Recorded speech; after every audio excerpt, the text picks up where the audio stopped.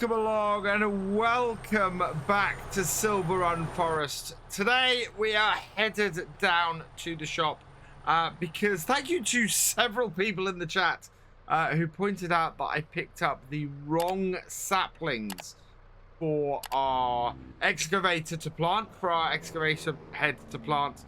And I kind of went, oh, is that really the case? And tested it and went, why can't I get any of the saplings to work? And then worked it out because I had completely missed the second pallet in there. So we've headed down here. We are gonna go and grab some new pallets. We still have the 2 pallets of saplings that we bought last time, but we are not going to be using those. Well, not immediately anyway. We might get a tree planter at some point. But for now, the ones I bought were these ones. Now, these only go in the standard pulled behind tractor tree planter, which I didn't realize. There's nothing that indicates it either way in any of the bits here. So these are the ones we want. They are £7,000 per pallet versus 1,000, but whereas that has 20, this has 240. So I'm only going to need a single pallet of these. The ones I want are the ponderosa pines, if I can get them. Here we go. Lodgepole pines go fairly high. Ponderosa pines as well. So I'm going to go for the lodgepole pines. They make some really nice big trees. We will buy this. Yes. Okay. And come back out here. So it's 7,000 for 240. That is going to be plenty. In fact, no, it's 12,000. Extra 5,000 on top for the lodgepole. That's okay. We will easily make that back with these. And it's such a small pallet for so many saplings. But it will make us a huge amount of cash. Let's take this back up onto here. This is a little bit mad for this. I'd quite like to do this with the truck. But I think to do that, I'm going to have to get a flatbed for my truck and do it that way. In order to bring this, our little JCB down here. Let's bring the runners back in. There we go. And yeah, we'll head back up to our logging camp, get these unloaded, get them loaded up into our planter, and we can get going with getting some trees back. Now, the suggestion was that I plant these trees in our newly created grass field over here, which is a nice idea, but what I think I'm going to do actually is plant them in this sort of untouched area behind our excavators at the moment, over that way. So let's undo these and get our running boards out again, or our ramps out. Start up PCB, and yeah, immediately pull this off. This is not the most efficient way of doing this. I'm fairly sure if we got a nice little trailer, we could do things fairly well. But we can take that to there. We'll turn the truck off and head back over here. Right, now these should load very easily into this. So that there, whoa. Forget if I turn the wheel without touching the pedals, this whole thing will turn. Right. So out, and we want to angle that a little bit and then fill it up. There we go. That is now loading with those, and that has got it all filled up. Is it a yeah, it is a full load for this. So we're gonna head out onto this area of scrubland behind our bit here and just go and plant a whole load of trees. 240 saplings we have to plant in this area, and this is going to be really good. These are, as I said, these are all lodgepole pines. These are going to fairly nicely do us for what we're looking to do. So out with the arm and down, and then what I want to do is turn myself around like this.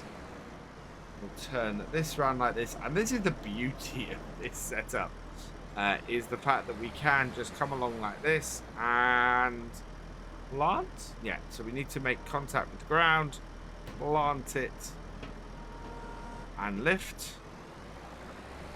And then we should be able to just do this the whole way down and just plant lots of these, and we can do it fairly randomly.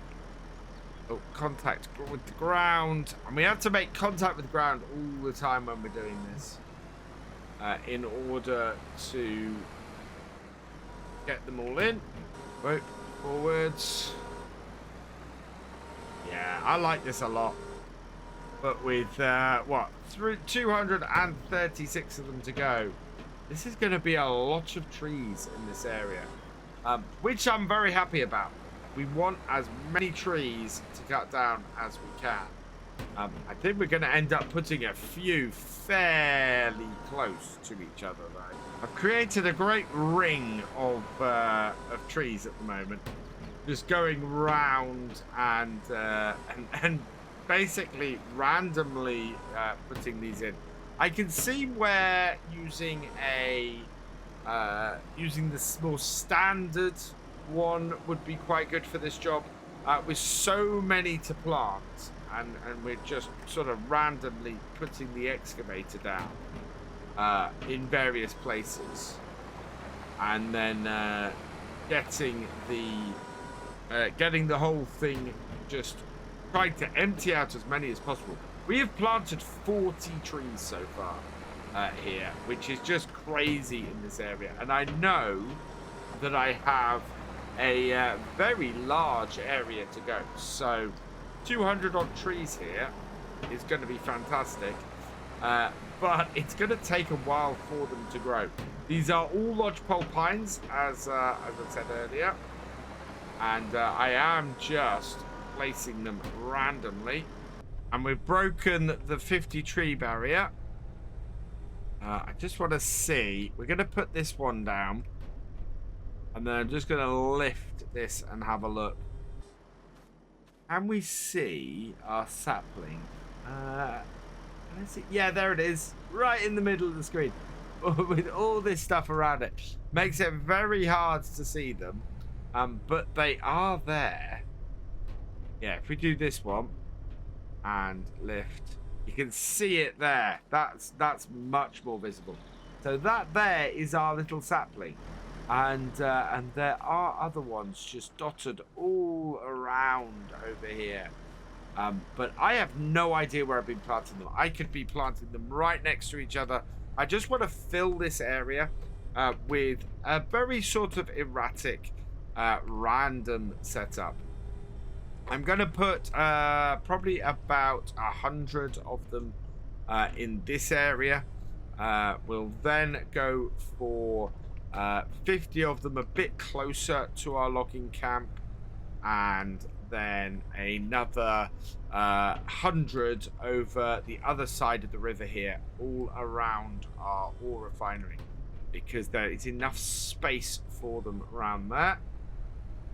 I'm going to pick areas of ground now where I can see them a bit better. Yeah, there we go. Now, it was suggested, as I was saying, that I plant these in our new grass area.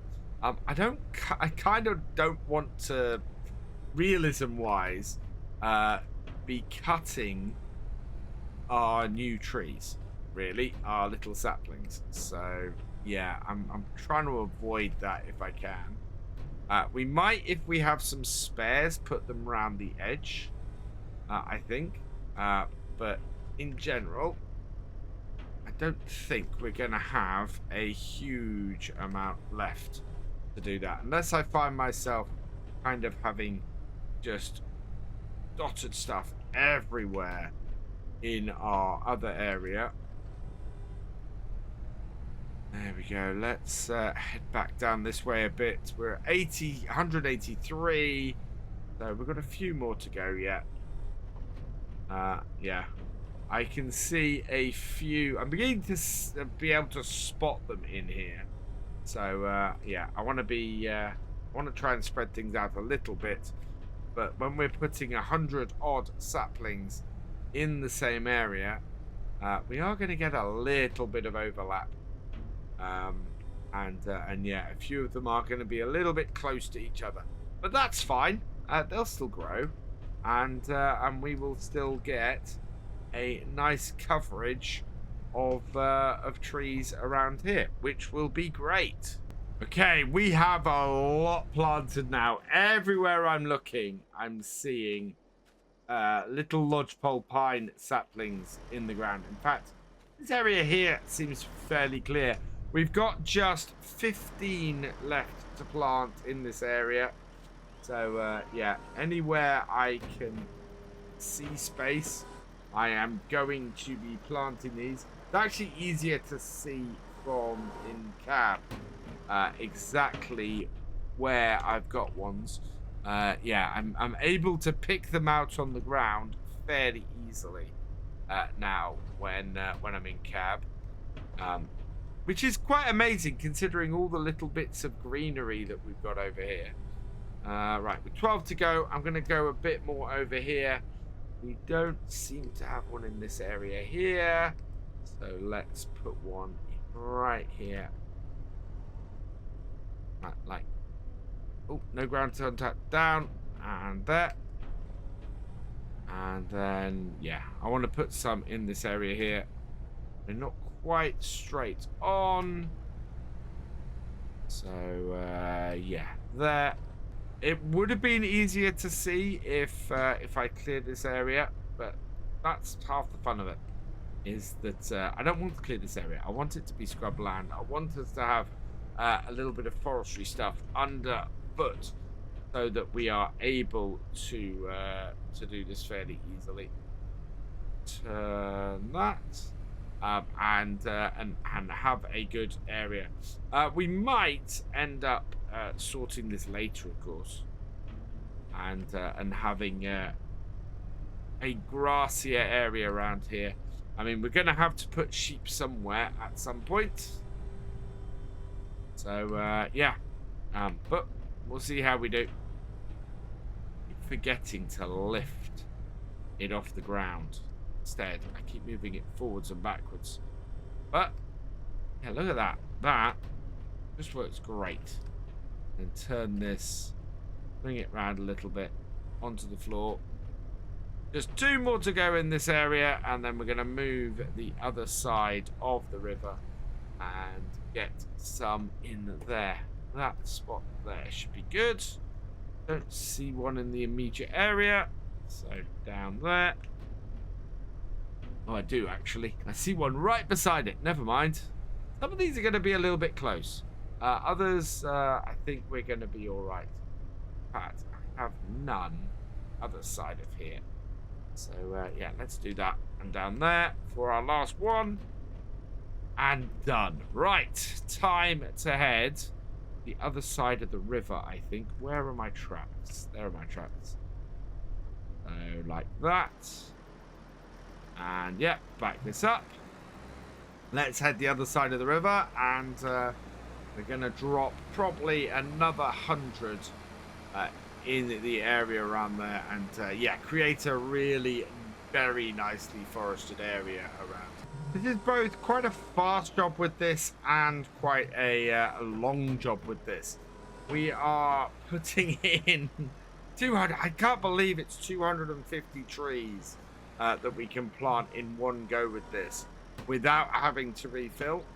The fact that it is quite such a big pallet in comparison to the other pallets we've got. I was only expecting to plant a few trees. 250 is definitely more than I had originally planned to put in these areas. Not to say I'm not really pleased with putting extra trees in. I think the more trees that we can plant, the better. Whether they'll be fully grown in time for us to be able to harvest them, we'll see. I don't know what length of time the average harvest or the average tree growth is. Whether it's a couple of years or whether it's a little bit less. But we certainly want to be, in any area we are, replacing trees fairly quickly after we cut them, I think, going forwards. Just to be sure, just to keep regenerating the forest around us. Yeah, look at this. This is just making very short work of all of this. But it is a lot of driving around slightly randomly, placing a lot of trees in, hoping that I don't end up placing them too close to each other. I don't think they are, but we are fitting a lot of trees in quite a small area. One advantage to using this over using a more traditional planter, of course, is the fact that we can get into places that we probably wouldn't otherwise. And yeah, it's great at doing that, and making us able to get into those places. I'm really quite liking this. I mean, we have got through over half of the saplings we have on here at the moment, and they are going in very nicely.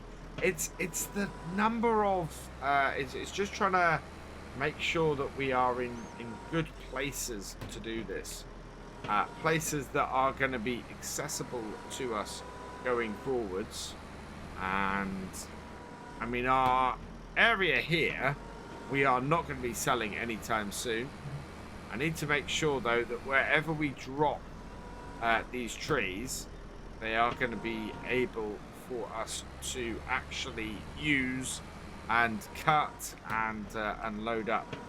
And this area here is fairly flat and fairly accessible to us, so I'm not too worried about that. Look at this. This is just zooming through this job, and yeah, this is what I need to do today. I need to get as many of these trees planted as possible. And to do that, we're gonna empty this planter and get them done. I think we'll put the last 50 trees sort of around our new grass area, the other side. Oh wow, needs to make contact with the ground. Yeah, this is the thing, you need to angle it as well to properly make contact. That's good. That's absolutely brilliant. Can't believe how far back the area we own goes. I mean, all the way to the back here, we've got a whole load of trees that actually we could cut down here if we wanted to, which is great. I mean, just means that we've got lots of extra area that we could cut if we wanted. And lots of extra area we can plant as well. So, yeah, sort of another 34 odd ones to go in this area. Plenty of space to put them. And means that we are easily going to be finishing all of these 250 trees around where we are. And 250 trees to cut. That is a fantastic number. Look at that. It's just so efficient, this. You lift, you turn, you drop, and in goes another sapling. I'm going around looking for places where I can't see any saplings in at the moment. I think we've got a fairly bare patch in the middle here. So we should be able to get a few around here, which would be good. I'm actually driving in reverse at the moment, which is confusing things a little. But on the plus side, yeah, I'm able to get a few more of these in. And And yeah, if we make sure we cover this area as well as we can. That up, out, and down. We should be good. Oh, let's make ground contact. There we go. Just move that around a little bit. I think we can go a little bit closer to this area here. Yeah, lots of trees. 250 trees is going to be so many. What's that take us down to? 54. We'll swing this back around. I want to head back down towards the river here because the area that we're looking to go into next is that one just straight in front of us here. So yeah, we've got 4 more to place. I'm going to place them on this slope here as we head down. And then, yeah, we'll cross the stream. And once we've done that, we will be able to get maybe the last 50 odd in that area, just the other side of it. Slid a little bit.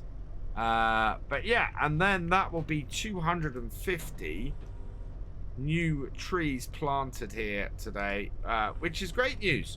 I mean, that is going to be a wonderful bit of investment in the future of our logging on here. One thing going through all of this has shown is that actually there's a lot more trees left in this area than I thought. We've got several back here. We've got a whole batch the other side of the stream that we could cut if we want. And I want to probably start looking at cutting some of those to keep us going. We need to head down to the roller coaster, see what state we're there, what state we are there. It's been a few days. It's had a chance to process the bits it needs to process, and we'll see if it's moved on a stage, and if it has, what it needs. We are going to need furniture soon, so I need to sort that out. But in general, it's not got a huge amount to go, I think, to complete its current stage, or stage 2 that we were on. Maybe, just maybe, we might be getting there. But we certainly need to look at stocking it up and see if we can sort it. We are down to 18 of these trees. Let's put this in this clearing bit here. That way I can see it. And this bit around here. Yep. So, yeah, just got a few more to go.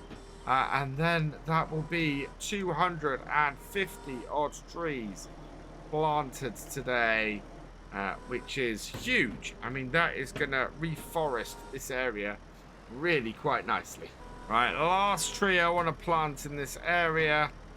And then the last 10, I'm going to go and take round to our main area and just sort of plant a few dotted about where we've taken them from before, just to restore a few of the trees that we've taken out over the other side of the road.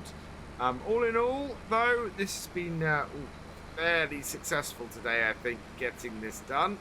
So really, I want to go and put some along the top edge here. We cut a lot of trees out from near the roadway, and I'd very much like to restore them. So we'll bring this round here like so. Turn. And that means we'll just be able to drive along and get trees planted along here. One cross here, and put another one. I'm going to put 4 to 6 along here, I think. Yeah. We can get 6 along here rather nicely, and then we'll put 4 down the other side. Gives me a little bit of leeway. Okay, got one there, so let's put another one here. be able to see these grow as we cut our grass, which is great. Yeah, I'm not sure about putting him in the grass. That was definitely a suggestion for how I should do it, but yeah, I'm not sure about that. It just, for me, it would cause a whole load of issues with that. Bring this over here. Plenty of space down here to do this though. Get a couple in here. Twist that round, down. This corner is perfect. And get 3 down here, and then the last one we'll take back over the other way, and we'll do more towards our main camp. The last one then, I'm going to put in this bit of a clearing here, just to sort of like that, and there we go. That is all of our planting done, which is great. We could now return this head and possibly rework this excavator a bit, maybe get rid of the least one. I think would be a great idea. Yeah, in fact, we are not going to use the least one again. I think that can be returned, and then yeah, this one here we can hold on to and alter the head. I think I left, yeah, the engine on that. So let's return this and stop that bleeding away my my money. So return that. Yes, okay. Was nice having 2 sitting here, but I think we can get away with just a single one now. And then I'm going to jump in the truck here, and we're going to go and check on the roller coaster because we need to know where we're going to move forward from here. And yeah, the roller coaster being our main focus on here, that is what we need to go and check on. And here we go, just around the corner and pull into here. What is still needed for this? Wooden beams. It has none. Right, so that's what we need to get cut and to supply for the roller coaster. Wooden beams. So we need. I'm slightly surprised. I thought we'd bought a load of wooden beams in. But apparently it needs 3,000 liters. So that is going to be what we concentrate on next time. Getting some wood cut, getting some wooden beams. Probably switching over the head on our excavator so that we can do that. It's going to cost us about 32,000. I think we'll have that overnight from the metal. So that would be quite good. We are going to be grabbing a few trees. We need to... Well, we're going to be grabbing a few trees from near the sawmill. We need to get a little bit of extra money in. We have 42,000. I still don't have the processing header for our Volvo. And, of course, we returned the other one to save us a little bit of money. So what I'm going to do is there's a few trees not too far from our sawmill pond, from the logging pond. We're going to go and cut those down. There's some fairly big ones there which are perfect, and we're going to get them loaded into the pond with this piece of kit, and that should then give us some stuff to process through the sawmill. We're going to need some large wooden beams. We know we're short of those on the roller coaster, so we're going to get some of those and get them loaded up. Hopefully we might be able to process some today and get them down there. We are also going to need a few other bits and pieces. We know we can sell the stuff from the sawmill for quite a bit of cash as well. So I'm going to get some of... I'm basically going to start processing everything through the sawmill again.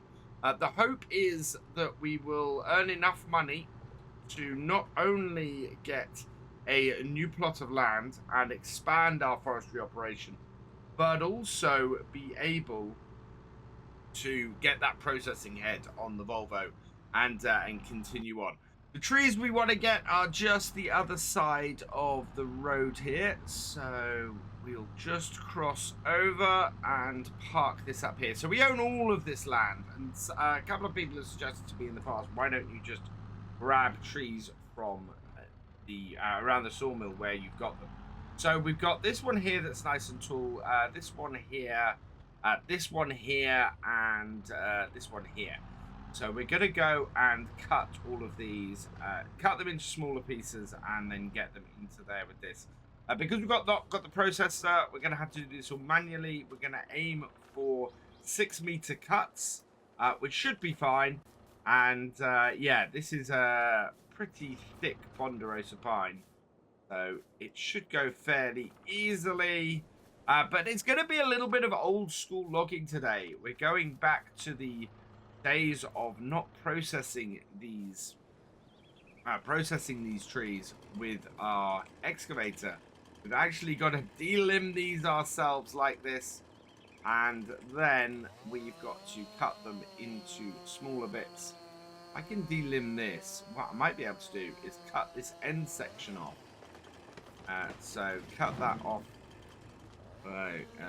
there into the pond, and away it goes into our thing. That is perfect. I mean, I could just push this straight into the pond. I don't think that's overly realistic. So we're gonna go like this, get a good length, and take 6 meters, so about there-ish, and just go down them like this. So yeah, properly going old school. We have got a great demand down at the hotel though. The great demand is for wood chips, and oh, actually, Rural Farm South, 650.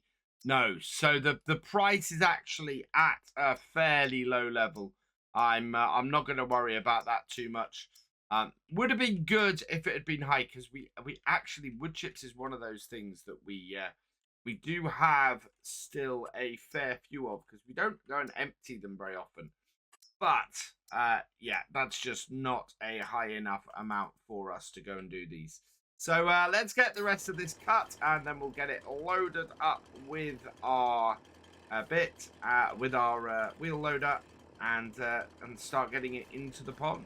The grab on the front of this is massively overkill for single logs like this, and we could just cut them towards this pond and push them in, but I'm very much wanting to be a little bit more realistic about it, even though I'm playing around on the railway tracks here, and I probably shouldn't be doing that either.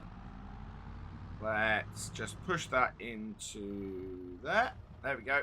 And not follow it in.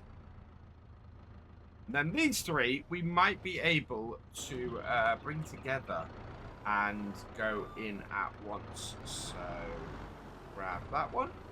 Just gone onto our runners quite nicely. Don't know how thick that tree is yet. We're not going to be able to push that over.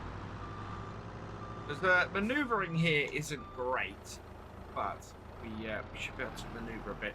And I want to see how much this first tree gives us. Because obviously if I can fill the place up, I will. But we only need a few bits for what we're trying to do. There's 2. It's definitely so much better control of logs and things in this. It's yeah, a much better setup for with the Platinum Edition. Right, can we get all 3 into this? Drive forward a little bit. I found that's fairly useful. And then yeah, there we go. That is those can come down here, and we'll get them dropped off.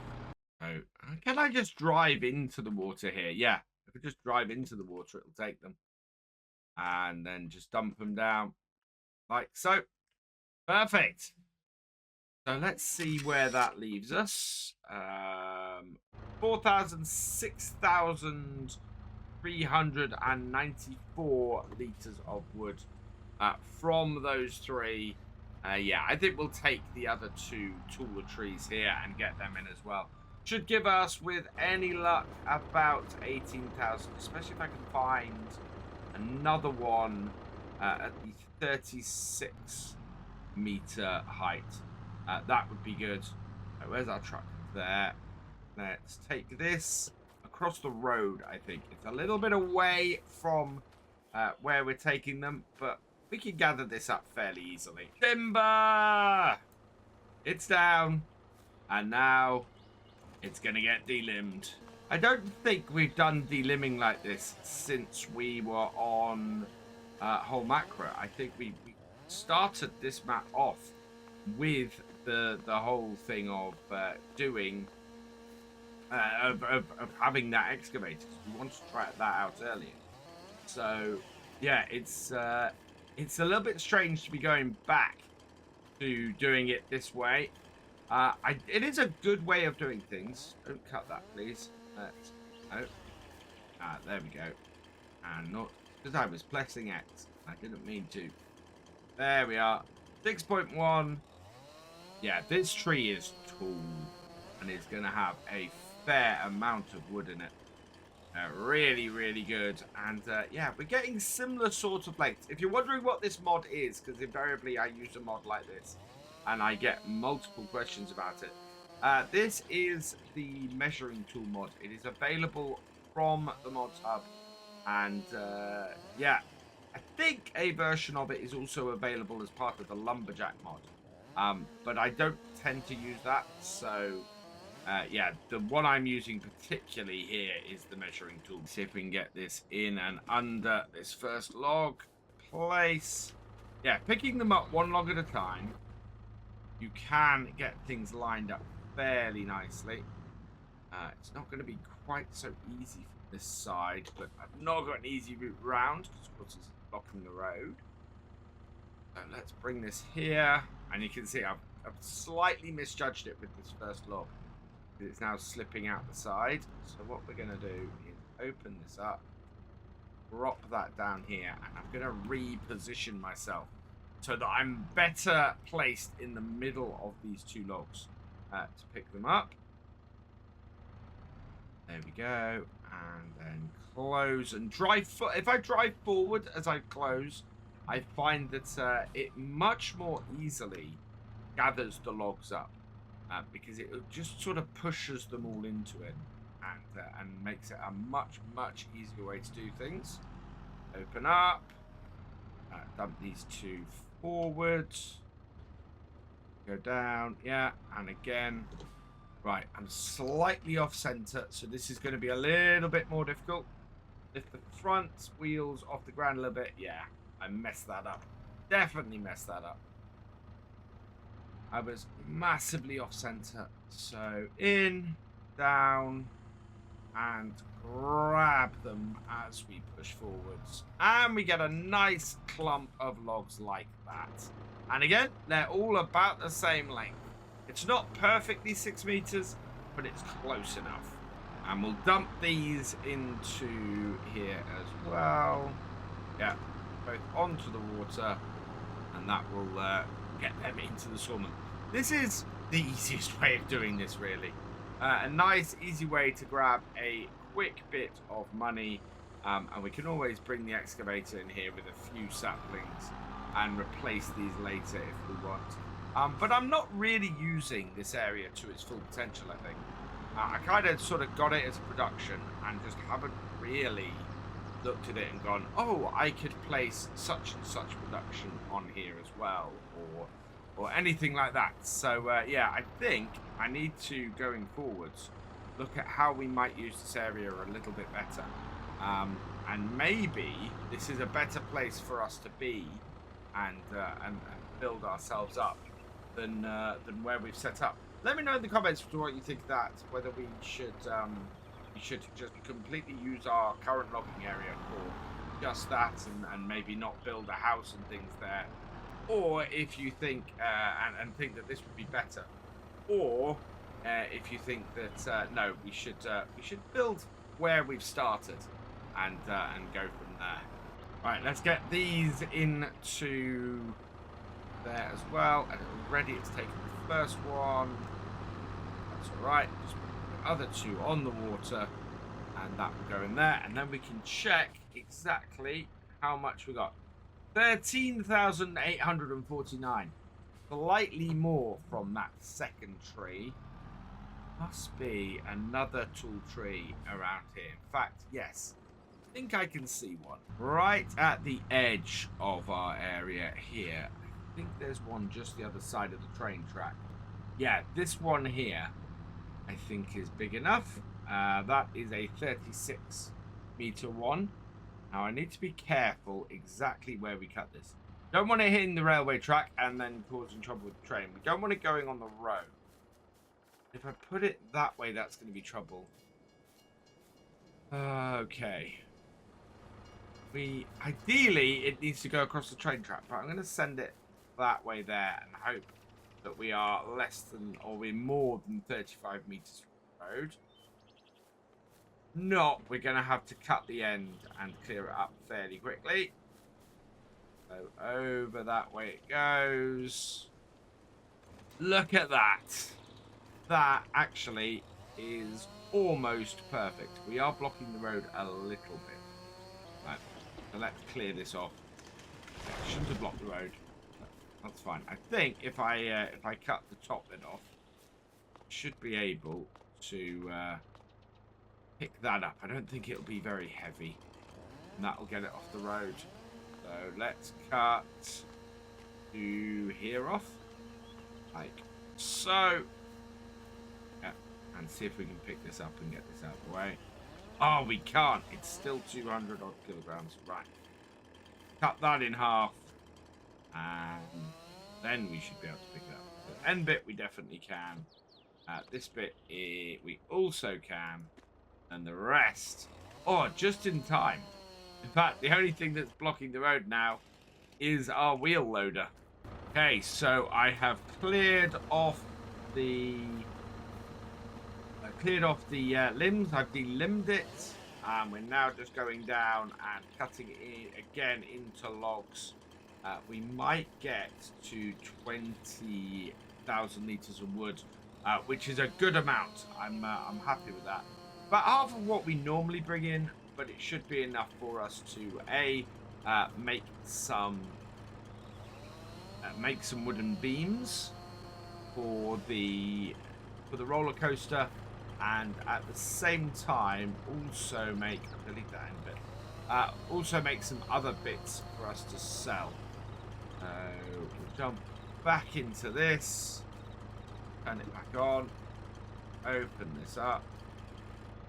And then try and find the middle bit of this here, and even just find it here in these bushes. Have I got it?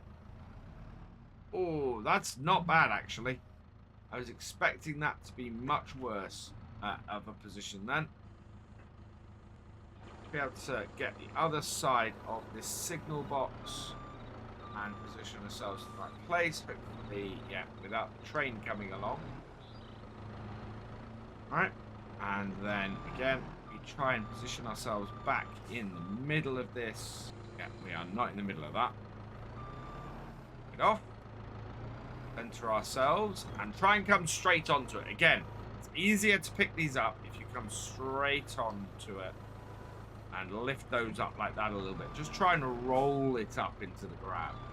If you can do that, you're all right. No train coming.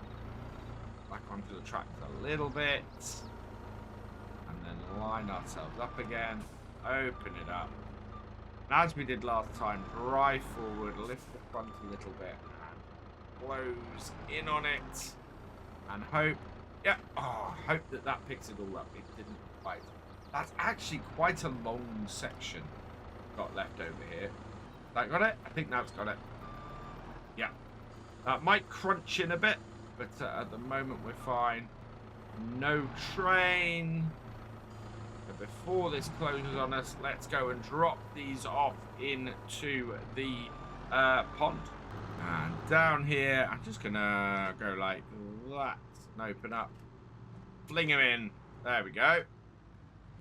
That's got it. They do sit interestingly on the surface of that water. But it's good. I do like the pond. I do like that is the way to drop logs off in here.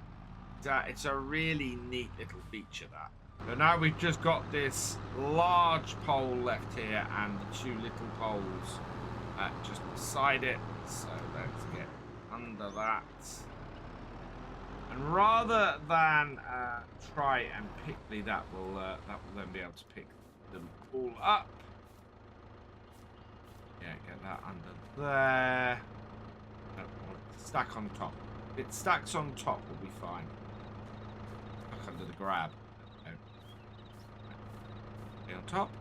Yep. Okay. Let's close that up. If that's on there, it wouldn't say it's great. And yeah, no train coming, so we're good. Just hopefully that will now stay in place until we can drop them off. That is such a crooked grab.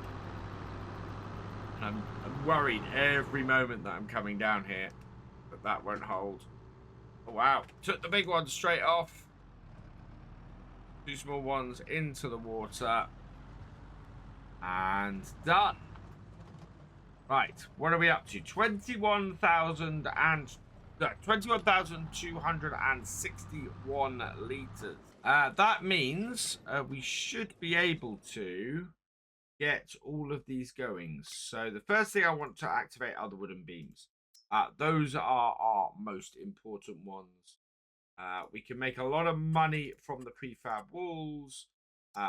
Look, yeah, we're just going to activate everything, hopefully get some stuff out fairly quickly. We will get the long planks first. They almost have a full set. But I'm going to get this back up to our logging camp, and we'll see where we're going to go next from there. So we've still got money rolling in from the metalworking from the iron furnace, so that is coming in nice and steadily. We're about halfway empty on that, so that needs to keep coming in. We've run out of wood in the 2 things down at the wood turner. There we go. So that is stopped at the moment. Oh, what we could do is June. We're not going to be doing the grass anytime soon. I want to try and give it a roll. So we're not looking to actually use the seeding function on this. So let's empty this out. And we'll go and see if we could roll our field. It has had a chance to grow a bit. So we're going to be rolling it down. I don't have a mower yet or anything like that. And it does need tending to and looking after and making sure that we get the most out of it. At the moment, I think its total fertilizer yield bonus is 20%. It's quite low still because it's only been a month or so since we planted it. So let's see if we can't increase the yield on this. Certainly that is now giving us a fertilized state. Yield bonus is up to 33. So yeah, it's given us a bit of a bonus on here. It will improve when we start cutting this, but until a mower really turns up in the used stuff, we can't really look to doing that. And in fact, I don't think I've got the mower mod into here that I want. Now, the whole reason that we've got this on here is because the next job that I want to do is to get started on building a ship. Seen lots of people say, oh, you should try and build a ship. You'll really like it. There's lots of money in it. You know, it's like a million pounds if you do it. I don't think it'll be quite that much for us because we're playing this on hard mode or hard economy, so that never gives us quite as much money.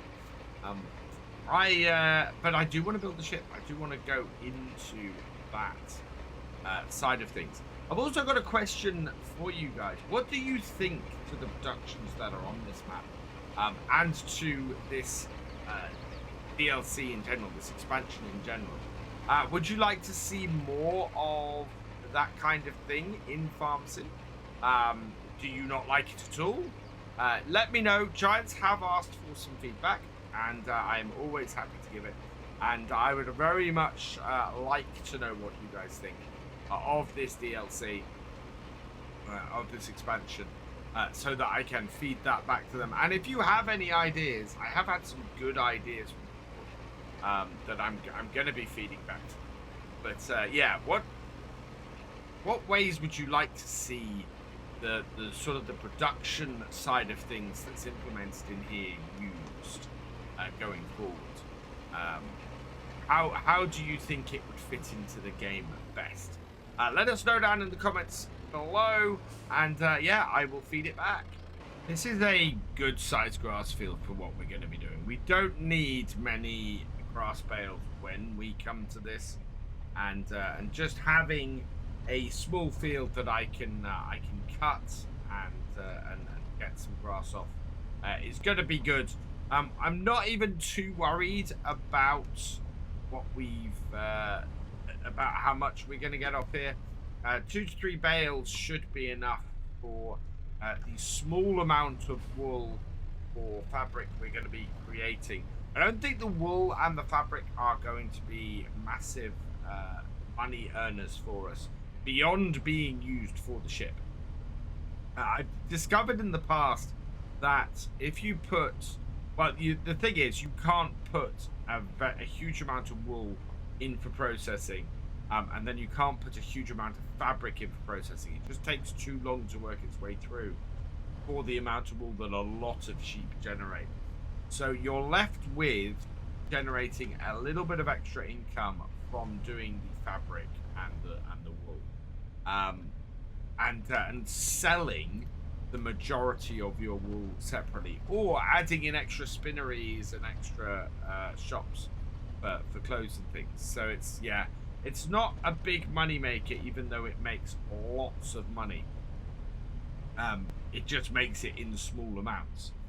So yeah, I'm not looking to have a huge amount of sheep on here, just enough to provide what we need to make that final stage.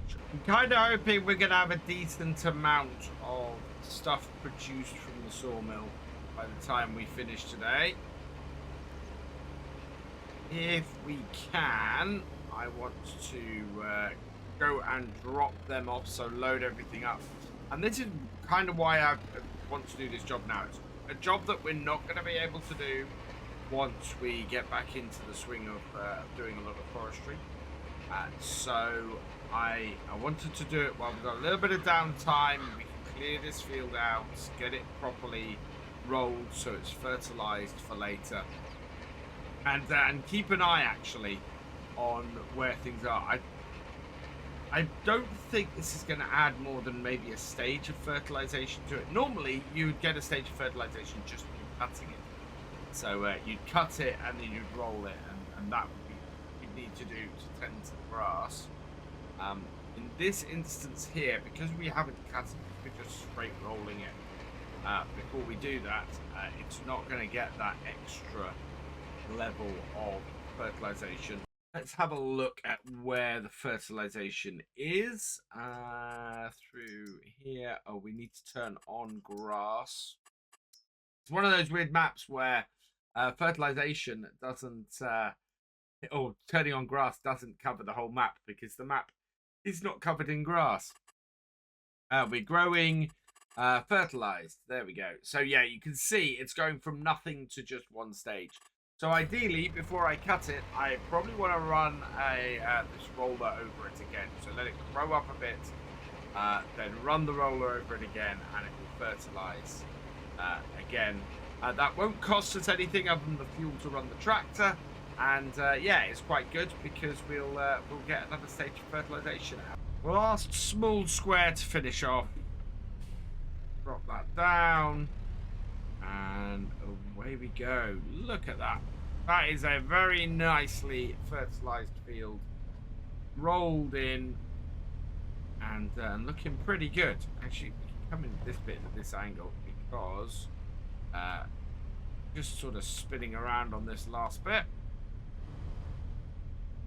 Which spin back around the other way, and there we go. That will cover this off and finish our field. So yeah, just using the equipment we have, we've added a stage fertilizer.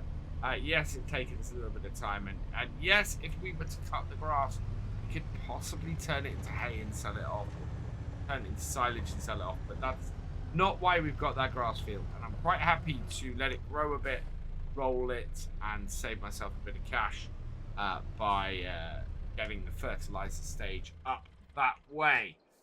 Right, let's get this little thing onto our trailer. The trailer's going to be a little bit of overkill for how much we need to take, but we do need to take some. And yeah, I think I'm eventually going to have to get a trailer for the truck so that we can take this little skid steer to places where we only have a couple of pallets to pick up, and that way we'll be able to just go and do that and load into the flatbed truck and take this with us. I also want to have a look into how the items, how the non-owned vehicles are added into a map, because I think we need to add one in down at the shop that we don't own but belongs on the map. Now we need 3,000 litres of the wooden beams. I've just seen the train go past, so we should be fine from that point of view. How many do we have in here? Do we have 3,000 yet? No, it doesn't look like it. Looks like we might have just the 1,000. Yeah, everything else is producing stuff. We've got, oh wow, we don't even have, yeah, we've got 1,000 litres of the wooden beams, which are sitting over here. So I don't think there's much we can do other than load it. Well, we could load these onto the train and make some money from those. It probably costs us more than it's worth. The actual production itself is not that far in. It's only worked about 6,000 litres, so there's still plenty and produce. So I think what we're gonna do is probably leave this here for today, but we will start back here at the sawmill next time. We'll load up the wooden beams and we'll load up the train, and we'll go from there. We are going to be loading up the train, which has just arrived, and getting a whole load of stuff sold. We're also looking to get the last few items needed for stage 2 of the roller coaster done. So that is going to be 3,000 litres of wooden beams, which thankfully we have got here available to us.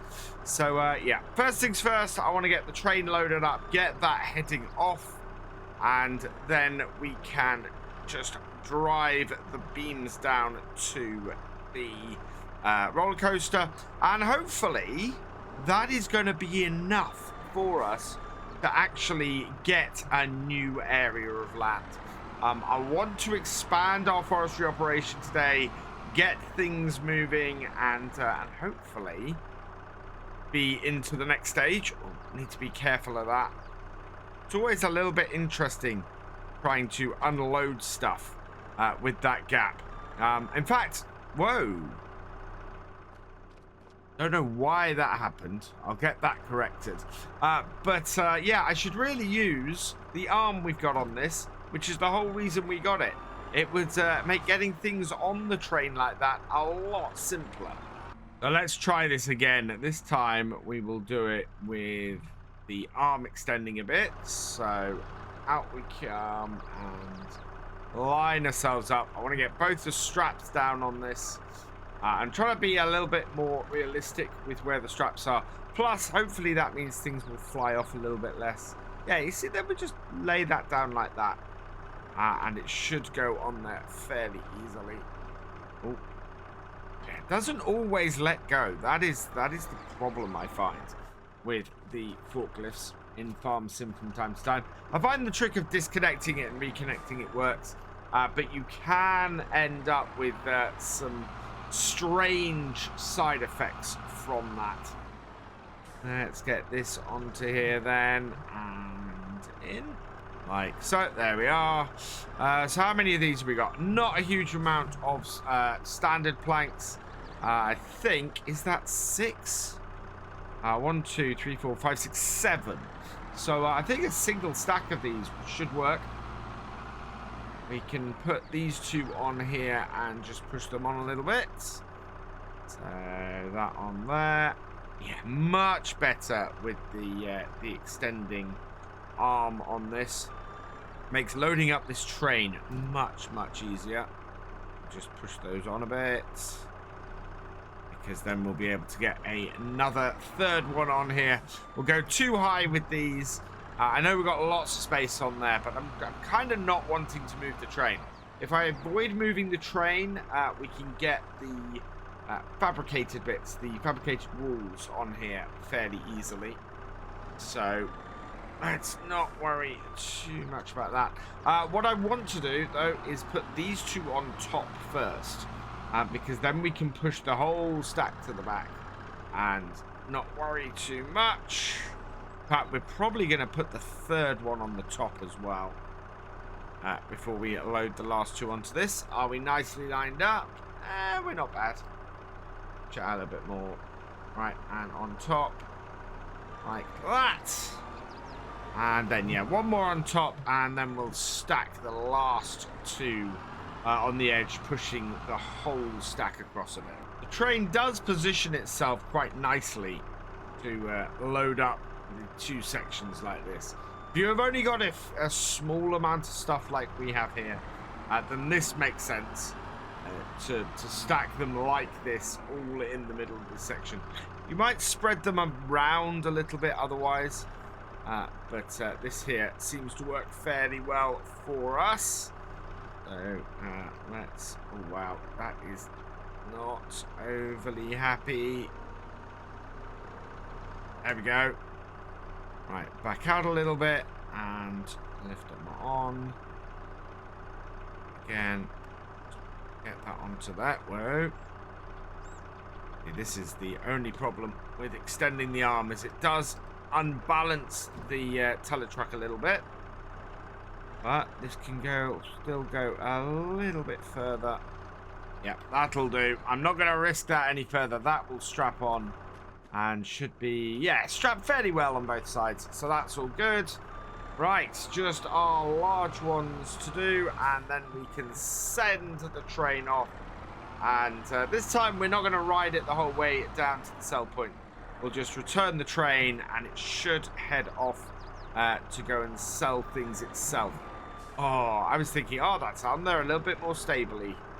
But nope, this really needs some nice long forks, these. It would make a lot more sense for getting these prefab walls onto this trailer. Thank which onto here. And yeah, we've spoken about this front trailer many times, and how it seems to do these walls better than anything else. Where though? There we go. So get that on, and then we got space for 1 more just next to it. And oh, and we've got a set of long boards down in the main part of the sawmill. So we need to go pick those up and get those sold as well. So we've got a set of long planks and a set of wooden beams. So this is the other, or the final 1,000 litres of wooden beams we need. Can I get back via the road? As normal, we're causing a traffic jam over there. Yeah, I think we're going to have to go around. So on to the road here. Should really have my beacons on running around on the roadway here, because this is a public road. But hop over here. Whoa. And round like so. That'll work fine. Right, gonna drop these planks off on here. We'll just drop them off on the front section, because that makes sense. We can then just put our JCB on the back, get those off the tips, and get them onto here. Yeah, that's quite a traffic jam our train is causing. But it's worth it, because we're going to make a decent amount of cash. That was nearly too far. A little bit further. There we go. Off it comes. And strap it back down. Like that, and like that. Right, back in here. And let's send the train off, I think. Yeah, let's send the train off. That can now go and make some money for us. So, off you go. £246 leasing costs for all that. But I'm very happy because the train is off. Just got to get these two on our forks, spin them around, and yeah, onto the trailer. It might be easier to load them from the other side, considering we got that one on this side. I'll just stay on my forks, please. Yeah, there we go. This thing's a little robust. I mean, you can't see anything out of it with this forest cage on, but it's a robust little skid steer. This. I was worried, and a few people at the time pointed it out, that this has less power and less weight than the Kubota we had that we were leasing. But it's working out better for us than my concerns really warranted. It's stable. It does the job. We're not putting it through an awful lot of trauma. You know, asking too much of it, and it's still able to maneuver around, and getting the wheels rather than the tracks was definitely a good way to go. That's not to say I think at some point there isn't space on the farm for something like the Kubota, but at the moment this is a better fit for our logging setup. Right, let's load this up. Get our back bits in, get our ramps in, and head down to the... Oh, I'll have to go through here. Head down to the roller coaster and get that stage of it finished off. So yeah, we made 43,000, more than we've made since April, which is great. So that's gonna put us, well, that puts us very nicely into buying pretty much any piece of land around our current logging camp that we like.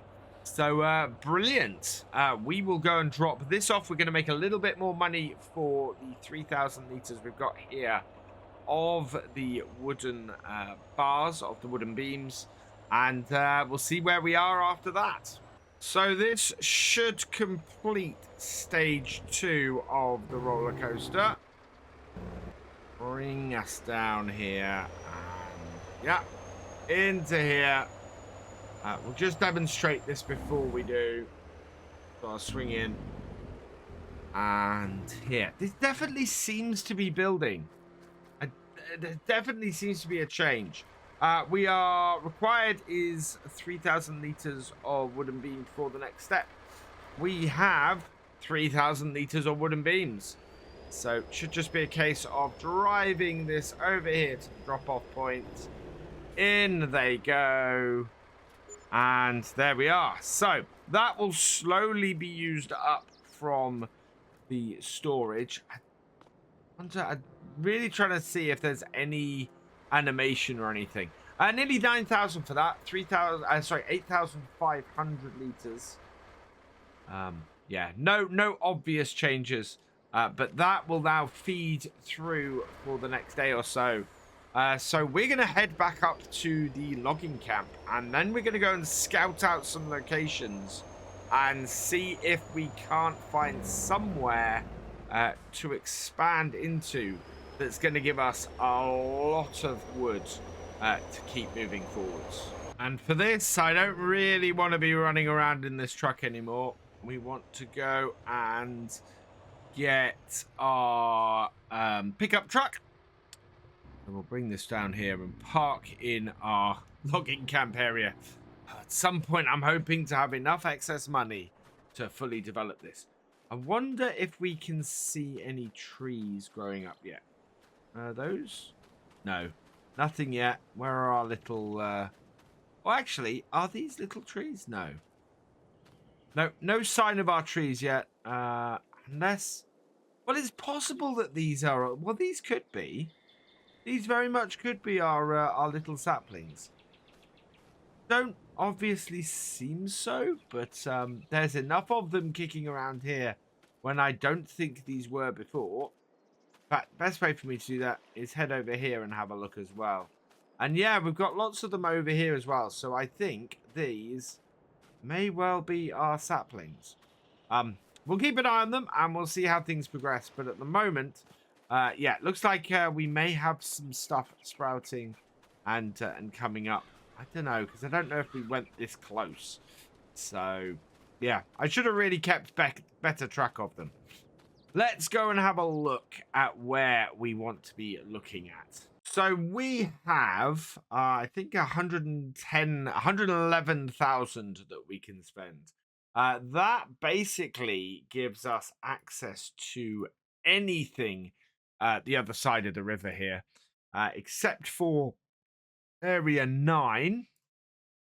19 is good. 21 is good and is fairly close. 17 would be amazing, but it's 215. So realistically, we're looking at probably... do you know what? 11 looks really, really full of trees on the map. I don't know if that is the case with the actual area. So let's go and scope it out. We should be able to get round it in the truck and have a drive over it. It looks fairly hilly, is my only concern. And we're going to be working on quite a steep, wow, yeah, very steep area if we do this.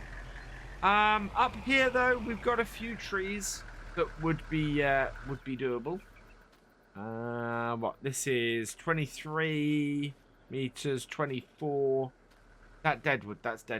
That is 17 ponderosa pine, 35,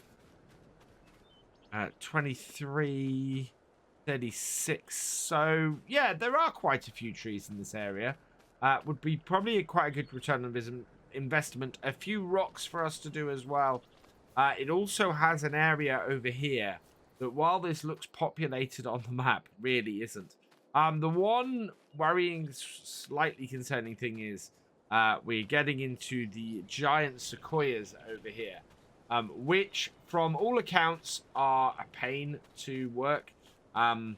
There's not many of them. I think we've got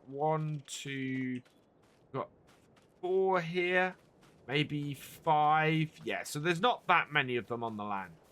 Whereas if we go and have a look at the next area over here, area 10, this is full of them. So our better bet, I think, is going to be over here, where we've got a good set of lodgepole pines, a good set of ponderosa pines, and can probably make a decent amount of money off it. So yeah, I think that's a good choice. It's also not overly expensive. This area here, 11, is only 70,000. That does leave us with 40,000 to cover any other costs that we want, which is quite good. Yeah, it is. Yeah, it is also the cheapest area nearby our logging camp. So yeah, let's buy that. We will buy 11. Yes. And there we go. We now own this area just the other side of the river. And we're going to be able to get some trees cut. There's a couple of trees in there that are just going to be real pains to deal with. But otherwise, we are all good. Let's take a quick look in the shop and the sales. And oh, wow. So there's that lizard cab over flatbed, which would be good for small stuff, but I don't really want to do that. I'm very tempted to get a little bit of fun, though, with that Husqvarna bike, just so that we can ride around the map on that. Everything else is looking pretty good, though. Right. We left our truck over here, didn't we? Yep, in the top. I'm going to get the truck because I want to use today to investigate a couple of the other things we have on the map. So the first thing I want to look into is to go and have a look at what it will take to get the boat building started.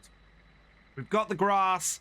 We're looking to get some sheep to graze and to work with, and we want to get into the boat building, which of course is down here. Boats are worth about $1 million, $1.5 million. I think Dagwin sold one for like 800,000. So he's more likely to be running on hard, I think. Yeah, I don't want that. I want this. 125,000 to get the boatyard going. But we can sell stuff to it. I don't know if we can sell stuff to it and then buy it as it gets close to completion. That would be interesting. I doubt that's the case, though. So that would be a good choice, but we need a decent amount of money. The other item I want to try and find is the furniture factory, because I have the feeling that once we've built this next stage of the roller coaster, we will be looking to get some furniture. Has that No, I thought more of that had been built. Yeah, it's going to take a while for these wooden beams to go through. So let's go and see if we can find the furniture factory, because we are going to be needing that in the near future as well. And actually, the furniture factory can be found really close to a factory we already own. It is right here next to our wood turner. So let's stop this here and we'll go and have a look.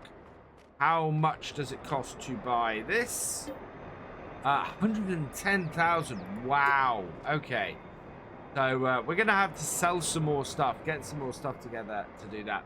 So 120 or 235,000 actually for both of those to get things moving forward with that. So that's going to be an interesting one. We've got a lot of work to do to get those two things running.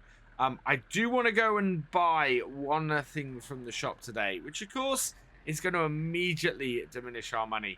And then we're going to go and have a look at exactly how much iron ore we've got left in our iron furnace and see if we can't increase that today as well and make sure that we keep that running. Down to the shop. Let's grab a parking space over here. There we are. Jump out.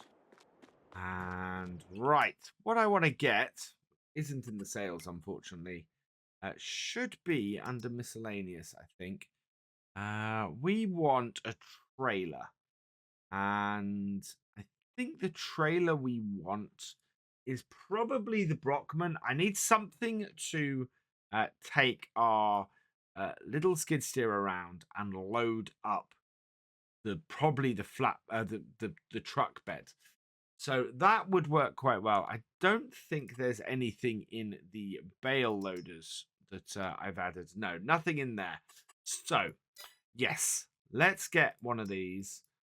This is 8,000. You know what? I think I can lease this and it not cost me much at all. I need to make sure I get the wheel setup I want. Standard or standard 2. I prefer standard 2. And the number plate on it, we want to match the truck. So that's Zach B. And let's lease it. So 408 and £80 a day. Yeah, that is by far the better way to do it. We make way more money than that per day. And that will pay that off over time. So that's good. Let's grab our truck. I really, really like this 3500. I do have the 2022 and I want to try it. And our truck bed that we've got on here, because we've got the crew cab version of this, would fit this as well, which is great. So yeah, it's all good. But this is mainly for when we're doing smaller journeys with stuff, and either needs to take our little skid steer with us, or we just need to transport a little bit of stuff that won't just fit in the bed of our truck. So we'll drop this off here, just like that, and sort all of this out later, I think. And then I want to have a look at my productions. And we've got nothing running at the moment other than the metal. It's got 17,000 litres left in there, so there's a reasonable amount. Our trailer, that will hold... Thinking of just topping everything up. Where's our trailer? Is our trailer leased? Yes, our trailer is leased. That will hold 48,000 litres. So we could go and get 30,000 litres of iron ore and top that up, and then not have to worry about it for a while. So let's just spin this around and go and do that. Should probably have unloaded my skid steer first, but never mind. We're fine. And I don't want to get onto the logging of our new area until next time. I want to devote basically an entire episode to that, so that we can get in there, we can get logging, and we can get set up. And I don't want to really get distracted from that. I need to know what the next stage of the roller coaster needs. So we can't really move forward until we've got that either. So yeah, I think it's a case of we'll just take this. We'll head up to our mine, or to the mine. There we go. We've got somebody in there. Yes. And we'll go grab ourselves about 30,000 litres of ore. Should do it. So as before, the way I like to do this is to loop our entire convoy round, position the trailer so that we can easily load it up. And it goes around the outer edge like this, very nicely. Oh, there's a trail up there. I do wonder if I got that trail bike, how well it would work getting across here. All right, let's get that. Somebody said you need to get the trail at like a 45-degree angle to easily load things up. I don't know. I'm not happy with where I've got it here though. I pulled in a little bit too far. Let's bring it around on the road here. Yeah, maybe there-ish. That's a good position. Jump back in here, and I think we hold 30,000 litres in our bucket. Take off the top initially. Yeah, so 10 loads is all we need. Maybe a little bit more, and then we'll be able to just top up our iron furnace and produce some more rolls of metal that at the moment are automatically selling on a regular basis and bringing us in a nice bit of cash. Not as much as if we sold them individually, but yeah, it's a lot of work, and it's a whole time versus effort thing. This should be our last load for now. About 10,000 litres. I will check how much we have in the actually in there, because, well, yeah, we know it takes a full trailer's worth. 16,900. I think we can put another.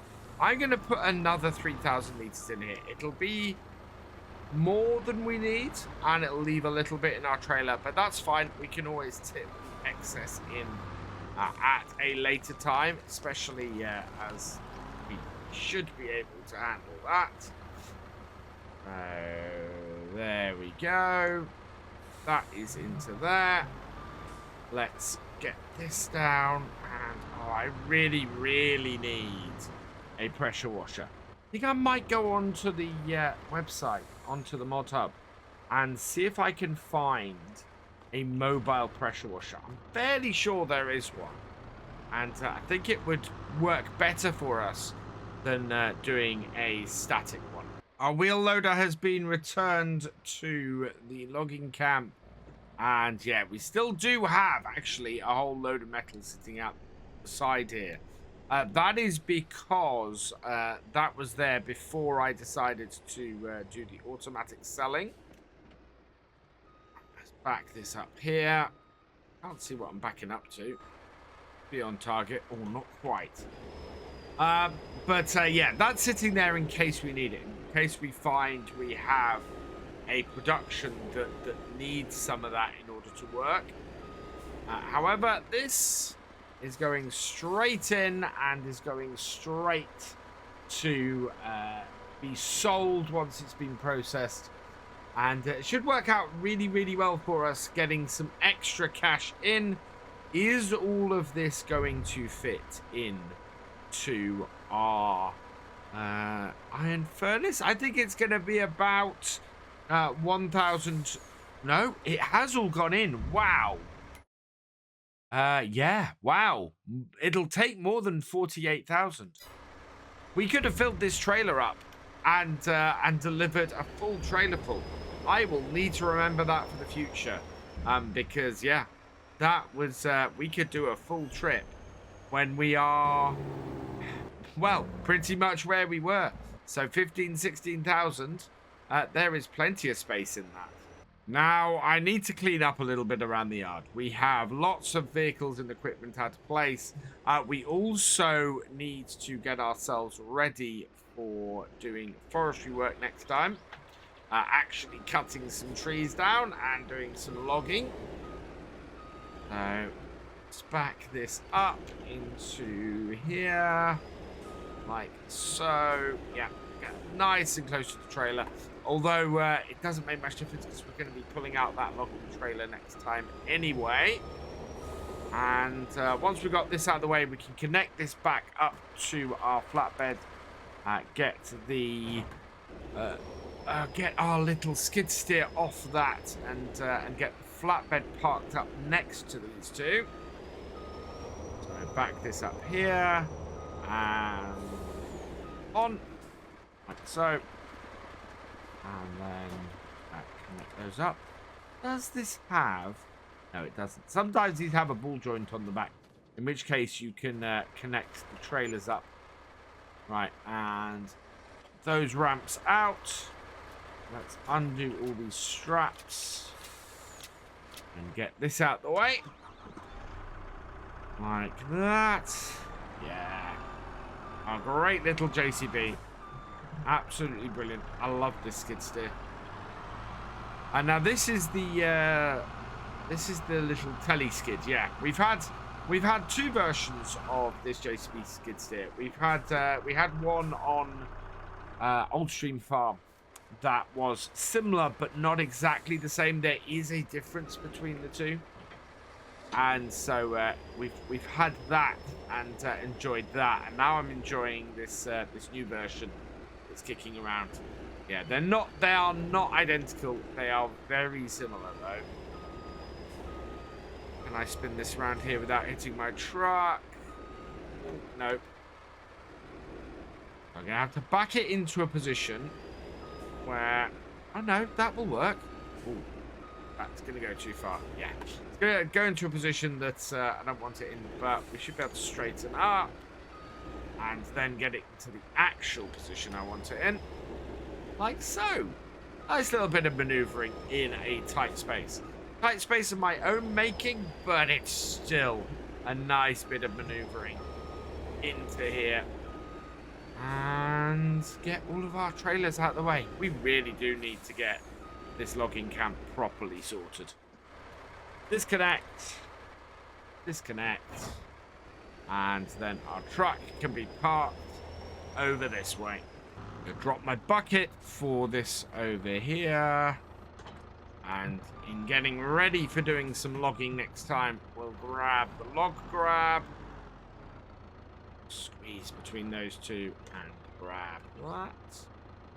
Oh, is it fallen? Oh, it's fallen over, hasn't it? Yeah, we were worried it was going to go into the river. There we go.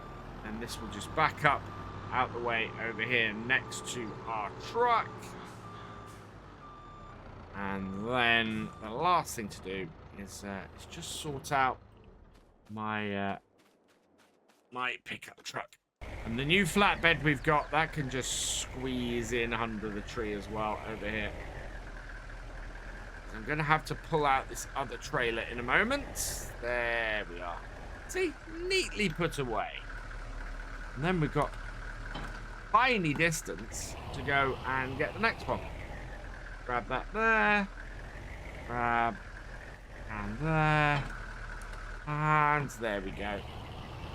Because we need this out in order to bring it over here and do some work on this bit of kit.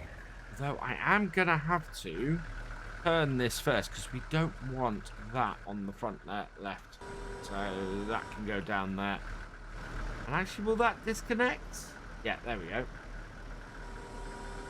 And nicely out of the way, because the one thing that I forgot with getting a new area and doing some new work is we don't have anything to delimb our trees unless we do it ourselves. So, yeah, let's, while we got the money, get this customized and put the this head back on it. It's 32,000. We have 46. So that is absolutely going to be fine. Let's customize that. Yes, please. And there we go. So that's got the quick release head off. Ooh, it spun a little bit. But that's got the quick release head off and the delimber on, as we had with the leased version before. Disconnect this and that. There we go. And then we'll go park this over by our tent, which is still nice in the summer. But oh, that was a cold winter living out in this tent here. We need to. I think we need to aim. I think aim is to get a house built by the next winter, so that we are able to have a nice warm setup. In fact, I think having our logging yard, having our yard here completely done and dusted and built is a good thing to do by the winter. I don't know if we'll get enough money in for that. We'll find out, because we are going to be doing a lot of logging over the next few videos. Now that we have our new area, we are headed over the other side of the river because we're going to get started on our logging in our new area over here. I think this is area 11, if I remember correctly. So yeah, we've got our new header on the front of this, same as the old header we had on the hired version of this piece of kit. And we're going to create some logs, some 6-meter logs, because they seem to be the best size for us to do. And we're going to try and do it up the top of the hillside here. Now this is going to be quite a climb up here. So let's see how well this Volvo handles it. Should do fairly well. I'm not expecting it to have a huge problem. It is. Oh wow. Not overly happy, in all fairness. That is quite a slow march. Managed to get it to go a little bit faster by sort of going diagonally up the hill and doing it that way. Yeah, that's much better. We've only got a maximum speed of 6 miles an hour, and we're going 2/3 of that. But I want to get up the top here and work really what we've got up here. We will bring it down using, well, actually, we got 28,000. And I think I have a brilliant idea for something we can do. We've got a tractor, and we've got a hill. This is the perfect opportunity for us to use a yarder. So let's pop into the shop and have a look at how much one would cost. So we've kind of got two choices as far as a yarder goes. We've got 38,000 for the smaller one or 95,000 for the bigger. We'll have to hire either way because we only have £28,000 at the moment. 110 to 200 horsepower or 225 horsepower. So we could only really run this one. But we could put this on the back of our little tractor. Have it up the top and send the stuff down. So I'm going to do that. We're going to go and jump in our little Kubota tractor and head down to the shop. We're not actually that far off being able to afford to buy one outright. We need about another 9,000, and I think with our setup here, we'd probably be able to get that. But I think for now, to get us started and to give it a tryout, we'll just lease this. So no configuration on this, just a straight out lease. 110 horsepower, our tractor can easily handle. And yeah, couple of grand with 380 every day. That will be perfect for us. And I think I know how I'm going to set this up as well. Oh, why don't we put some weights on the front of this tractor if we're going to be doing this as well? I think that might be a good idea. Not a thing we could have done earlier on. So into here, we will customize this. We might give this a repair while we're down here as well. Front weight. Let's put the full whack on, 900 for that. Front 3-point actually would cost us nothing. You know what? I'm going to put the front 3-point on this. I think that will be a better setup for us. Costing nothing, yeah. And if we're doing that, let's also then get into the shop and grab us a front weight for this. Because that will give us a chance. Yeah, for 900, we can put a fairly hefty weight on it. Actually, 750 kilograms. So customize that. We don't have the Kubota, so we'll go with jet black. Buy that. Yes. Okay, I think that is a good setup. Oh, and as I said, we're going to give this a quick repair. 840. Keep that going. And perfect. So, yeah. Good sized weight on the front, not massive, but considering our choices, it's not too bad. And then we've got the yarder on the back. Bring this up to here. Of course, manual attach, so I've got to get in here and grab that. Void the yarder, and this has to be sideways on. In fact, you can see which direction this has to be. I've got a really neat way to set this up, and hopefully I might be able to show it off in the thumbnail if we're lucky. Yeah, that's not too bad. Fold it down, and away we go back to our new area. Yes, we're going to get this set up, and this is going to make getting logs off this hill so much easier. So looking at this, I think the slope on this side is far less steep than the other side. So we're going to approach it from here. So I'm going to turn in and off the road up here. And then that will give us easier access into our logging area. Around over the bridge, which is why I didn't turn in earlier. And then our area is straight in front of us here. So, yeah, this is much less steep, I think. Although, actually, no, I'm not so sure about that. Yeah, even this is struggling to get up here at full pelt. But our machine is up here. So what I'm going to do is try and get us into a good position where maybe we can send all of this down and straight to our logging camp. Yeah, I can see a fairly straight run. Pretty much where our excavator is, to be honest. So let's back this off and turn it a bit. Then we might have to do a little bit of clearance up here. There's a couple of trees and things that are in the way. But if I place this here, I can get a clear shot from here down to a tree in our camp. So let's unfold the yarder, lower it down like that. Back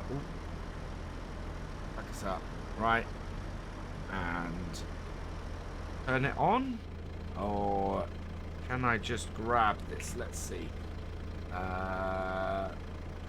Set up yard rope. So grab that, And off down to our logging camp. So this is why it would have been good to have left some fairly big trees down here. I think that is probably going to be to the wrong place. Oh, it is too small. What about this one? This one might do the trick. Yeah, that would do the trick and bring it right into our camp. So let's set that as a rope target. Come straight across. I might even be able to park the trailer under it and deliver them directly into that. That would be amazing. My biggest problem is actually I'd like to have taken it over here, but I think we've got rid of all the trees that we could attach it to. Yeah, here would probably be the better target. Straight across. I might actually do that. See if we can disconnect it, maybe. I decided to reset it up, and I'm going to set it to this tree here. This brings it straight across here. We can bring it straight down, drop them off here, and then load them up onto the trailer. I think that is a much better way of sorting this. The yard is following me at the moment, so we won't worry about that. But that's brilliant. Right across there, we are going to be able to empty pretty much this entire area onto this. We just need to cut the logs and bring them here. So first tree I'm going to do is this one. Let's mark some trees, actually, because yeah, that one I want to take out. This one we want to take out. Can we do that? Yeah. And this one, oh no, not that one. That one has a yarder attached to it, as does that one. This one does not. This one does not. So yeah, the other one it's attached to is over here. So we want to be careful not to remove those trees. Yeah, this is why we're marking them. We want to know exactly where we are, which trees we're taking down. This is started up. Reverse it. Oh, let's turn ourselves, get into position, and the idea is that we're going to cut 6-meter logs, place them at the bottom of the yarder here, and then with any luck we'll be good. However, this doesn't cut. I forgot, this does not cut. We've got to cut the trees ourselves first. So down you go, like that. Start you up. And this first tree we're doing, that is a piece of deadwood anyway. Other way round. Give me some 6-meter lengths. So we're doing 5 meters at the moment. We want yeah, 6 meters. Out,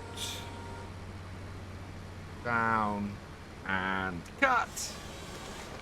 And then I just turn this around, bring it in a little bit.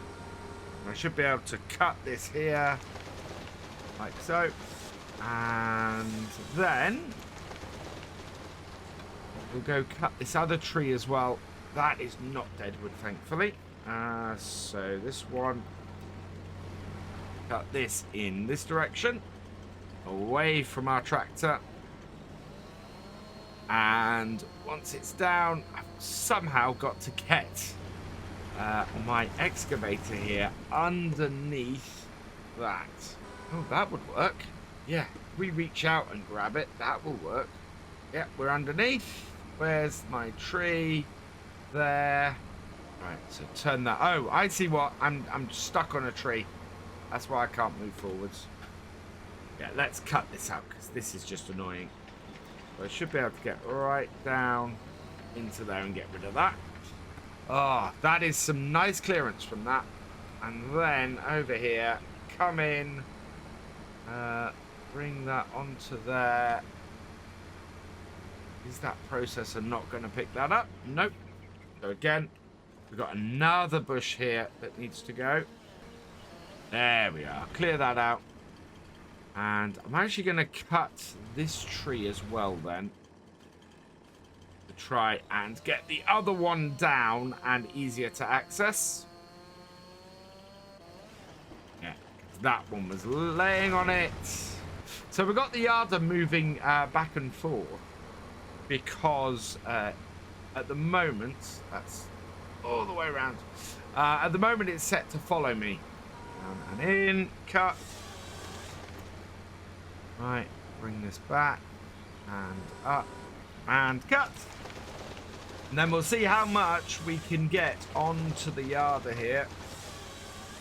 And get back down to our base camp. I think it's probably 4 or 5 of these logs that will do that. But let's grab this over here. Oh, we got so much wood that we can play around with here. It's fantastic. This is going to open everything back up to me. And someone was telling me that how much we've still got to go on the roller coaster. And it's so much more than I thought we had. So, yeah, it's going to be an interesting time as we try and continue and complete this. I think we may have to eventually put our tractor further back to do this properly. Because while we compile it at the bottom at the moment, it is going to get harder and harder to do that. But I'm happy with this. This is a nice little pile of wood we're creating here that we're going to get transported back down to our logging camp. So the yarder's following me here. We should be able to. Yes. So now what I want to do is attach to the tree there and there and there and there. So yeah, 4 seems to be the amount. Let's lift the trees like that. And then I want to turn off the follow mode. And we want to send it down to our logging camp. Look at that go. And then our logs arrive down here. As higgledy-piggledy as they are. So that is, we are under them now, and I should be able to drop them down. Oh, I'm going to want to step back. And yeah, that is going to be pretty effective. And I should be able to detach trees. Hey. And make a little pile of them there. So, yeah, that's what we're going to do. We're going to get trees cut. We will get a pile down here, and then somehow we'll get them loaded up, because that is what's known as a mess. The best way I've found to do this is actually get it on follow mode, and then you can sort of move between your places fairly easily. So we can get this fairly in the middle. Yep, perfect. So J to lift it all up, and then yeah, if I then tab down to here, you can see that it's heading down towards me, and I don't have to wait very long, and I don't have to move it manually. Yeah, the one thing you need to do is make sure you're just standing back a bit when you are lowering it down. And yeah, making your messy pile. So we want to detach trees. There we go. And now that I've done that, I'll stop the follow on the carriage. And yeah, we'll get our truck out and start loading these logs up and see how we're doing. And maybe we can clear things up with our wheel loader here a little bit and make things work a little better. I'm very iffy about how well we would do loading these directly onto the logging trailer. They are all a little bit higgledy-piggledy for my liking.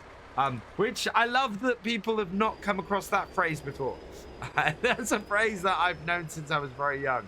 And yeah, I kind of love it.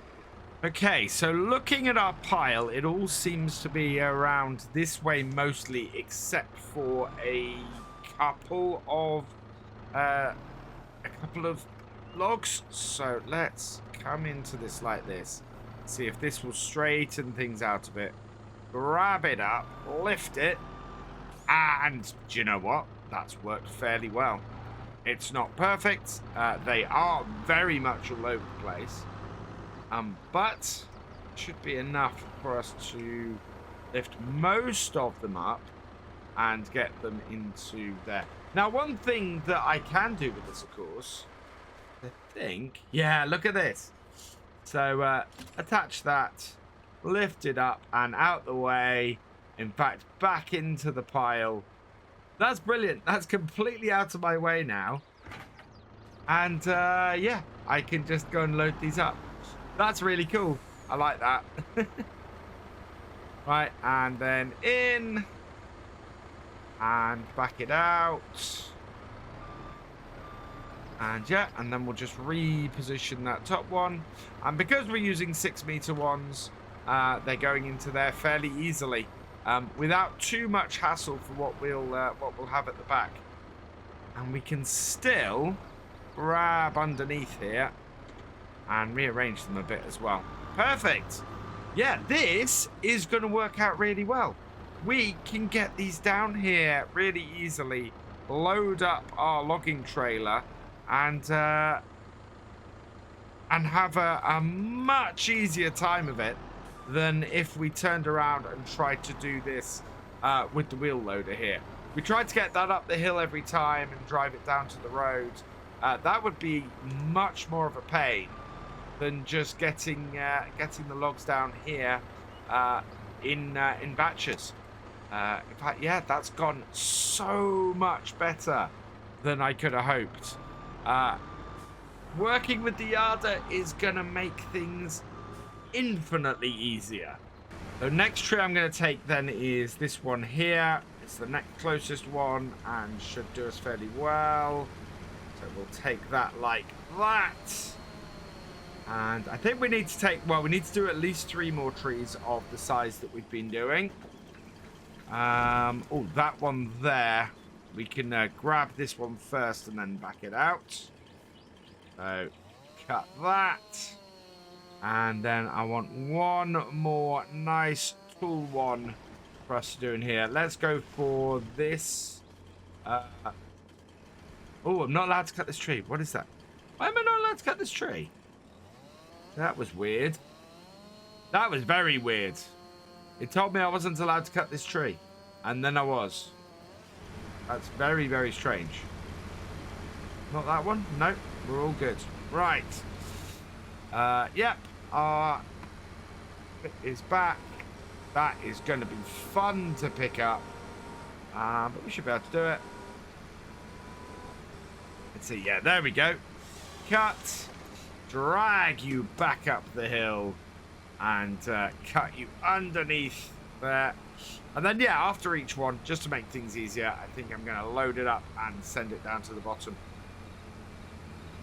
That is stuck on something. In fact, that is stuck on that little tree there. So let's get rid of that. Right, so that's down here. And cut. Right, that.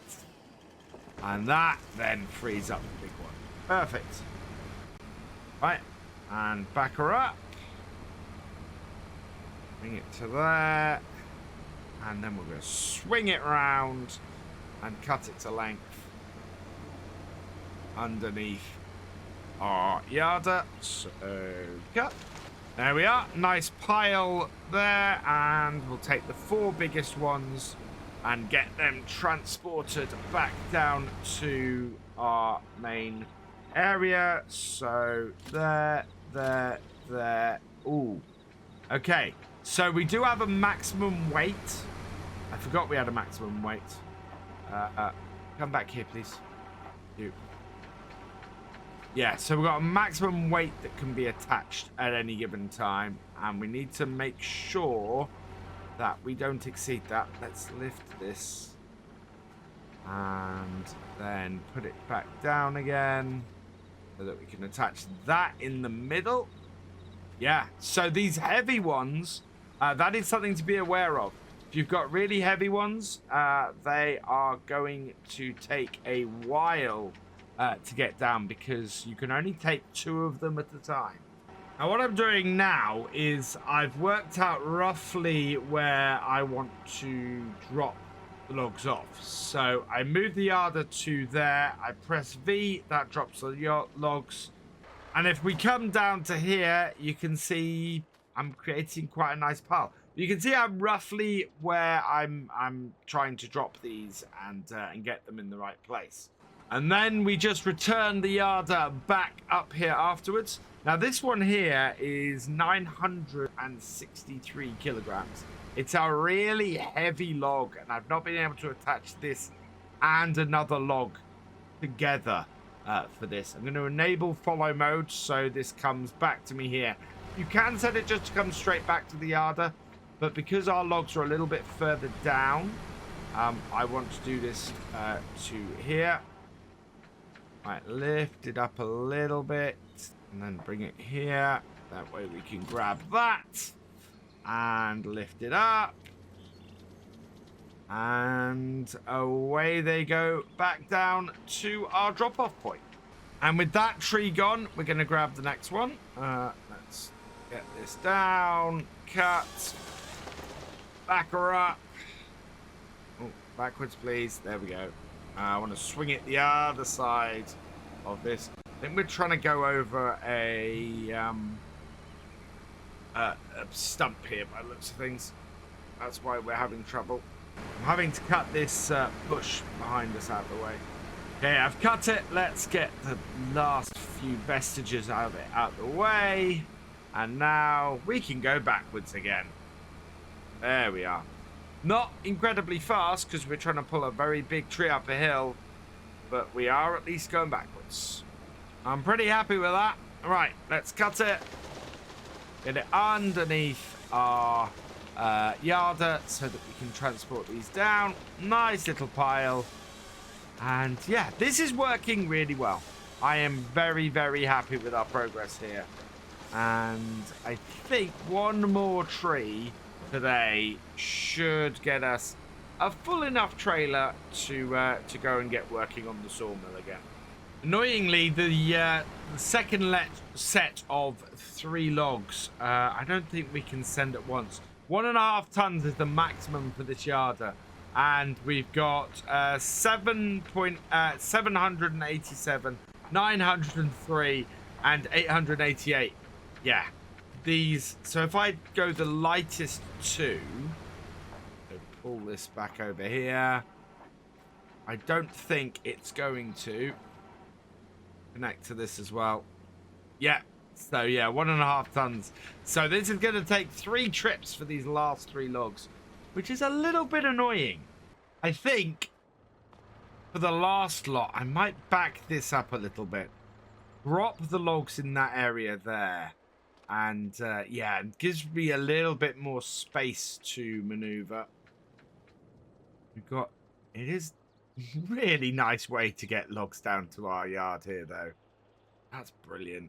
And right, and drop that off and back up to the top. Last log from this batch then, and we'll connect it up and then head back down the bottom. And it'll be back down here in no time. Let's lower it down as it comes in. Yeah. Oh, into my pile. Go down. Oh, come on. Slow down. There we go. And drop it there. Perfect. Right. One more set of logs to get cut. So let's jump back into this and grab the last tree, which is not going to be easy. I think best way to do this, come through here to this side of this tree, try and squeeze between our stumps there, and then I'm going to turn this and pick it up directly here like that. That should then back it out from behind those trees there and allow us to pull it up the hill, if we're lucky, with no problem. Yep, that's worked really well. Fantastic. Right, I need to turn around here bring this round. Let's switch to this view here. Turn that a bit. Oh, that's a bit of a tight squeeze. There we go. So, a little bit further. I want to see. Yeah, there we go. Now we can see under the yarder. We can just cut this here and pile these up. And this should be enough, I think, to finish off our trailer for the day. I've just realised where we are situated here, we could easily set this yarder to dock straight into our sawmill pond. And I'm very tempted to have a go at that next time. Maybe we'll turn the yard around and set it up to go straight into the pond instead of having to load it up into our truck. I say this because you look down there, there's the pond. Just the other side of those trees there. So we could get a tree at the far side and set it up to that. Would be quite cool. Right, what are our weights here? So I want to tag the heaviest, which is that one, with the lightest. So that, what is that? 400. So that one there is 900. So that would work. That one there is 800. So that wouldn't. That one there is 100 and okay. So that would work. That might work. I don't think it will. No, that won't work. So we're going to go with that one and that one. Oh, not quite. Okay, so it'll be those two first. So lift them up and send them down. Let's get these dropped off. I am finding the easiest way to do this is just to keep tabbing between my truck and my tractor. And that way they're getting down here. You can very, very easily, as I showed before, work out where you need to drop them at which point, and just do it that way, which is just as good a way to do it. But I'm finding tabbing between the two just keep things moving fairly quickly, and you don't have to worry too much about it. So which two are we going to take next? 887. 142, 654, and 784. These three will go together, and then we just got the 800 to do with the last run. So there, and oh, not quite. Okay, I need to detach these then, because what do we got here? 784. 887. So okay, so this one and this one need to go together.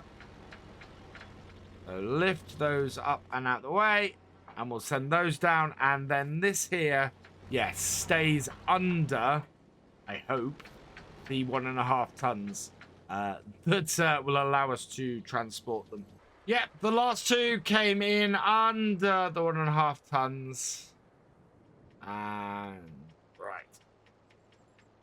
get that into the right place. Lower these down. And then we can put them onto the pile. And then we'll sort the pile out in a moment. See if we can rework it with our wheel loader a bit.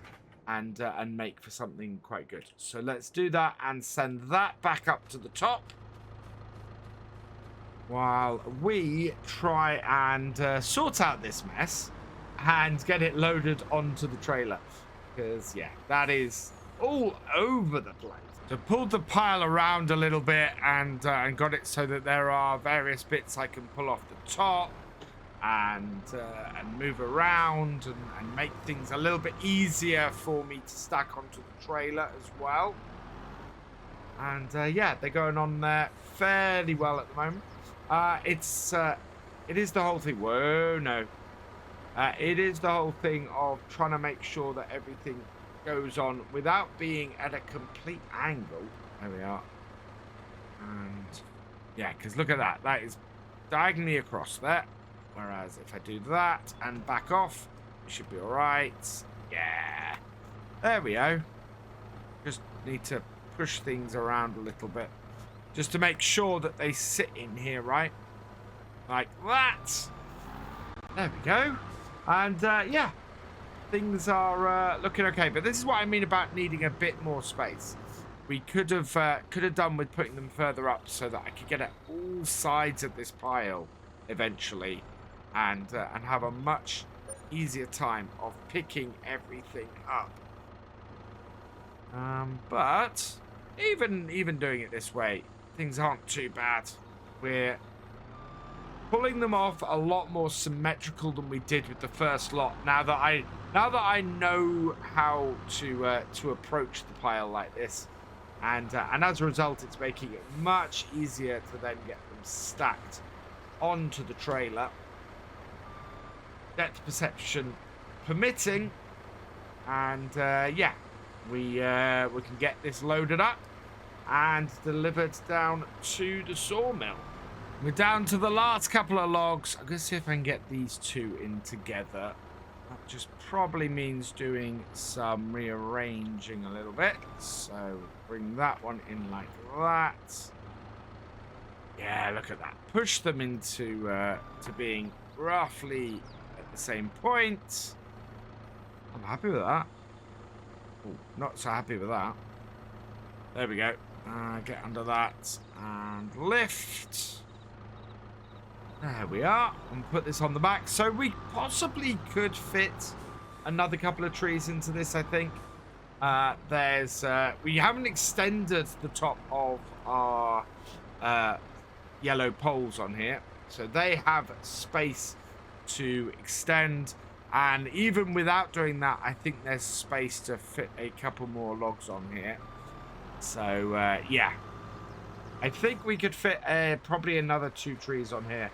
I'm not going to do that today. We're going to strap all these down, take them down to the sawmill, because I want to get this stuff processing. But yeah, we are nicely set up. And I'm going to leave my tractor and all of the yarder and everything set up so that we can come and have another crack at that in the near future. This, though, is going to be good. I'm going to go and deliver these down to the sawmill.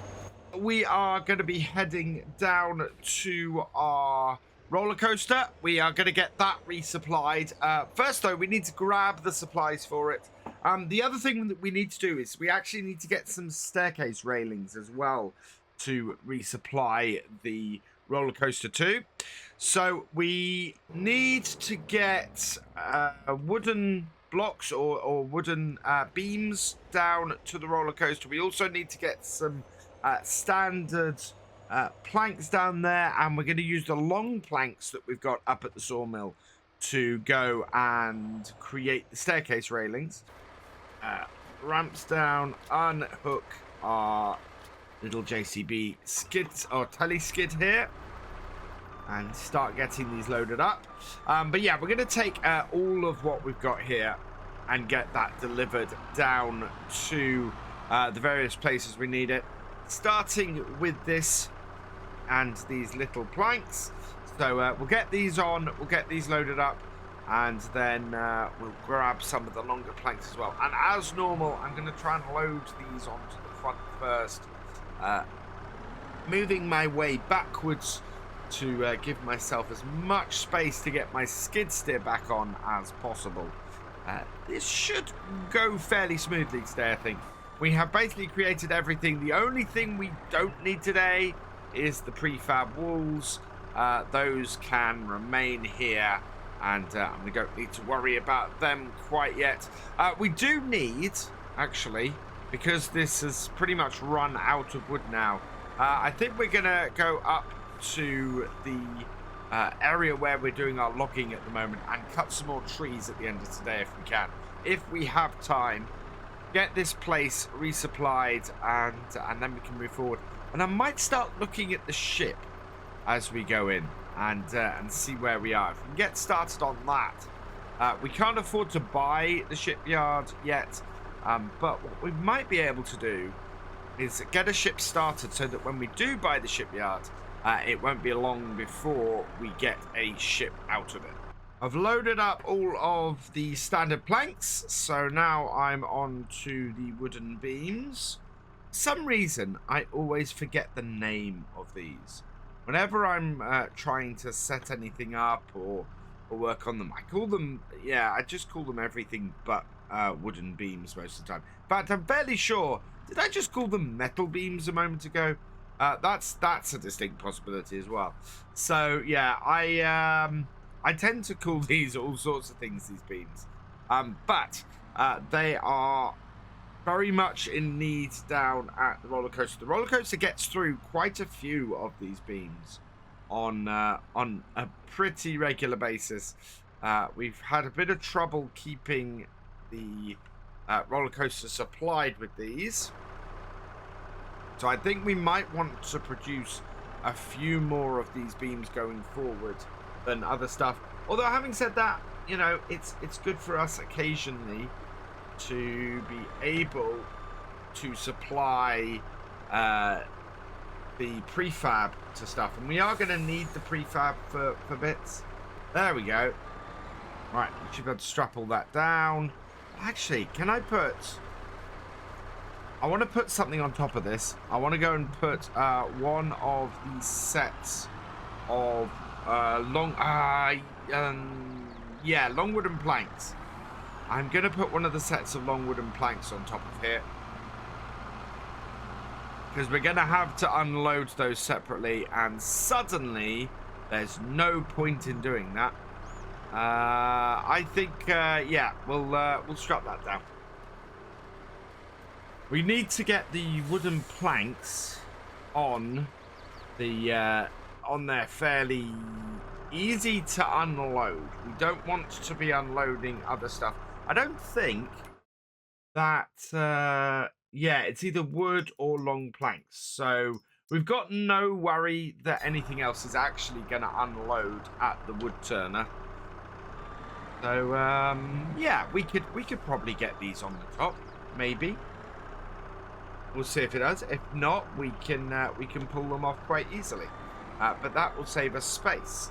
So try and get on this nice and straight. Pick up two of them like that. And we'll put these on the top, because I don't think these are much taller than we've gone with the wooden beams. So that is very, very much loaded to the side. Now, will these take up as much space as the standard planks? Yep, and out. There we go. Sometimes, yeah, these things can be a little bit finicky, but that is on there. And it's only marginally bigger than those. So that's all good. Let's go and grab another couple of stacks. In fact, I'm going to pop over to our sawmill over here and go and grab the two that we've got sitting over there.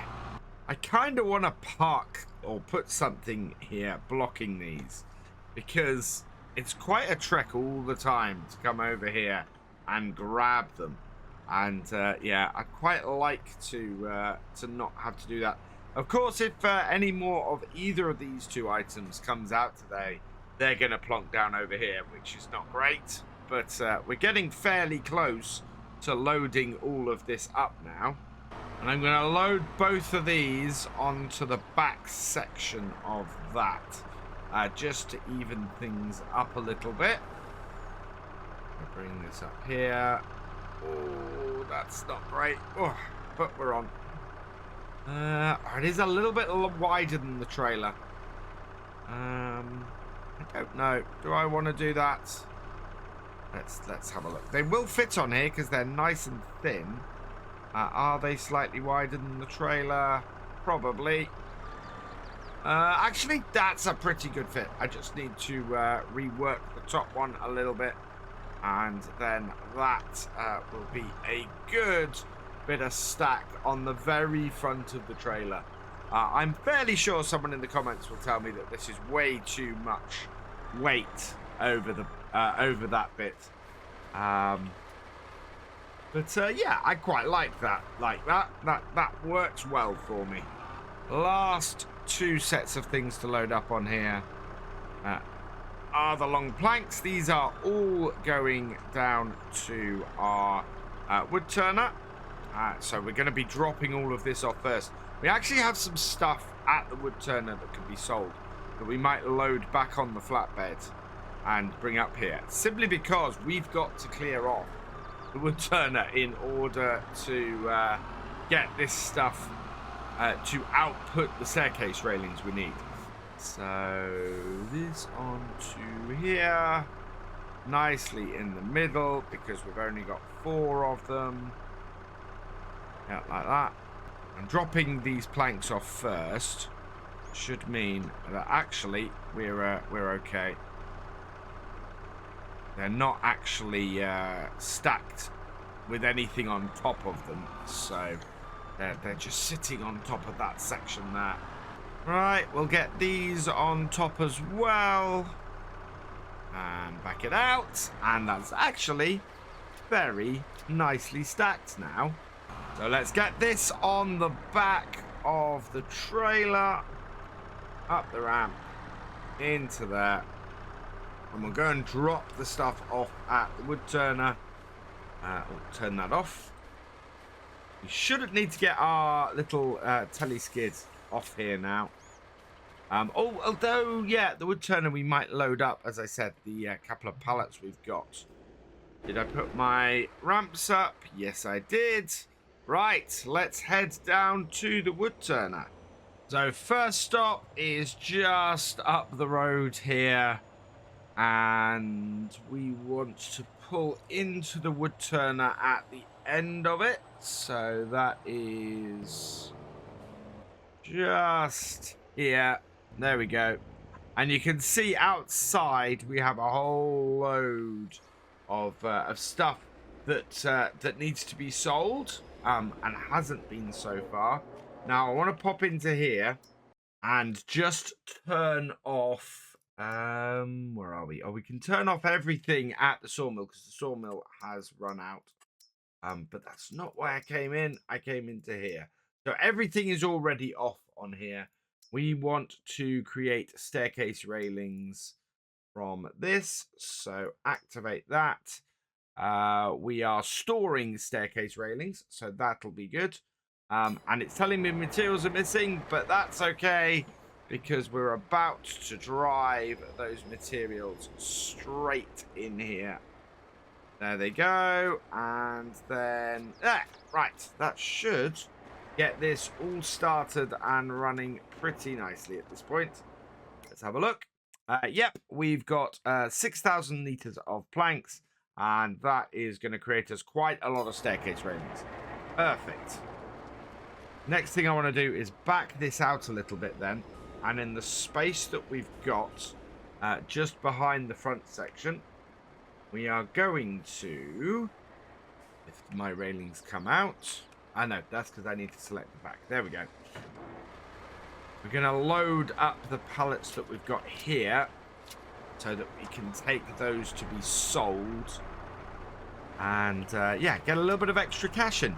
The pepper grinders and bowls aren't going to be needed down at the roller coaster, but the farm shop is just around the corner, and that tends to take these and load them up quite nicely, or give us a fair price for them without having to go to the without having to put them on the train. So I'm going to load these up, and after we've dropped everything else off, we will go and make a little bit of extra cash from our bits here. There we go. Second lot on top. And load it on. Strap those down. We'll put our skid steer back on the back, or a tilly skid back on the back. And then we'll head down to the roller coaster and get the stuff at the front of our trailer dropped off, so that we can make some money and keep the roller coaster going. Strap it all down onto the truck, take those in, and we'll back it out and get going. Although I'm going to be the wrong side of the road backing out this way. And, I want to try and avoid hitting the post box, or any of the pedestrians for that matter.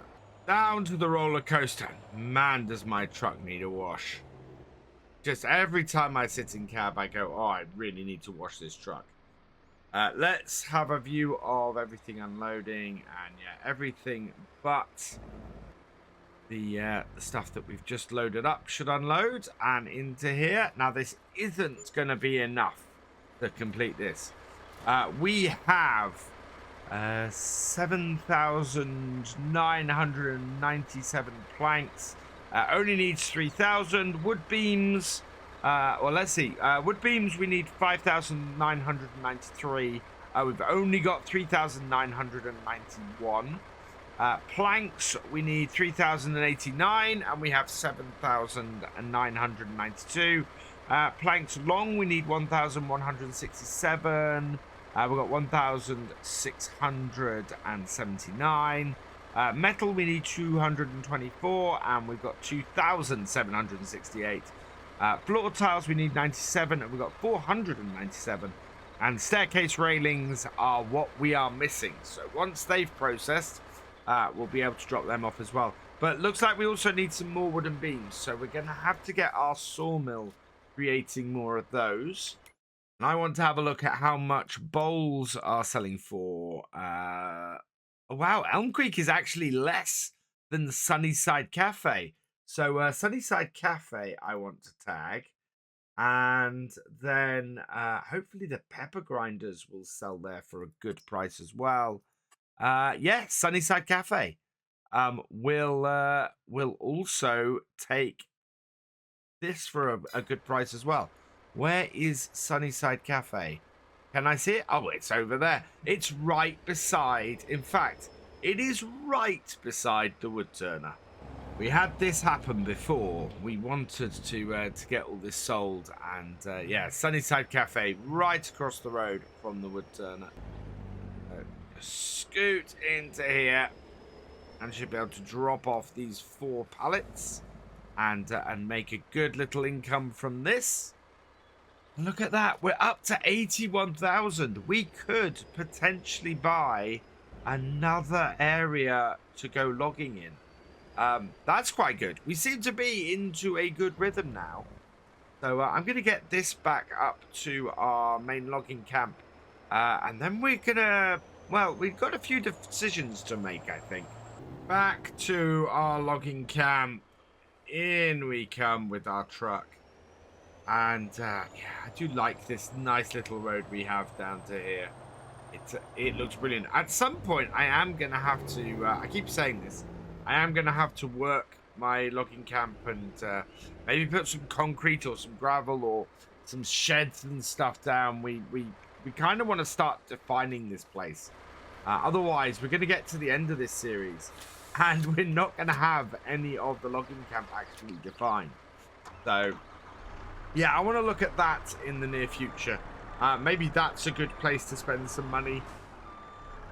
First, I think I want to take this little JCB up the hill we were working before and go and get rid of some stumps, because we've got a few stumps in the way of where we're working at the moment, and we can then get some more logs cut and moved. Lots of people suggesting that I don't pull with the excavator as we were doing last time, and a better way to do it would be to have something that we can drag logs up with, maybe a winch or something like that. So I'm very much contemplating that, but I think as well, first we'll get some more space cleared. And how much is one of those actually? Seeing as we've got a little bit of money and we've got a little bit of money coming in, how much would it be for us to get a skidder? We'd need another tractor for that one. That's the trouble. Yeah, I think we could get that. We've got 2 Tadger funds in here, in fact. I think there's one that comes with the mod. We got this as well. 60 horsepower and 80 horsepower. And then, do we have anything else? I don't think we do as far as forwarding goes. Or up here, we got some options in here as well. So, wow, for a skidder, for the John Deere skidder, is 300,000. We don't have a smaller skidder, I don't think. Lots of tractor options up here that we haven't touched yet. I think if one of them came cheaper, then we could play with that. But yeah, we don't really have an option as a skidder that isn't 300,000. So I at the moment I'm very much thinking of sticking with what I've got. Let's disconnect those, and yeah, I'm going to take the little JCB up the top and get rid of the stumps that we created last time, and I think we might try and get 3 or 4 more trees cut so that we can get them down to the sawmill and get some more products being created from there. This is where the difference between having the Kubota skid steer and this little JCB teleskid kicks in. It is struggling to get up this hill. It's made it up it, but it is struggling. Let's get this all hooked up, because I don't think I've hooked any of those up. Right. Turn it on. And then we can come in here and just get rid of these. I'm not ruling out getting another tractor for our forestry operation. In fact, I added 2 mods that I saw. One got released via the official mod hub. The other got released via King Mods. They are 2 small tractors, I think. Let's see if we can find them. Yeah.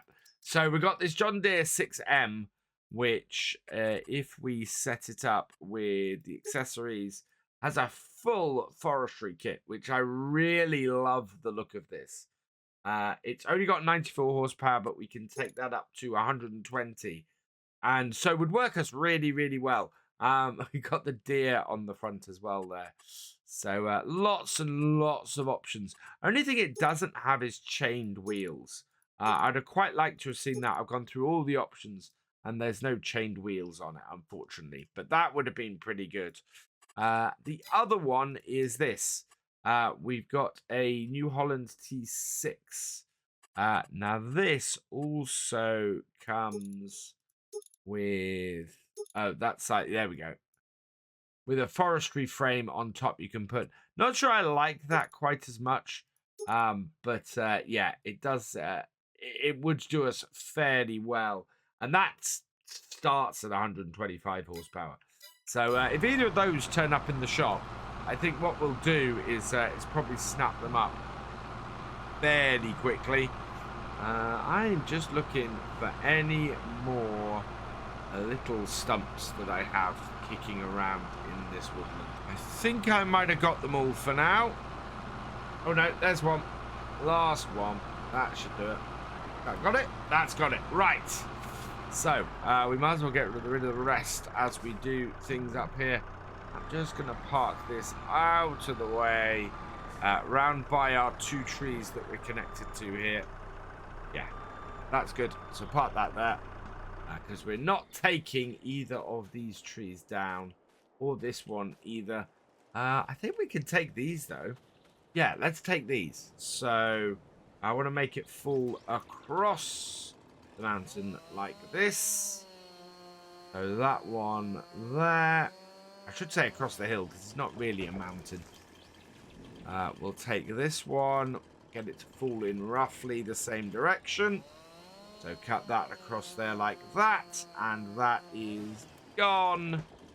And then this one, which I don't think we're connected to either. No, and in fact, is marked to be taken. So, yeah, take that one too. Like that. Right, let's go and grab our excavator and get these taken down. Found another stump. There's one just there. We'll clear that out of the way in a minute. That is going to get in my way. Right, let's take this round. Lift. Round. Okay. And then I want to turn the head. So we'll turn the head that way. Yes. Turn the head that way. And then down. Yep.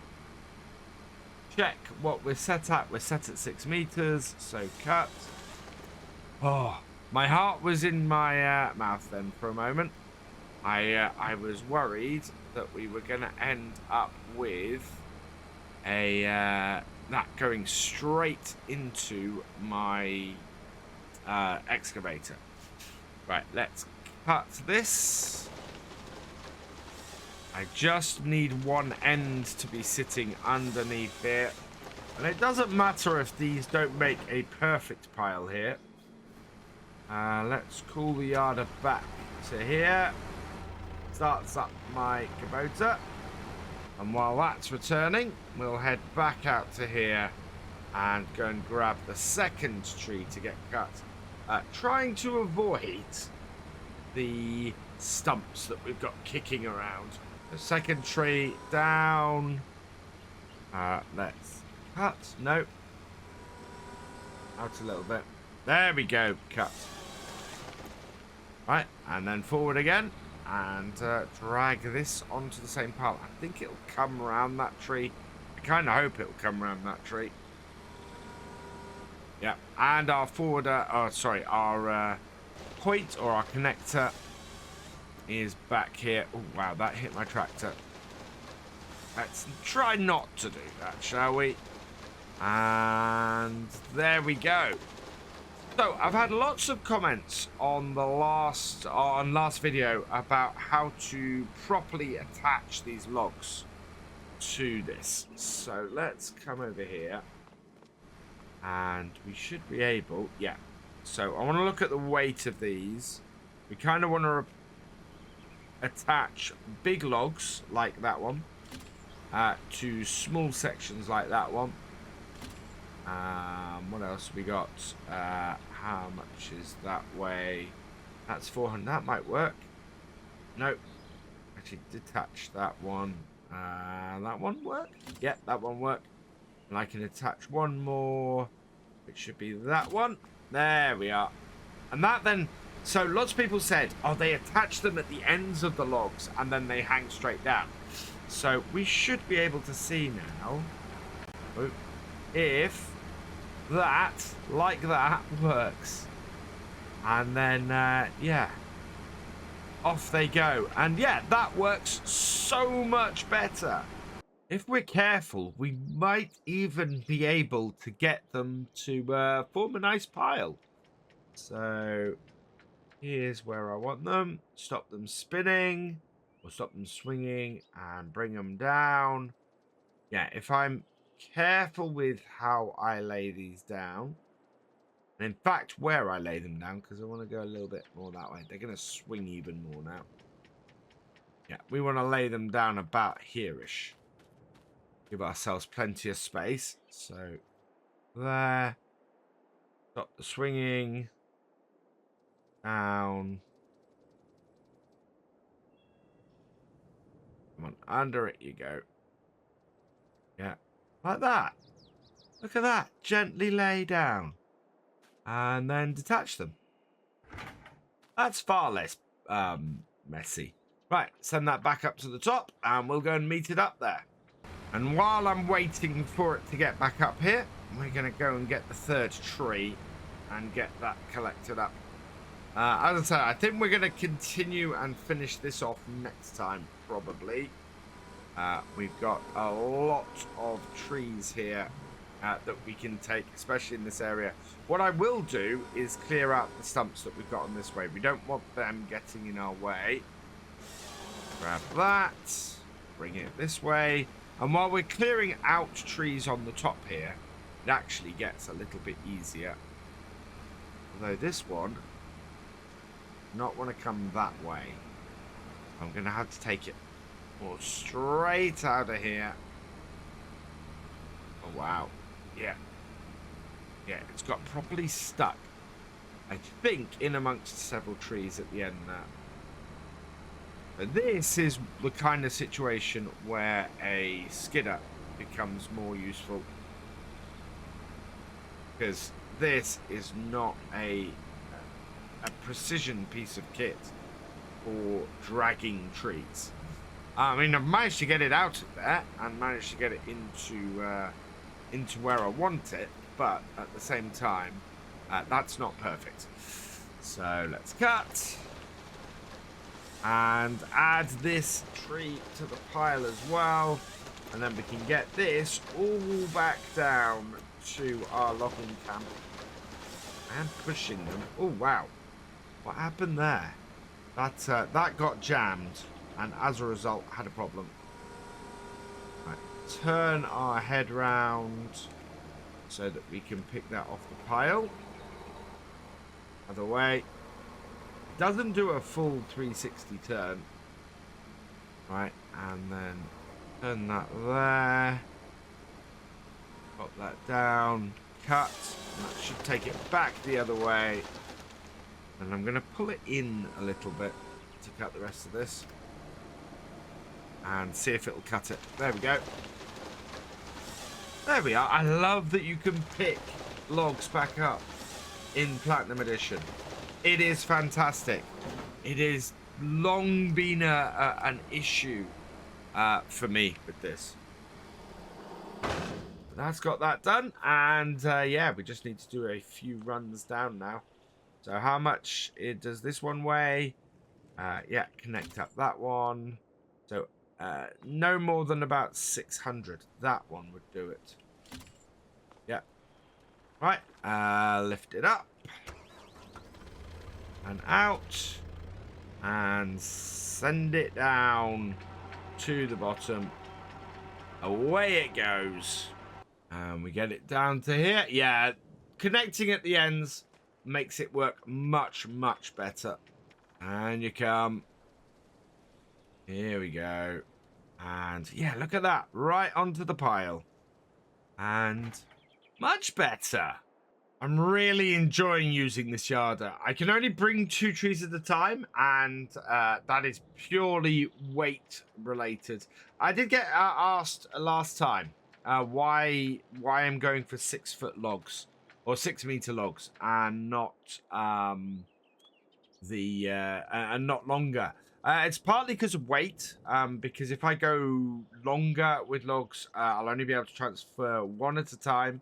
And with many logs, or some logs, it might actually not be able to do it at all.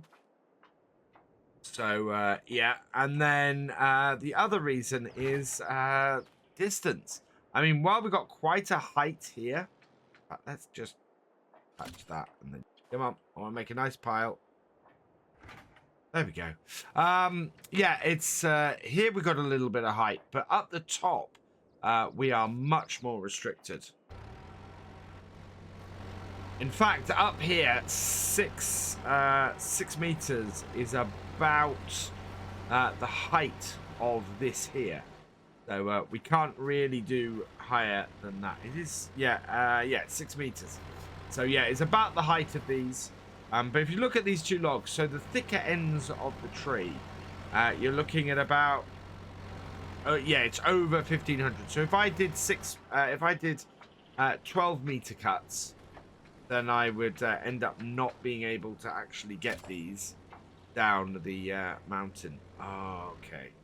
So this is 884. This is 665. Yeah, we're gonna have to bring it over here with this one. Come on. Right. Drop it. Can I lift this one? Oh yeah, I can. Perfect. Right, let's lift that one and attach that on there as well. Lift it up and we'll head down the bottom, and then we just got 2 logs to go. Here come my final 2 logs, and this is a much neater pile than we created last time. So let's swing these. It's getting the right swing actually on this. If I swing it right and then lower here, get to lower it onto the pile really neatly and disconnect, and then that just works. That's brilliant. All right, let's send the carriage back up to the top because we don't need that anymore. And yeah, fantastic. Right, I need to get these loaded up, and what better way than just to grab this and stick it straight into the pile and see if we can avoid making too much of a mess as we load this really, really great pile of wood I've got here up onto my trailer. Look at that. This has made this much, much easier to collect these up and actually make a fairly neat pile on the trailer. I mean, look at that. That has gone on there really, really well. I can get these over here. We can then just unload that.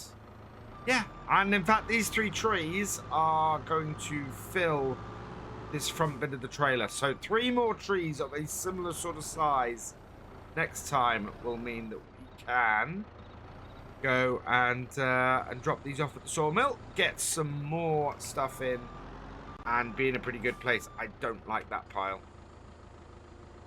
Now, I have been neatening up my my grab as I've been doing it, so trying to get them a little bit more together like this. So yeah, get that nicely in the middle, reposition myself, and then I can get the next one in the middle. That way we get a much nicer load up on our trailer. And pull those in. Look at that. That is pretty perfect. And then hopefully there's enough space on the top of here that we can just drop these in. Will that hold? It might just do. Yes! Right, so I'm going to go and lock that down, which is perfect for us. Wow, there we go. That has sorted us for the first half of the trailer. 3 more trees next time. We will then get them, get this all delivered to the sawmill, and it'll be all good. This is going well, and I think soon we're going to have to sort out our logging area here. We are going to fill up our trailer and get it filled with probably 3 more trees worth of logs. There's the one I was looking for, and then take it down to the sawmill. So a little bit of a repetition of what we've been doing recently. We want to get stuff through there and sorted, really. I think we're probably going to have some stuff down at our wood turner as well. There it is. Sometimes these are a little bit difficult to get access to. That's got it. We had a 3rd tree down this way somewhere as well. But yeah, I want to get these out the way first. These stumps. We'll do that with our little teleskid here. Turn that off, and we can move out of the way. And now we can pop into this area and have a little bit better of a look. Try to concentrate on that and get the things started here. It was a little bit interesting, but we've got those out of the way because we're going to be working in this area a bit more today. I want to take this tree, 23, 35. We definitely want that tree. I think we probably want that tree at 36, and we're gonna have to get. I want to get this one, but it's a little bit more difficult to get at, so we might have to take a couple of smaller ones. Certainly, though, we'll start with not that one. Well, yeah, we'll start with this one. Clear some space down. So let's mark these because we're taking specific trees. So that one there, and this one here. Nice and easy. And is there anything a little bit... What sort of height is this? This looks really thick. As a 35-foot spruce, I think that'll have trouble at the end, so we'll take that one as well. Right, and yeah, we need to cut these, so we will cut them in this direction, going like this. So 1, 2, and 3 before we head over and get the last one done. And that makes 4 all cut and ready for us to chop into the smaller logs. All right, I think this first tree here, this is probably going to cause us issues. I think it's very likely to be too thick at the bottom end. So we'll see whether it will take it. And we want to pull that in, push it down. Yeah, tree is tree's too thick. So the way to do this is to head down. Okay. Okay. We're good. So the point at which it gets too thick is about here-ish, I think. No, in fact, it's the very bottom. Cut. No, no cut there. Cut there. That's not bad at all, actually. I was expecting that to be much worse, and us to have a huge problem trying to cut that tree. What we do have with all of these is we're going to bring them down here and try and get them through this gap.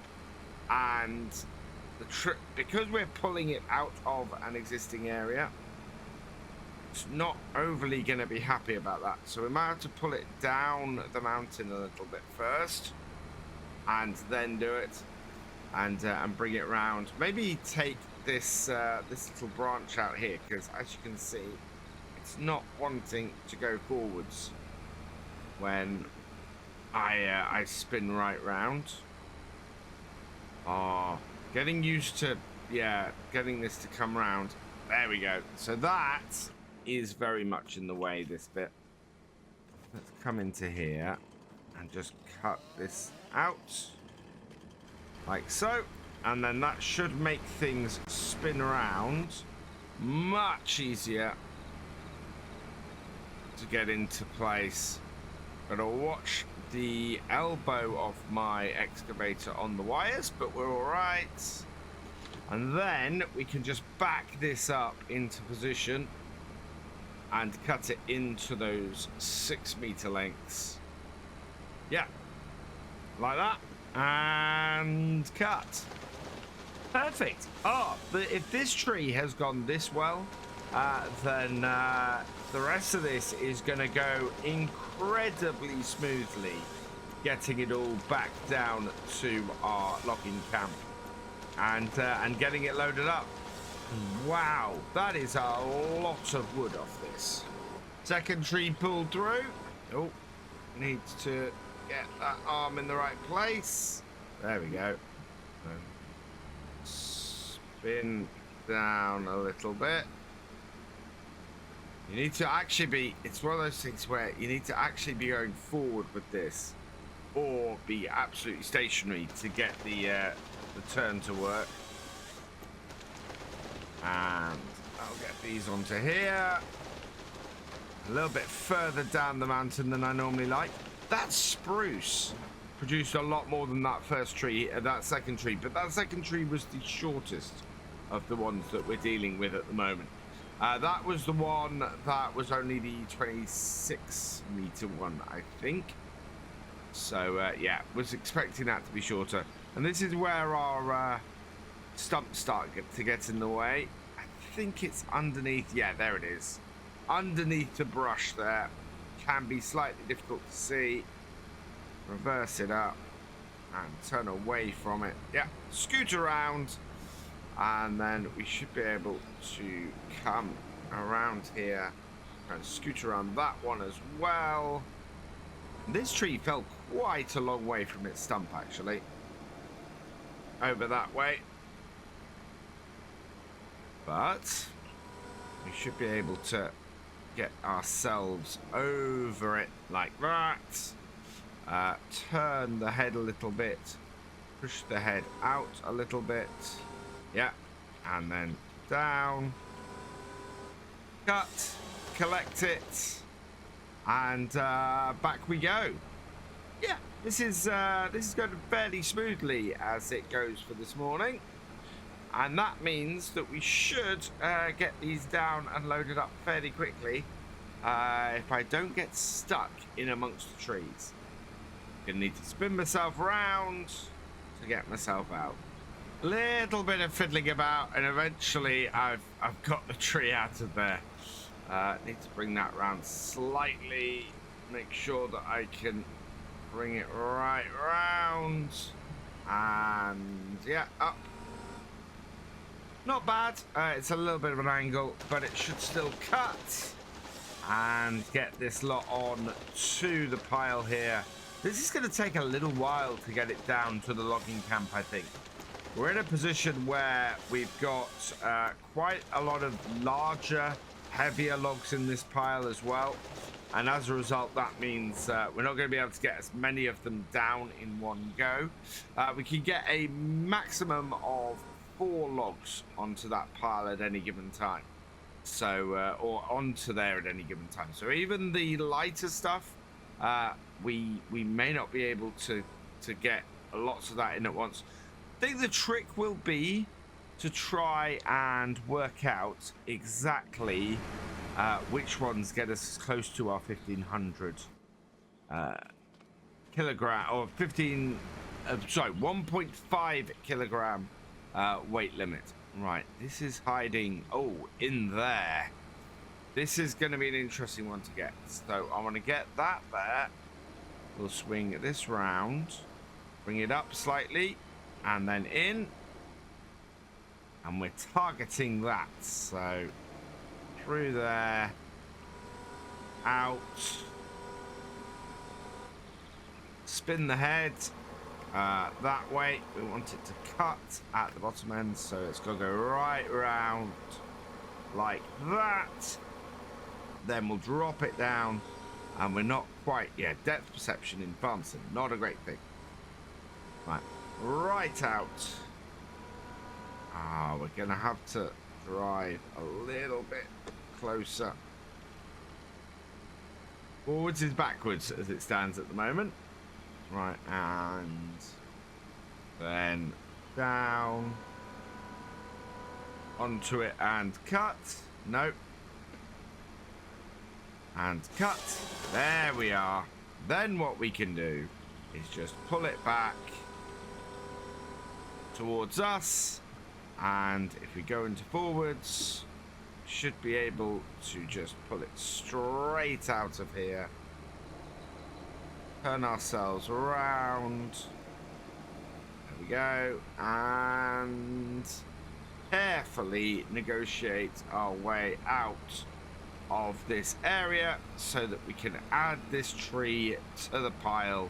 And I think, other than catching that stump there, we're through.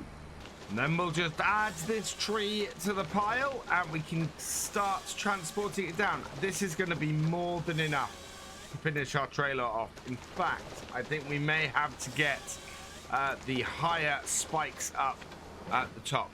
So yeah, all good. Looking very nice, and I think we're sitting a little bit pretty up the top of this hill here. We are going to have to get some of these trees down. It's just the ones we've got to avoid are the ones that we're anchored to. As long as we do that, we will be absolutely fine. Right, we do have this here. Let's come here and let's have a look at the weight of some of these. So that's 856. That's 400. So if I go there and there, that should be those two. Lift it up. And we'll get the carriage to follow us and head down the bottom. And so, like last time, we're going to create a pile of them down here. Let's let that get there. Lower it down. And if we can swing it as it lowers down and land it the right way. There we go. And then it'll swing back the other way and start creating us a nice pile down here. Detach, and we'll head back up the top. So yeah, I'm going to get a pile of these and we'll start loading them up.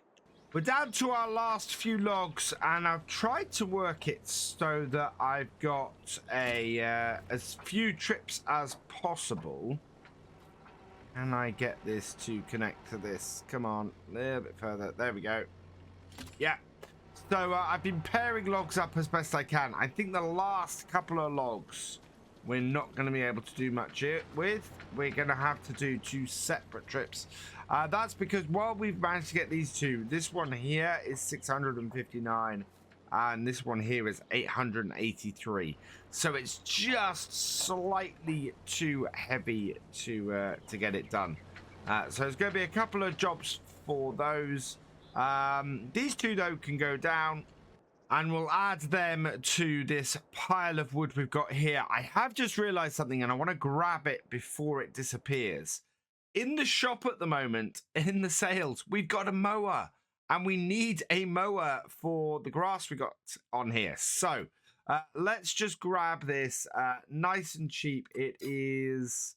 it's got 43 hours on it, but we're not going to be using it much. So it's actually pretty good for us. So let's buy that.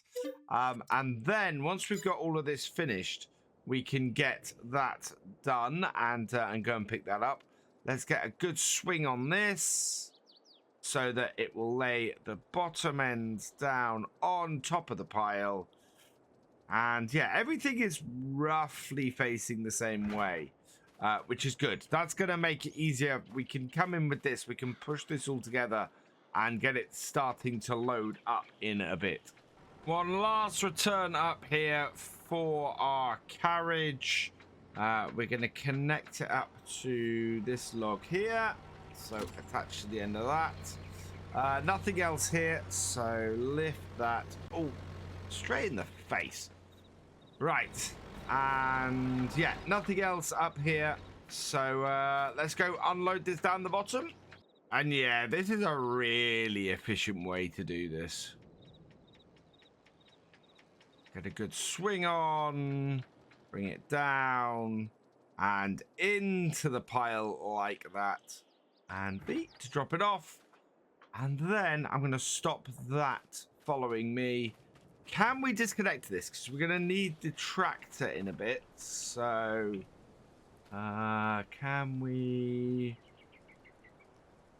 Don't think I can disconnect it from here. I think I had to disconnect it from the top. So I'll head up there and do that in a minute. First, we want to get these loaded up and all sorted out. So into our wheel loader. And I'm just going to open my grab right up and sort of push into our pile of logs. The idea being that we can then push them into all going the same way and hopefully making it easier for us to pick up. So yeah, look, you do that and then everything sort of gets in the same direction. And then if you sort of just move this about a little bit, you can then grab a pile of wood, pull it out, and wow, that is a lot of wood we have in the front of here. I will be amazed if a whole load of this doesn't just fall off. Exactly like that. What I can do now, though, is rework this a little bit. We'll keep these 2 on here. Even things up. Make sure that we have everything in the middle. And then, with any luck, I can get back underneath some of this and get it picked up again. There we go. Back underneath it. And get all 5 of these logs loaded into the trailer. And straighten things up. Bring it down. We're inside. We'll back off the other logs a little bit. And then release. And hopefully into the trailer they all go. Oh wow, that is horrible.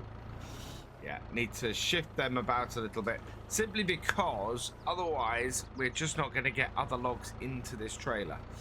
But that's easy enough because all I do is grab them, lift them up, and drop them down again. And then everything falls into place. We're getting pretty full at this point, and I think we might have to extend the top bits simply because that's well, we've got a few bits left, and we're kind of sitting up the top now. So let's bring this in here. I just want to reposition that a little bit more securely. There we go. Jump into the truck and we'll come round here and we'll get these extended. So up those go. Perfect. Oh, and we'll turn the truck off because I'm always being told off in the comments for not turning the truck off when I'm not using it. And then, yeah, we've got just this little pile left over here that is fairly well sorted. I've been maneuvering things about a little bit to try and make it easier for me to load up. And oh, is this all gonna... Can we get this in one go? That would be very sweet, but it's not really behaving itself. I'm going up on my up on the front. Actually, that might maneuver it. No, we're not quite got it. That's all right.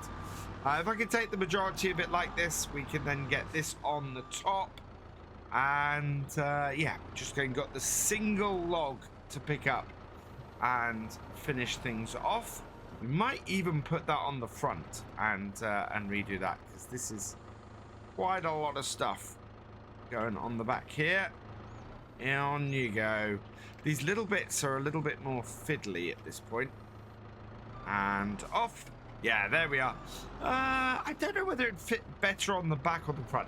In fact, to avoid me having to unstrap and restrap everything down, let's put this on the back, I think.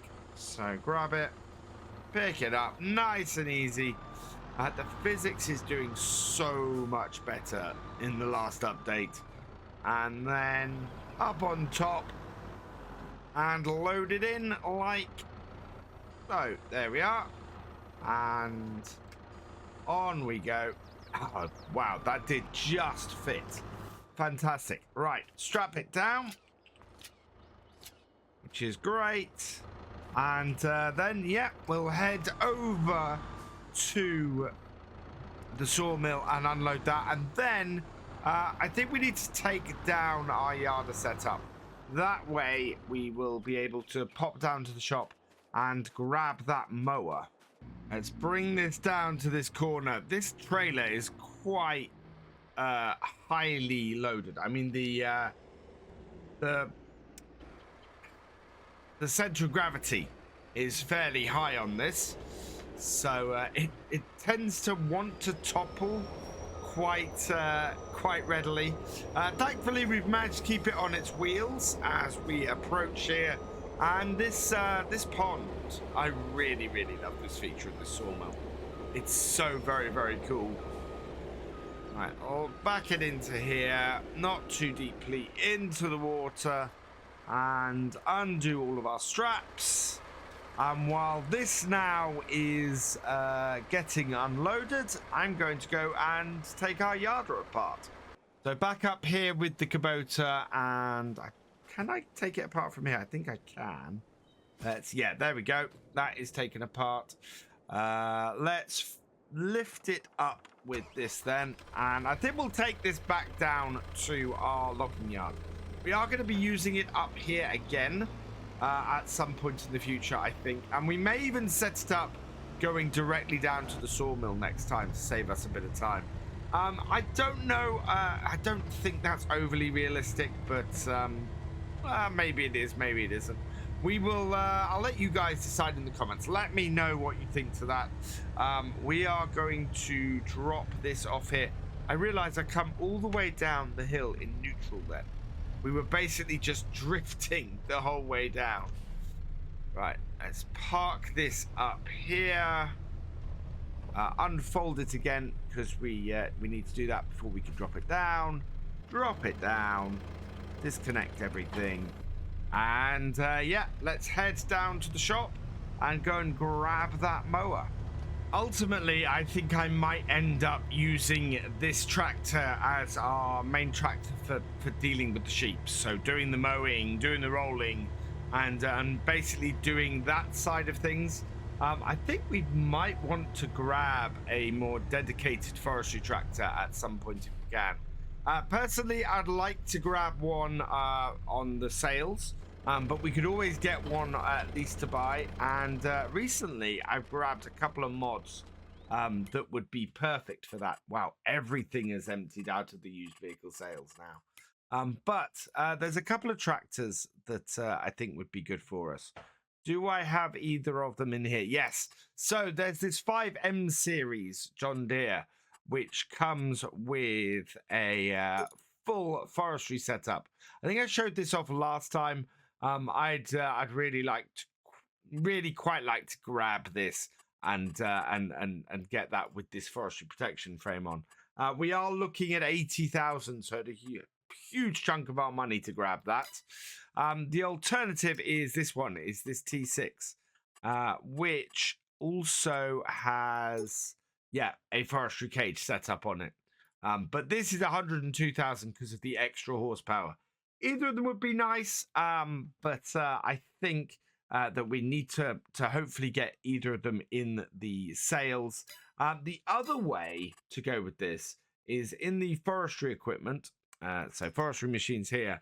There's a few tractors in here as well that come with this setup. So we've got this one, which is the PM Track 3.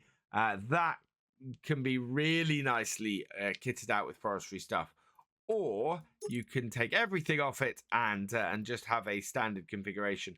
I think there are ways that you can put, just the crane on, which would give us the 3-point for the back for the yarder, or just no, in fact, it's crane and blade, or just the cranes. So there's not the ability to put just the blade on it. But that would be quite cool because that comes with a winch. And this is the other one, the K300R Gen 2, which I think is a modified John Deere.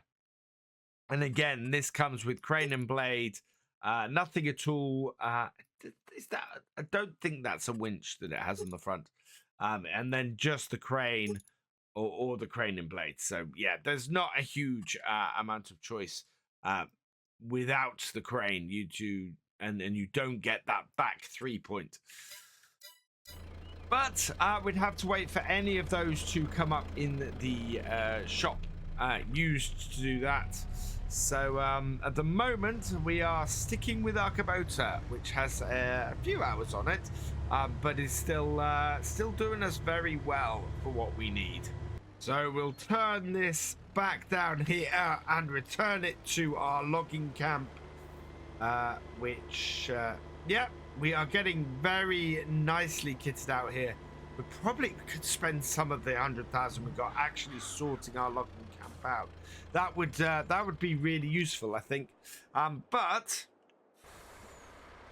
we just need to finish off unloading these logs here.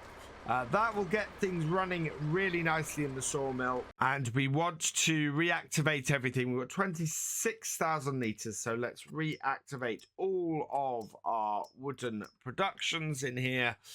Give us plenty of stuff to be working with. We are headed up to the shop because I've been umming and erring about needing another piece of kit. We talked about this last time where I was thinking of getting a forestry tractor, something to replace the Kubota in doing stuff up the mountain, and using it and using the Kubota more for stuff that we're going to be doing with the sheep and things a little bit lower down. And by absolute chance, something has appeared in the shop that would be perfect for it, and would actually address a couple of other bits that I've been thinking about on here. So we're going to pop down there. We're going to have a look at that. We're also at £117,000, nearly £118,000. We're going to spend a little bit on this item, but also we're getting close to owning the shipyard. So I want to go and have a look at how much that costs to buy today as well. The sun is coming up here over the lake. It is a beautiful, beautiful November's morning on Silverrun. And in the shop is this. This is a Unimog. Now, I've had this mod since the beginning of this series. And I really thought that this would be a massively useful piece of kit on this map. Even better, though, is that it's got the 3 points on the back. It can pull trailers. We can set it to a flatbed setup, so I can set it to that to transport bits. If we get a trailer with it as well, it'll be really, really good. Wheel brand, we can go with the Mercedes, the Trelleborg, the MPT. I think we're gonna go with the standard Mercedes wheels, but possibly with the big tire. Engine setup is fairly expensive. I don't think we need a massive engine on this. 125. What do we got in here that we're gonna run this with? Let's have a look. I think we have. So really, this we've got to run with it. So that is 110 horsepower that we have on that. Otherwise, we're not looking at running much other stuff on here, I don't think. Interestingly, the trailer I was coming to buy was this one, which I seem to have. So I need to go and find the least one of these trailers that I have, where that's sitting. Because, yeah, that was the trailer I was going to buy. Oh, let's get back into the shop and get this Unimog then. Right. So, yeah, pretty standard setup. 155 is probably a bit much. I think we'll take it down to the 125 horsepower is plenty for what we need. We don't need any extra capacity, so we're going to go with the flatbed back. I do want to put a pair of beacon lights on it because we're going to be going on the road a fair amount. Exhaust and side sticker. Let's have a look. So exhaust 1, 2, 3. No, I do want a high exhaust. I think I want that set up with the side sticker. No roof installations. We've got air conditioning, a frame. I think we just want the frame if we can. Yeah, we'll go with the frame on top. Horseshoe, sun shield. Let's have a look. I'm gonna go with the sun shield, I think. On that, protective installations. Oh, wow. Corn radiator grill, high grid. There we go. Orange. Oh, wow. Yeah, I think we want to have a protective frame on this then, because we're doing forestry work with it. So off-road +4 lights, bull bar and lights. Wow. Yeah. We want off-road +4 lights. Adds a little bit. Only rear hydraulics. I think having the front hydraulics on as well would be good. Although actually we could always put the front hydraulics on later. Let's go with we want the bull head as well, so only rear hydraulics. Right, perfect. No GPS. Main color. We've got a whole lot of choices here. Unimog brown orange. That would be a good choice, I think. Yeah, we'll go with that on here. Color that up nicely. 15,900 for that. Oh, flatbed floor color. Well, the thing is, I should possibly go for a setup. Oh, that's a good color. Cover color, we've not got a color. Rim ring color. I think we will go with a black new metal. And rim color, I kind of want to go for a... Yeah, the graphite, I think, is a good choice.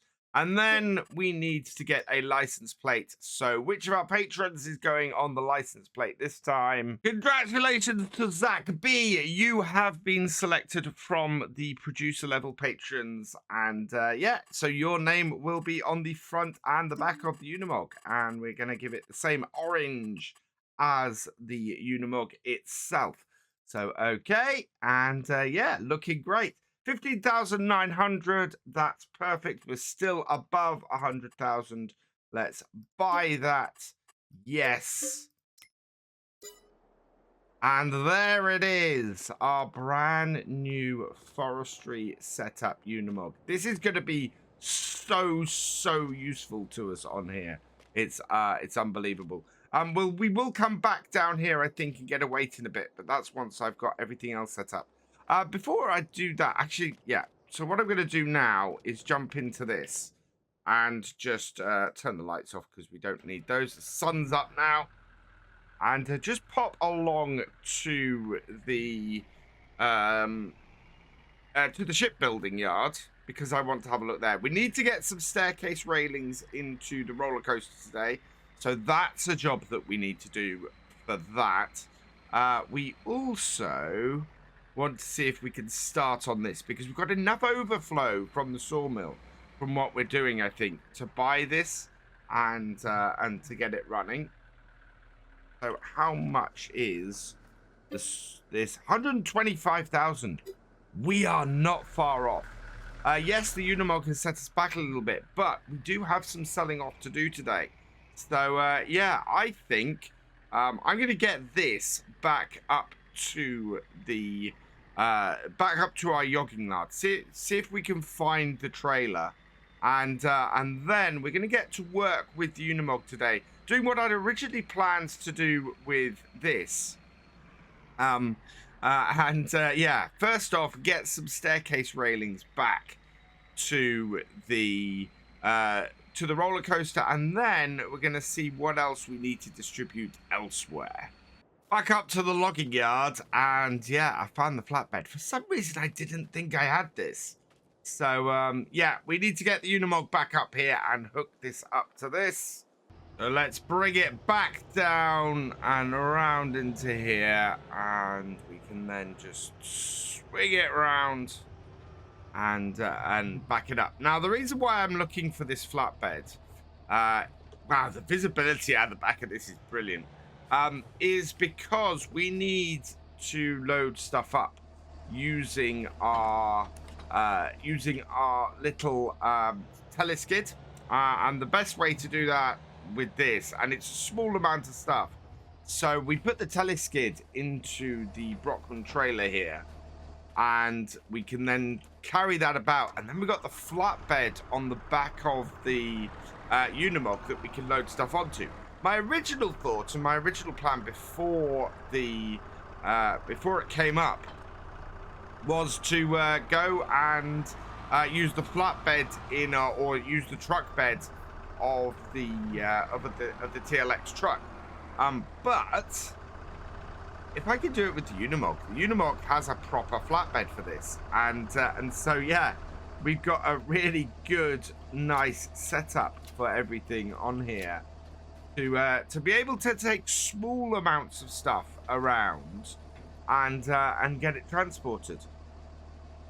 I think I need to undo all of those. It kind of locks it in that position. There we go. That's better. Right, let's get this on the road. Let's head down to our wood turning factory and get this loaded up with some railings for the roller coaster. This is a little bit squirrely with all this weight on the back, but nothing on the flatbed or anything like that. So I need to take things a little bit more carefully and a little bit more slowly. But we're doing okay. We've made it down here without too much hassle. Trying to stop everything switching into reverse. I'm thinking, am I going to change my controls? Because I fall into reverse an awful lot. So I'm thinking of actually setting reverse as being something fairly far removed. Where did he come? Why has he come out of that junction? Fairly removed from the forward setup for the shift, just because I keep slipping into it every so often.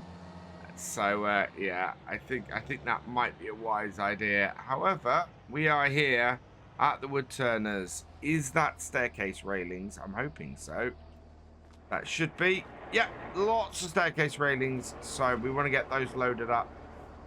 Best bet is, in this parking area here, we will unload our teleskid, and 4 of those we should be able to get them all onto our Unimog here, I think, without too much hassle, and get them over to the roller coaster and get that loaded up, and that will then complete this stage on the roller coaster as well.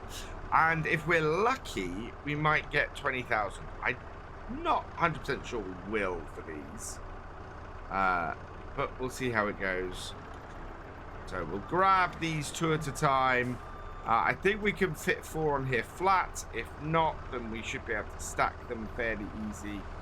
And we don't need to get much over there. This will be more than enough. I mean, that's 2,000 litres, and it's still producing them. So yeah, we should be all right. Worst case, I can always leave my teleskid here, and we can go and take it. Just go and take them on the flatbed and drop them off. It's really a case of I need to move my teleskid round with this. Can I go 3 across? I might be able to go 3 across on here. They're going to need more down there than just the 2,000 odd litres I think they need at the moment. So it shouldn't be too bad. So let's get these loaded up, and then I'll head down to the roller coaster, and we'll see what we get for these, and if it's enough to get the shipyard. If it isn't, we've got other options. I don't think we can carry much more than this on here. It's how many have we got? We've got the full 6 on here already, and we've got 2 more sitting there waiting to load up. They should be able to get on the back. I think if I was loading this from the rear, then that might work. But yeah, there'll be a little bit of overlap, but it should be fine. And we'll get them both on the back there like that. This will be plenty of weight though to offset the weight of the teletruck on the back, so that is going to be good. And I'm really quite happy with this whole setup in general. It's not what I expected I was going to do today, but it has worked out so well for me overall. Yeah, they're going to hang over the back a little bit, but not too much, and it's only 2 small ones anyway. Well, it's only 2, not a full 3. So let's bring that there. There we go. Like that. Let him pass. Lock those down. They'll be fine. And then we can get this on here. But I could possibly have stacked them all absolutely on the bed had I been putting them on sideways. So either loading from the back of the Unimog or putting them on sideways. But I think this works better for us. Lock that down. Load it up. And yeah, away we go. We'll wait for the car to come, and then we're going to do a UE. And yeah, that works. That would happily have taken a full 12 of these. So I'm happy with that. That's a good start. And things are far more stable now. It's, yeah, I'm not feeling any want for it to sort of get out of control. It is leaning over to the side, though. We're quite high, got quite a high center of mass with this. So I do need to be careful that I'm not going to tip everything over. But I don't feel like the whole thing's going to go out of control now at all. Let's pull this round here. And yeah, all the staircase railings go in. Load it up into here. 8,700. So we're still about 10,000 short. But required materials. We need wood beams, which we have none of, and staircase railings. So let's take this up to the up to our sawmill. I'm fairly sure we've got some wood beams. Whether we've got 6,000 litres, that is another thing. But we'll find out fairly quickly when we get up there. 6,000 litres may be quite a tall order for what we've got up here. So let's see what we have actually got. Pull into here. Oh wow, we actually have quite a bit up here. There. Oh, you know what? We are gonna be 1,000 litres shy. We've got 4,000 litres here and 1,000 litres over there. So yeah, we are going to be 1,000 litres shy. And also, You know what? I don't think this is going to be the way to transport these. I think we're going to find that these are a bit big for this Unimog and this setup. So what we're going to do is just back this up, drop the skid, the teleskid off here, like this, and back it out. And then I think what we'll do is just take this back to the yard and go and get our trucks so that we can get those beams down to the roller coaster a whole lot easier. That Unimog is going to be incredibly useful around and about, but at the moment this is going to be needed for this much bigger carting of stuff. Now, I'm not looking to sell anything that we've got in here immediately, and this is why I'm trying to raise the money by completing stuff with the roller coaster at the moment. We'll be able to load this up and get the shipbuilding going really easily from this. I left this running. And that way we can deliver the planks and everything that we need from in here to get it done. I don't know if there's anything still processing in our sawmill, but I'm not too worried if there is. It'd be good to get another set of these planks out. Actually, I don't know if there is. Oh, there is still staircase railings that can be output there. So I'm going to leave those doing, because we probably need those for shipbuilding as well. But in here, yeah, we've got a little bit of wood left. So I am going to deactivate everything except for the wooden beams. Wooden beams almost have another 1,000 liters out. So yeah, with any luck, it'll produce another set of wooden beams before we're finished here loading these up, and we'll be able to get the full 6,000 that we need down to the roller coaster today to get it completed and on to the next stage. And actually, no sooner as I said that than they appeared. So yeah, we have the full 6,000 liters we need today. Thankfully, that's perfect. So we did have another item. So the prefab walls are about to do another one. So we'll deactivate that and activate that and get another prefab wall out of this. And then once that's done, yeah, we can activate everything back up. And that last 1,500 liters, it can produce whatever it wants. Yeah, this is pretty good. I'm very, very happy that we've got everything we need today to get the roller coaster to the next level. And as a result, we're gonna be we're moving along nicely.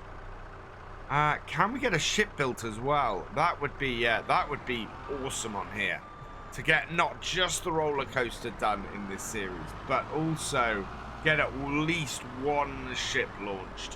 One trick I found is always pick up this one last, because if it's still producing stuff out the sawmill, it will produce it here first. So you want to make sure that this is the last pallet you pick up to make things everywhere else easier to stack up first. The last stack up on top, and because I'm not taking very many, I've decided to stack them easily rather than try and cram them all into the front section. We can just put them on here. But 6,000 liters, this is perfect. This is exactly what we need for the roller coaster. This could not have gone better today. We've got the Unimog, which is going to be a massively useful piece of forestry machinery. We've got the 6,000 liters we need of this. We've got the extra 1,000 odd liters and a lot more that we needed of the staircase railings. It's all just gone wonderfully to plan for once, which is very, very nice. So let's turn that off. Let's strap this down. And bring up the rear. There we go. And down to the roller coaster we go. We need about £8,000 off this. We get that, and we can go and buy the shipyard today as well. And yeah, we got enough time. We can start loading up stuff and supplying it to there. So out we come and unload it. There is the 6,000 and 17,000 for those, which is perfect. So that now is all the staircase railings and all the wood beams that is needed for this step. Oh, are we going to hear or are we going to see another stage of the roller coaster complete? That would be absolutely fantastic to be able to do that. Oh, and we'll undo these. We have 134,000 though, and that means we're going to go and buy the shipyard. But just the other side of the roller coaster. Way. Stop. There we go. I'm glad he didn't hit me. I think he's kind of glad he didn't hit me either. Let's come into here. Let's... What does it need? It does tell me. Planks, long planks, wooden beams, metal, and floor tiles. Yes. Let's buy that. There we go. We've bought the shipyard. Does it appear in here? It doesn't appear in here. So we own the shipyards now. We have... So it requires 9,000 planks. We have that. 9,000 planks long. We have that.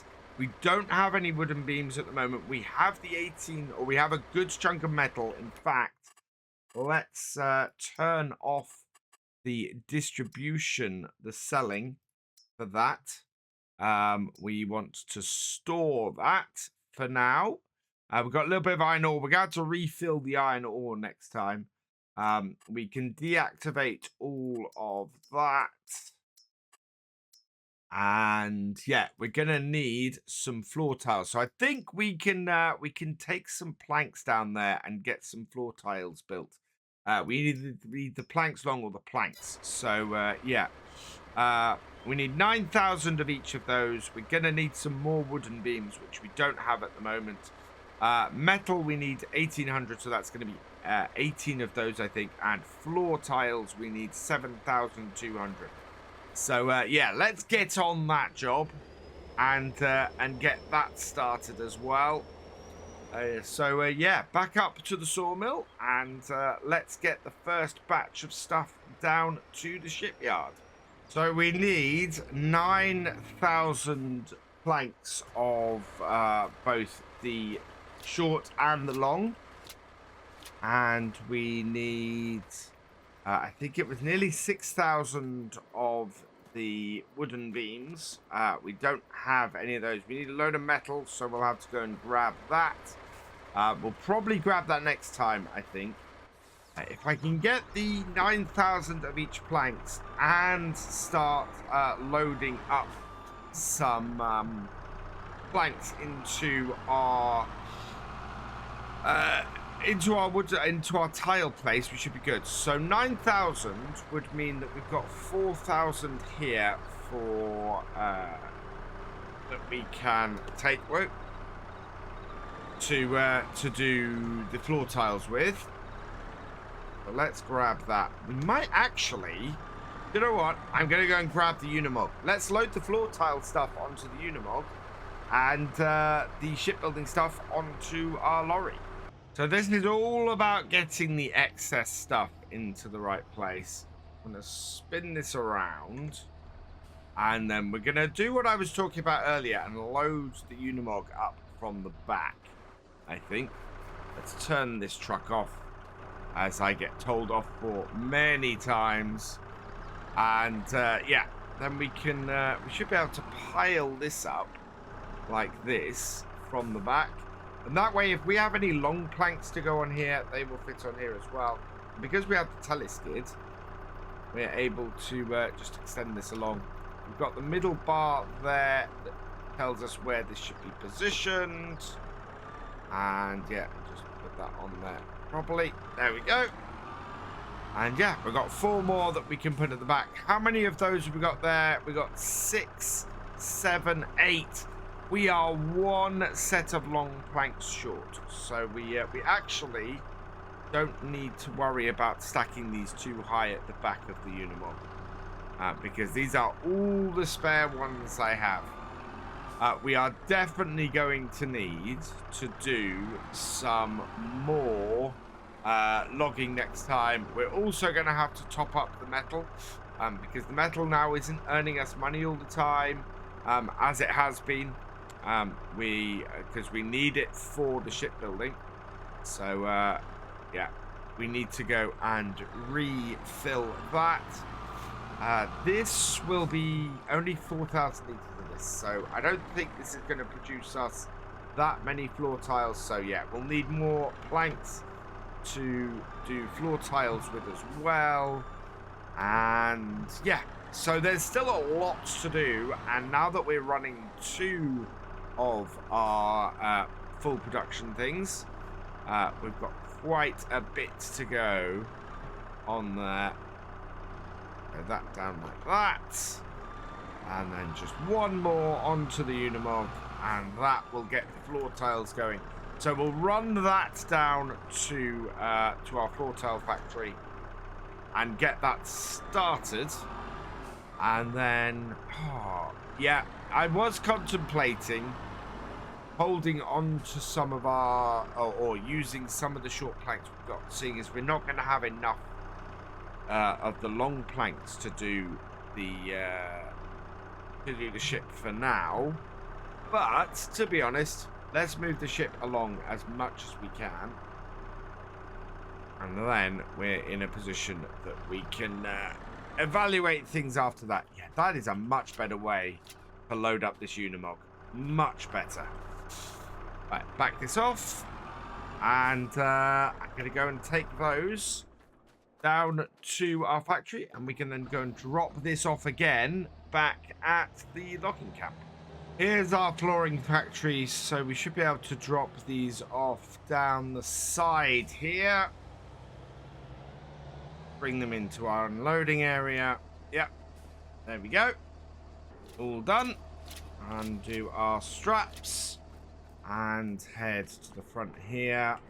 And what we want to do is, yeah, planks. We want to activate that. And we're storing, so this should create. Actually, it will create another. Well, for every 140 planks, it'll create 180 floor tiles. So this should maybe give us. It might give us 6,000, which I think we needed more than that, but we'll see how it goes. That is running well. I'm going to take this back up to the logging camp, though, and then head back to the sawmill. I want to see if we can at least load the trailer up tonight before we finish. But yeah, the light is beginning to fade. One good thing about the sawmill is that it's got lots of spotlights about, lots of floodlights. So we're able to work here into the evening, maneuvering this stuff about and loading it up. I very much want to get this loaded tonight. That way, first thing in the morning, we can take it all down to the shipyard, get it delivered, and maybe even pick up some floor tiles on the way, is my thinking. So let's put this on top of here. We don't have any, we don't have enough long planks. We know this. We don't have enough, we won't have enough floor tiles either. We are going to have to go and pick up a whole load of metal, so if we have space, we might go and do that. But the big problem I've got is trying to transport our little teleskid here down to the down to where we'll need it. So yeah, I want to be a little bit careful about how much space we take up on the trailer. If I can fit, well, I think it's 18 rolls of metal I'll need, so that might be a separate journey. But the other thing we'll be doing is getting more wood and more metal next time as well. So yeah, there's a fair amount of work to be done there with that. Yeah, we really are just one pallet short on these. That is a little bit annoying. But we just get a little bit more wood in and get that, and we'll be able to see where we are with the roller coaster next day as well, and see what we need, and maybe we can target our construction and our production stuff a little bit more to what we need to complete our 2 projects now, rather than just producing everything at once and hoping that it's going to be enough to do the jobs that we're trying to do. Last 2 sets of planks that we got, yeah, taking us up to a total of 8, which is just shy of what we need. And let's see if my depth perception in cab is any better. A little bit further. There we go. How's that? That's not bad, actually. I'm quite happy with that. Let's back that out then and strap those down. Load this onto the back, and that means that next time we will be ready to get this all delivered down to the shipyard. And looking at it, we'll pick up some we'll probably pick up some floorboards on the way, but leave our little JCB there to because we won't be able to fit it on the back if we do that. Oh, let's start it up. Take those up at the back and do that. And yeah, there we go. Oh, I did get them up. There we go. Turn that off. And we're done. So yeah, we have a full trailer of stuff to deliver in the morning. We are heading down to the shipyard with the load that we loaded up at the end of the last video. We're going to go and see if we can get that started and see how that does. It's a really dark, snowy morning here, though, on Silverrun. I am slightly amazed by how dark and snowy it is. We might end up with some snow on the ground, which is very possible. After we've gone and dropped this first load of planks and long planks off, we are going to need to do that. I think we got lucky and just missed the train. But I'm fully expecting it to come zooming past us in a moment. But yeah, so we're going to get the ship started today, get the shipbuilding going. We'll get all of this wood down there. We will get a whole load of metal down there. We've got a load of metal. We've not been selling that. And we've got a whole load of, hopefully, if we have a look here, yeah, floor tiles sitting outside of there. So we're going to go and pick those up as well. And that should then get everything running quite nicely as we go through here. Whoa, you're turning at the same time. I've avoided it. It's all good. And then once we got this done, I don't know whether this will generate any money for us, or whether we will need to actually build the ship before we get any money out of this. So it'll be interesting. We've got a fair amount of extra stuff that we're producing at the moment that we can bring down to here. So let's bring this in. And we're just going to bring this into here. Will it automatically unload? Yes, it will. Is that immediately going into building the ship? I don't know, actually. We might need some beams before we can do this, and we are going to have to get some more wood towards that. There we are. Last little bit there.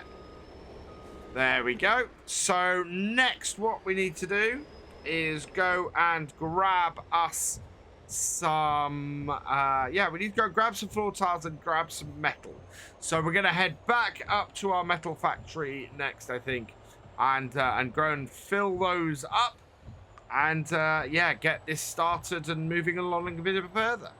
So we're up to our metal factory, our iron furnace and we'll bring our truck round down here. I'm not sure this is processing anything at the moment. We were getting fairly low, so I think later today we're probably going to have to fix that situation as well.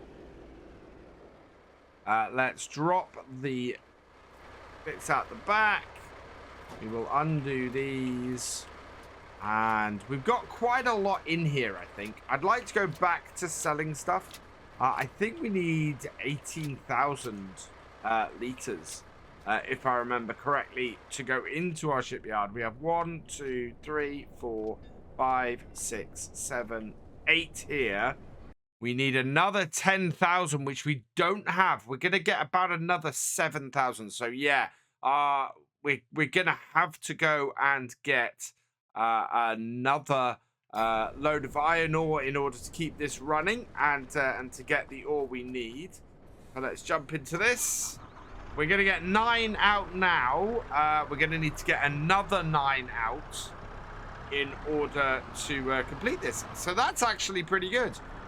We'll be able to be about halfway through what we need to get all of the shipbuilding running.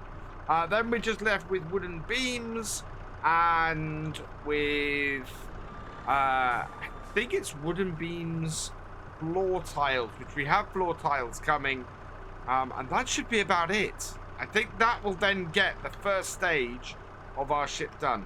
Yeah, this I forgot how much this does not like doing multiples. Yeah, this one does not have the weight of the Kubota, so it's going to be a single roll at a time and load it up. So it's going to take me a little bit longer to get it loaded, but the advantage is we can do this and get it out there. And we want to sort of line them up to be on that green line there, and that way they'll go on there more easily. I've loaded 6 rolls on, and we've got still got 8 to load up off here. Looking at our production, we might get 1 more. In fact, yeah, I think we'll get 1 more roll off of here, maybe. So that will be a total of 16. That leaves us just 2 rolls short of having enough to get the boat building going, which is a little bit annoying. I'd like to have been a little further along with that, but what we will be doing and what we can do is go and top this up today and give ourselves enough to get that done, and then we can get back to selling the metal, because yeah, it's been a really good income for us on here. And losing that income is going to cost us quite a bit. And we're not making any money from delivering anything to the shipyard because we own it. So, yeah, all of the money that we make is going to be stuff that is going to be in the boat when we finally launch one. So, yeah, it's not a good source of income for us yet. It's going to be much longer term than that. Final roll to pick up off of here, and can I do it from in cab? That would be pretty cool. There we go. That's all got, and let's line it up and onto our trailer. Yep. Definitely can't see where I'm putting that. So, oh wow. Need to extend that out. And back. And done. Right. Let's go like that. And spin it around. That is working well. Now I'm going to back this up onto here. I had a comment last time, and you might have noticed me having it this way round when I first started today, having spun it round. And that is because, oh, wow, we're going to have to do those like that to keep it nice and safe. But yeah, and that is because this is actually fairly rear heavy, so I want to get the rear of it as close to the wheels as possible. We're gonna have it on there like that. That's not ideal. I might actually drop it off down at our logging camp, because I don't well, we're not gonna, oh, I know I haven't done. Yeah, I'm going to drop it at logging camp. I haven't turned the engine off. But if we're only going to go around and down into here, that's not going to matter much. What we're able to do is go over to here and drop it off. And yeah, it's still sitting in reverse and beeping at me. We'll drop that here. Get those out. And we'll take it down to pick up the floor tiles with our trusty little Unimog, which I just love this piece of kit. And yeah, we'll be back up here in a bit for that. First, though, I am going to spin this around here. Not perfectly, not tight enough, that. And we can then get these dropped off and get on to the next stage. And back down to here with this. Spin around, bring it in. And these should start disappearing off the back fairly quickly. Yep. Oh, look, we've started to get a frame. We've got a frame to the boat. Oh, that's brilliant. We've not bought any of these in yet, but there is a definite frame here. How is this doing as far as what's needed? Yep. Storage. Oh, it's taking its time, actually, unloading these, I think. So, yeah, it needs planks long, wooden beam, and metal. The metal is sitting there. I've misjudged how much metal it needs. It does not need that much metal at the moment. We could go and sell this.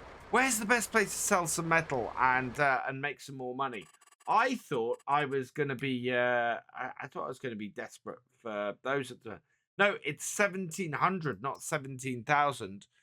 So Elm Creek, best place to sell. Yep. So this lot can go up to the railway. I would load it up here, but we do have some stuff to load up at the main railway. So yeah, let's take these up to our top one because we've got plenty of metal in for the boat now. Wow, I thought I was going to need much more than this. Just going to pull over here to the roller coaster because I want to have a look at our progress on here as well. 65 staircase railings, and we'll hit the next stage. So we have plenty in storage. It's going to take a little while for it to go through, though. Maybe by the time we come back down here, we will have all of the staircase railings in and be able to produce the next stage of the roller coaster, which would be fantastic. I think pretty much everything that it needs is sitting there at the moment. So we'll leave that going. We'll check on it again later. And for now, I'm heading up to the sawmill where we've got plenty of stuff to load up. And I think what we'll do is we'll go and deal with the floorboards first, get them down to the boat, and then head up to the sawmill with our Unimog and the little skid loader, and then we can deal with getting everything loaded up onto the train. And then if we have time today, we might go and load up some more metal and get that down from the top and into our iron furnace. Still a lot to do, and because it's December, we're kind of losing that daylight already.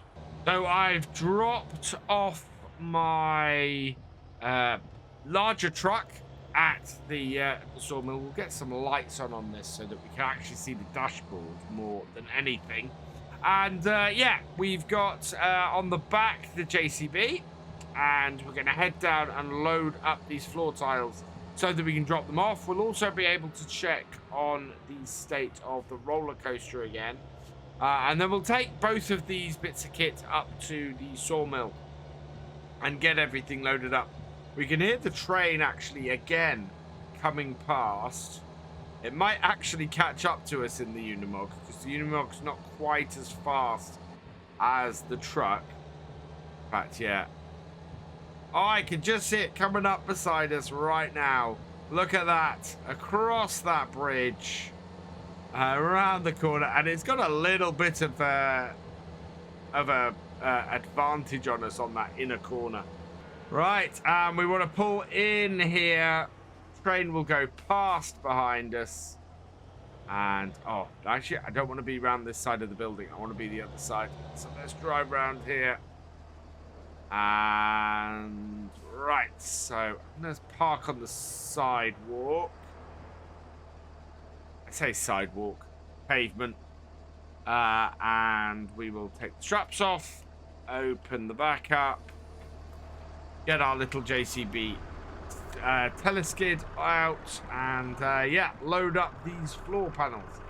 Which this isn't, again, I don't think this is enough for us to actually complete this.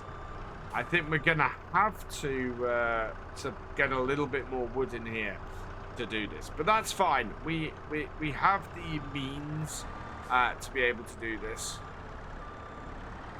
And there's plenty of wood kicking around in our areas. We just need to get set back up there. And I could very easily set it to, with our yarder, to go straight into the pond. Don't really want to do it, but it would work. So we'll see how we go.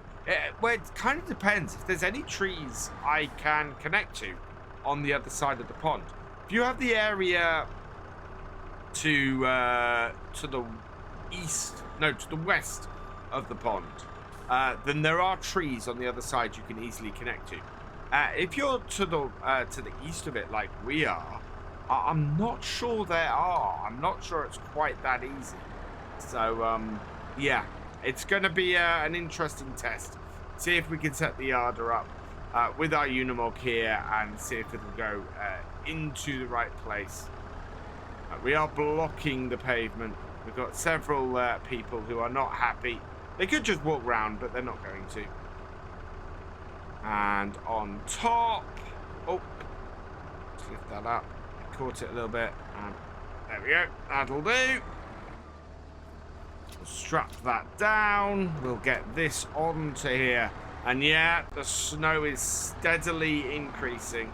So we want to get this back onto here, down, and a little bit, turn it off, lock it on. There we are.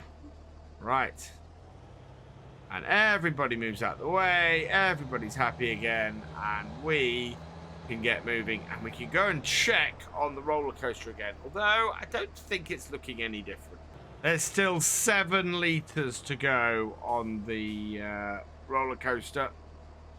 So we'll come and unload our floor panels here. We've not got any further progress, so let's unload this and check what we need.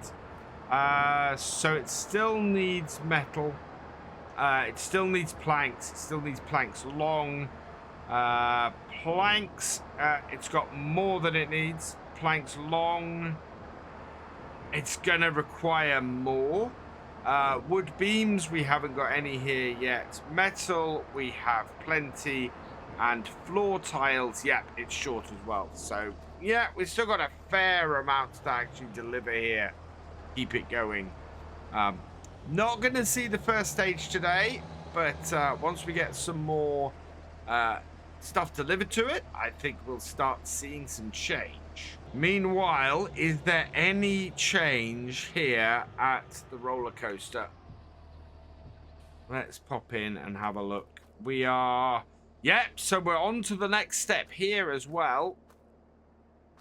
It is currently showing that we need wood beams. So we've got plenty of staircase railings. So wood beams, it needs 3,000. It needs more wood beams. Planks, it needs more planks. Planks long, it needs... yeah, it's going to need more of those. Metal, plenty of metal sitting here. Floor tiles, plenty of floor tiles sitting here. And staircase railings, plenty of staircase railings. So looks like we need to produce a lot of wood beams and a lot of planks long. Yep. We need a lot of wood beams and a lot of planks long. So that is going to be our focus for the next set of wood we create. Is creating those two things particularly, because those are the things our two construction projects currently need.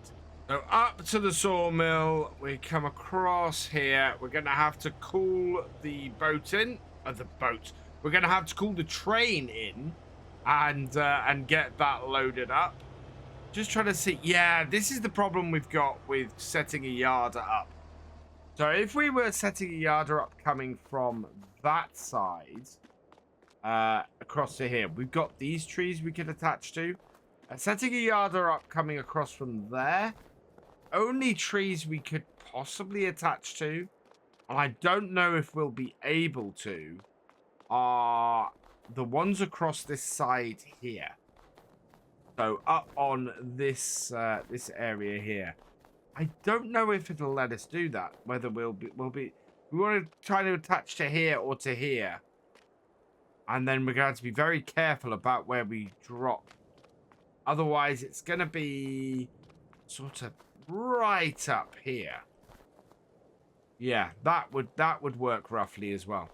So I think that's going to be a little bit of an interesting thing to set up if we did it. I'm not sure how well that would work. Let's undo those and bring that up. We will cool the train. I don't know if the train is currently on here. Let's have a look. No. So likely the train is going to come from that way.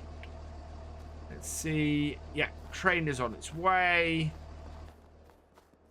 Let's unstrap these. Gonna take a little while to get these loaded up, but it's absolutely going to be worth it because, oh, there's the train. Because we are going to be able to make quite a whack of money actually from these. They are very, very profitable, the metal. I think it's like £5,000 a roll, which is just massive for us. If we can get them to stay on our forks while we're doing it. Oh, we just slide about so much in this snow, and it just makes things so much harder to do. We've got the first batch of these onto the train. I'm about as far along as I can go without moving the train. So I'm going to move it forward a little bit. We've got another 5 of these to go. So let's start the engine and just pull it forward a little bit so that we can get access to the back of the train. Whoa, forwards, please. There we are. Right. And that then means, yeah, we should be able to get the last 5 of these on. And then, yeah, we just have the 5 prefabs to get on here as well.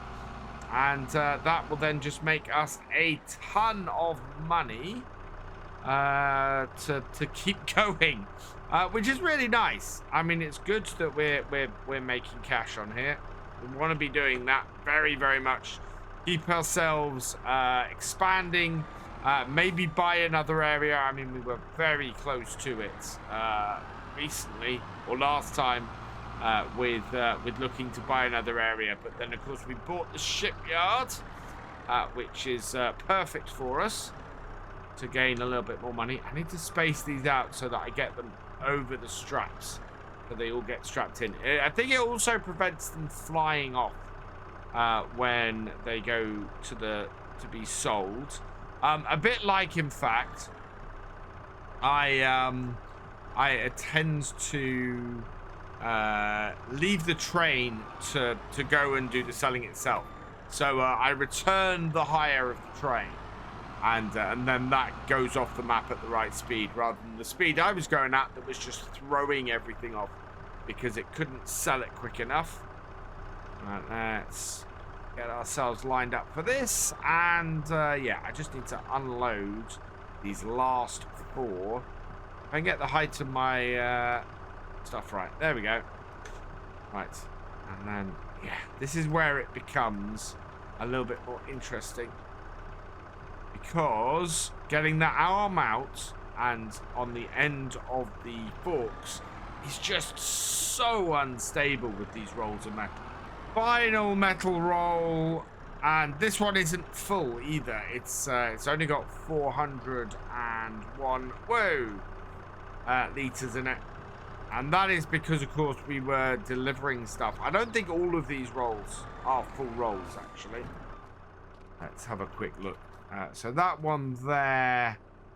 Oh, it's not going to tell me because they're strapped down. Okay, they're not full rolls. We know several of those aren't full rolls because we know we delivered a whole load to the shipyard. What I do need to do is just reverse this up a little bit so that we gain access to the large pallet trailer. Pop it there. And then we just got to get these 5 prefabs over here and get them loaded up as well. And that will then give us, so we're going to widen for that. Those should then give us a really good sale today. Going into the new year. And yeah, just... We need to get some more supplies down to our sawmill next time. That's going to be the plan. We are definitely in need of more wood down here, and this is going to give us the opportunity to do that because we are going to have enough money to go. So yeah, next time very much is going to be more wood, more iron ore, more production, so that we can get more money made. Final prefab to get on to the carriage. Take that in there. It's getting really dark. It is 5 o'clock in the evening. Like that. All done. Back this off. I left the lights on the truck all this time, but it was illuminating things for me, which is quite good. So let's head down here and send this back. 300 to license that, and the train heads off. Let's load this back up then onto our Unimog, or the trailer behind our Unimog, and we can get this all back to the logging camp. We want to get set up next time for being able to cut some trees and get the wood into here. So fold that down and lock that on like that. We will get our truck started and get that following behind us. Oh no, we got that. There we go. And that way this can go in a bit of a convoy back to our camp. Like that. You're done. Perfect. And, oh no, not that one. We want that one. Away we go. I think this snow is going to be with us for a little while. It's been pretty relentless, to be honest. And has been, yeah, pretty relentlessly slowing all day. 64,775 our product sold for on the train. Absolutely fantastic. We're making the trip up to the mine at the moment because we've run out of supplies. We've got no iron ore left in our furnace, so we're going to refill that and get that creating money for us again. We're going to need to cut some more logs down, so I need to go and set up my yarder and get that done as well. And hopefully from all of that, we should be able to start getting some wooden beams and things. Wooden beams and long planks especially are needed for both the shipyard and the roller coaster at the moment.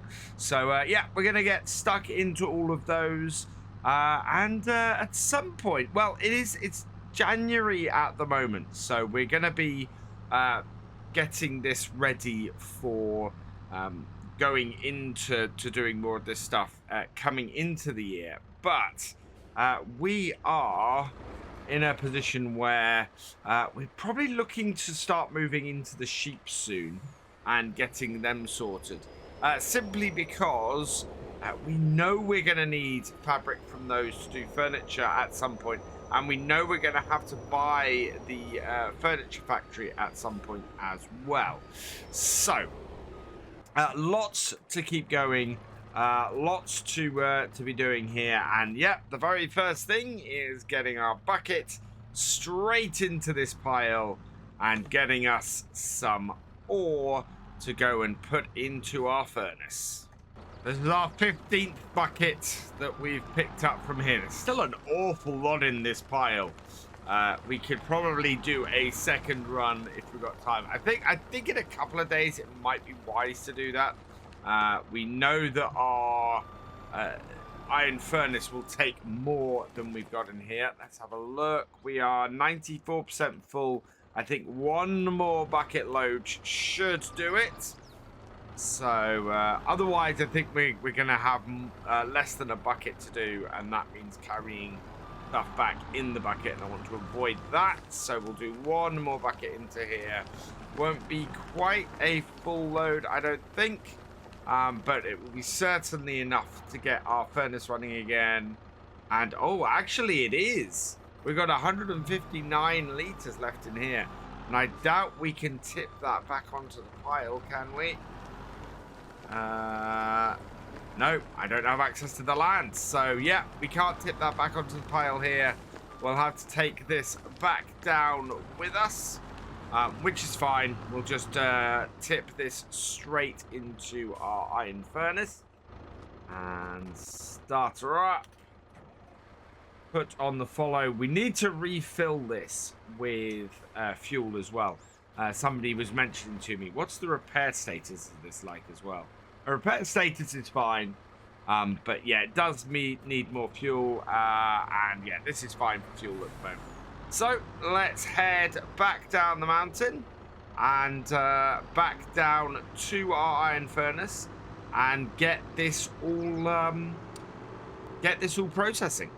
I've meandered my way back across the map and we're up at our iron furnace. So we'll just pull into here, right at the edge of the map this is. And we'll pull into here and tip this in. There we go. So that's gone into there. And I want to bring the truck around as well. Yeah, we've got a single thing of metal out of there. So what I want to make sure of is that this is not storing. We want to change that to selling so that it will straight up output them again. We want to take the hired worker off this. And yeah, that beep does mean that the truck is low on fuel, so I'm going to go and drop this back at the farm, or at our logging camp, sorry, and yeah, we'll then come back and tip the iron ore that we've got. And parking this up at our logging camp does give me an opportunity to show you what's behind us now, and that is our trees are growing. Look at this, all of these trees that we planted not too long ago. We've got a ton of them in here. There's obvious gaps, and there's a few that are fairly close together and things. But yeah, all in all, I'm quite happy with that. We've got lots over this side as well. We've got a few gaps around here that we can plant stuff. A few places where we've got really close together trees. But in general, they're fairly well spaced. So I'm quite happy with that. And they are coming along nicely. We have a good crop of trees that are growing there. So yeah, things are working well for us as far as those go. Let's back this round here and pull it forwards.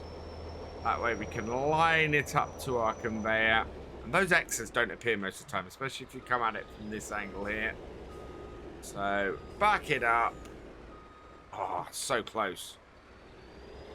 Right, bring it there. There we go. And back it up. And we'll get this running again with...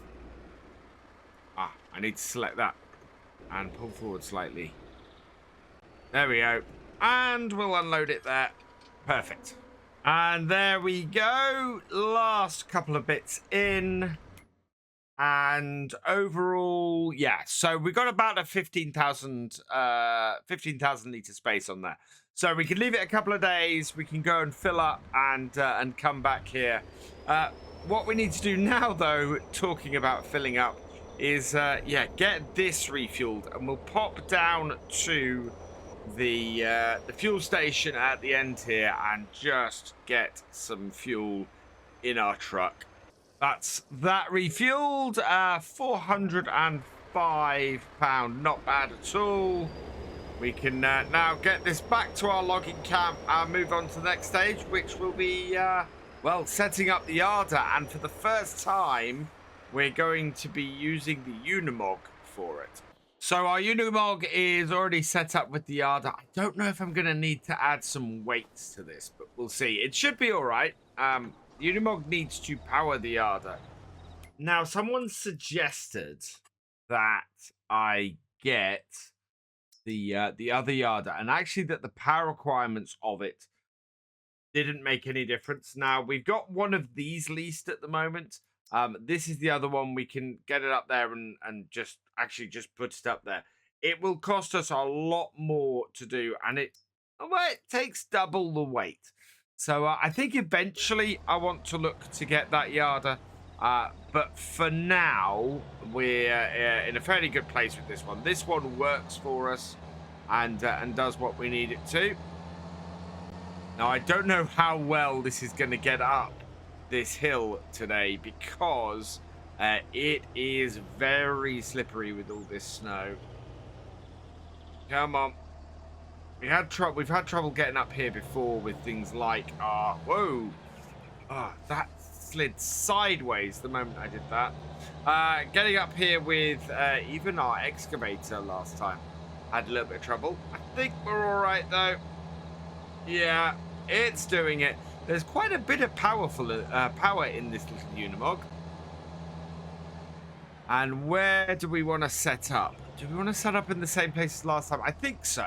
I think getting ourselves lined up to go across to about there-ish is good. So unfold the yarder, lower it down, and then we're going to come out here and we're going to set up the rope. And we're just going to run back across the bridge and get this set up. And like last time, we're going to attach it to one of the trees over here, which is a little bit further back. That one would work. That one would also work. Let's go with this one this time, I think. So, oh no. Right, let's try that again. We'll attach it to this tree here. Oh, I can select the height of it. So I want to attach it really as low as possible. There we go. So that is our yarder all set up. And yeah, nice clear view of it. Actually, having that in the orange. The orange makes it really, really visible at this time of year. And now that we have that set up, we need to pick some trees out. I think we want to start moving over this way a bit. We've got a dead tree here. But I think we got a few... 35. That's a 35. So let's mark these because we definitely want that one. I think we want that one as well. Getting these up the hill might be a little bit of fun. That's another dead tree. I don't really want the dead ones. Dead trees don't give me an awful lot other than well, they give me a little bit of sawdust. But we know we want about 6 of these tall 35, 36 meter trees. So I'm trying to go for those first. And yes, we are doing a mix of trees. It's not overly realistic to do a mix. That's only 29. Oh, what's that one up there? That one is probably big enough, I think. Yeah, somebody did mention it's not very realistic to do a selection of trees, and yes, I see where they're coming from. You wouldn't really mix it up too much, but for us here, it makes sense. Right, and I think I'm going to take one more over there. So that will then be 6 large trees, and we are not attached to this one, so that's good. So we'll mark that one as well. Right, let's get these cut, and then we can come and collect them up. So I want to get this down the mountain, this one. So cut it nice and flat, and cut it down the mountain, and then we will cut the other 5. And finally, our 6th tree, and done. Right, let's jump in the excavator and get the rest of, or get these cuts to length, dragged up to here. And oh, can I get the excavator? I should be able to get the excavator underneath our yard. I think. Gotta be careful actually cutting the trees down up here. Otherwise, we may find that we don't have anywhere to anchor our yard to eventually. So I want to watch for that. For now, though, this is actually doing fairly well. We've just got to grab this tree that has fallen slightly down the mountain and drag it back up this way. We might want to get the little skid steer up here as well, actually, and clear out the stumps that we've got. First, let's grab these. I don't know what length I am. I've got 6. Whoa. Up, out, and back up the mountain, please. This way. Right. Pull this first tree into place. If we can't turn around a little bit, try not to catch ourselves on the yarder cable. Yeah, we're under it. Good. Right. And then forward slightly because we want to get these underneath it, and cut. And please don't hit it. Yes. Okay, that's exactly where I want to be placing these logs in order to get them taken down to our logging camp and dealt with, well, loaded up onto the trailer. And the last one, let's go find the next tree. I have had a thought about pulling these logs back towards our yarder here. We've got a front, or we can put, we've not got it on there at the moment because I decided not to do it at the time. But we can put a front 3-point on our Unimog. And I'm just wondering, maybe we should put the front 3-point and a blade on the Unimog. And have that with a winch to winch these in here. We can then pick them up with this. And then cut them. What do you think? Do you think a front blade with a winch would be good use on the Unimog, and maybe a good way for us to pull trees back towards us? Or do you think the method we've got here, where we're using the excavator to do it, is probably the best way to go for now? Let us know down in the comments. Very interested, as always, in your input into these series. And yeah, it's actually in the past been invaluable, so absolutely welcome any feedback you guys have. I can see one of the trees we've cut sticking up over here. Oh wow, how are we gonna, right, let's do that and then lift that up. Can I get that high enough to grab that? Or I know what we'll do, we'll grab it lower down, and hopefully that fine. Let's see. There. Down. Whoa. That's not at the right angle. That is fine. Okay, and swing it around. It's actually a little bit wide at the bottom, interestingly. Oh, and I might have got my excavator stuck here. Bring you back round.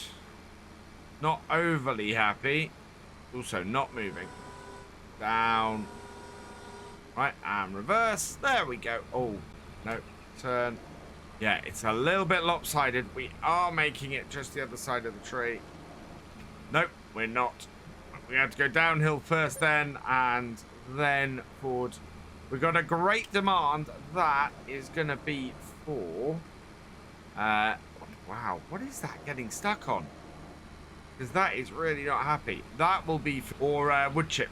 I've eventually managed to free myself. But that was a little bit of a chore. This is a very heavy tree. And interesting with what I was talking about earlier with the winch and it being a bit of a pain to sometimes do it with the excavator. Yeah, this really, you can see it struggling in this snow to pull this up this hill. I think it would struggle normally as well. If we got a winch, we could cut this and then move it. You know, just sort of winch several at a time.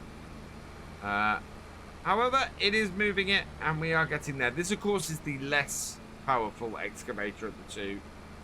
We could get a more powerful one, and we could actually put a head on that would mean we didn't have to cut the trees with the chainsaw first. Oh, stay away from that. There we go. That's got it, though. And if I bring it over here, yeah. Oh, it's not our existing pile of wood. Bring it round and up there. Yeah, we're a long way from the actual cable. Right, and cut. Yeah, you see that first one going to be very long because it couldn't take the very bottom bit off. I'm slightly worried those are going to go down the mountain, but we should be able to hold on to that without too much issue. And yeah, that first log is going to be quite a long one. But a couple more trees to go, and then we should be done up here and can start loading them down to our logging camp again. Yeah, only a couple of trees to go. We've got this one here. Oh, lifting that. Had a sudden pull down the mountain. We'll pull this straight up and get it onto the pile, and then we've got one more over there that just needs doing as well. Oh, yeah, a winch or a forward, not a forwarder, a something that we can grab these with. I think is probably going to be the way to go, because this excavator is not happy trying to do this up these slopes. Okay, so again, let's spin this. Let's lift it up a little bit. If we can't add to our existing piles and make things easier on ourselves. So this one, again, not quite so thick at the bottom, thankfully. You seem to be rolling off the top of this pile, whereas I want them to just stack up, preferably without having to use my excavator as a stop.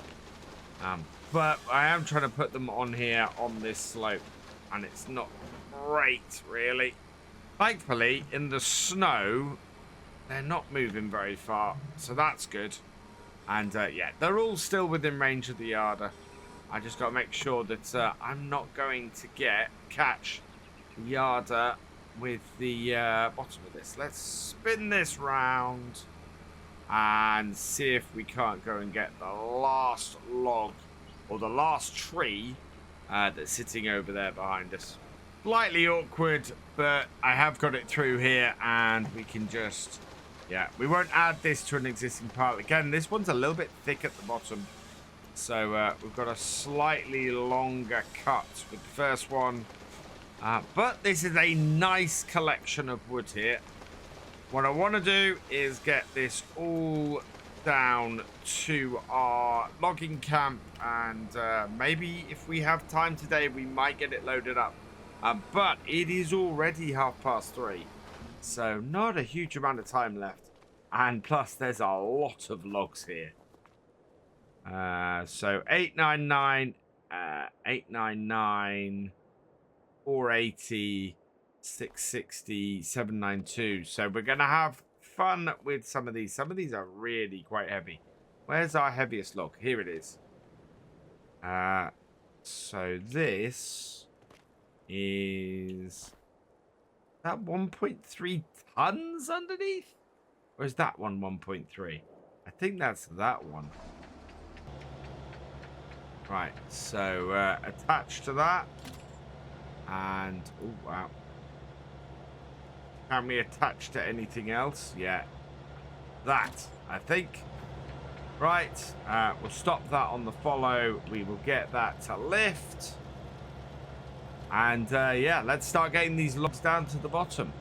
I do wonder sometimes, if I parked my trailer underneath this here, could I lay the logs down into the actual trailer? I mean, it's swinging out. I will let it swing a little bit so that we can get a little bit of touchdown here, and then it lays it down, hopefully in the pile nicely.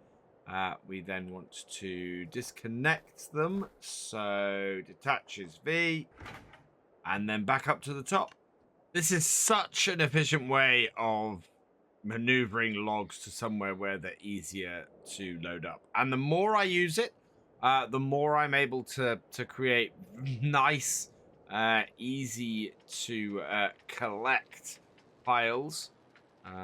Let that swing. And down. I want the backs to touch down here. And yeah, and then we want to drag the pile this way a little bit. Drag it onto the pile. See, like that. And then down. And lay it. And yeah, that just makes it easy to handle. The light is fading fast now, and yeah, we've still got a decent amount of wood to collect up here. I think this is going to be something we have to continue into the next video. Get these all loaded up and done. It is a very, very snowy evening here on Silverrun, and wow, trying to find a second tree that I can attach this to. For a second branch. Whoops. Ah, no. Come back here. Don't you run off. Thank you. Right. Bring this up here. And we'll see if we can attach this to a second tree. Like that one, maybe. Yeah, there we go. And then drop both of those. And go B and B. So we're up at the top.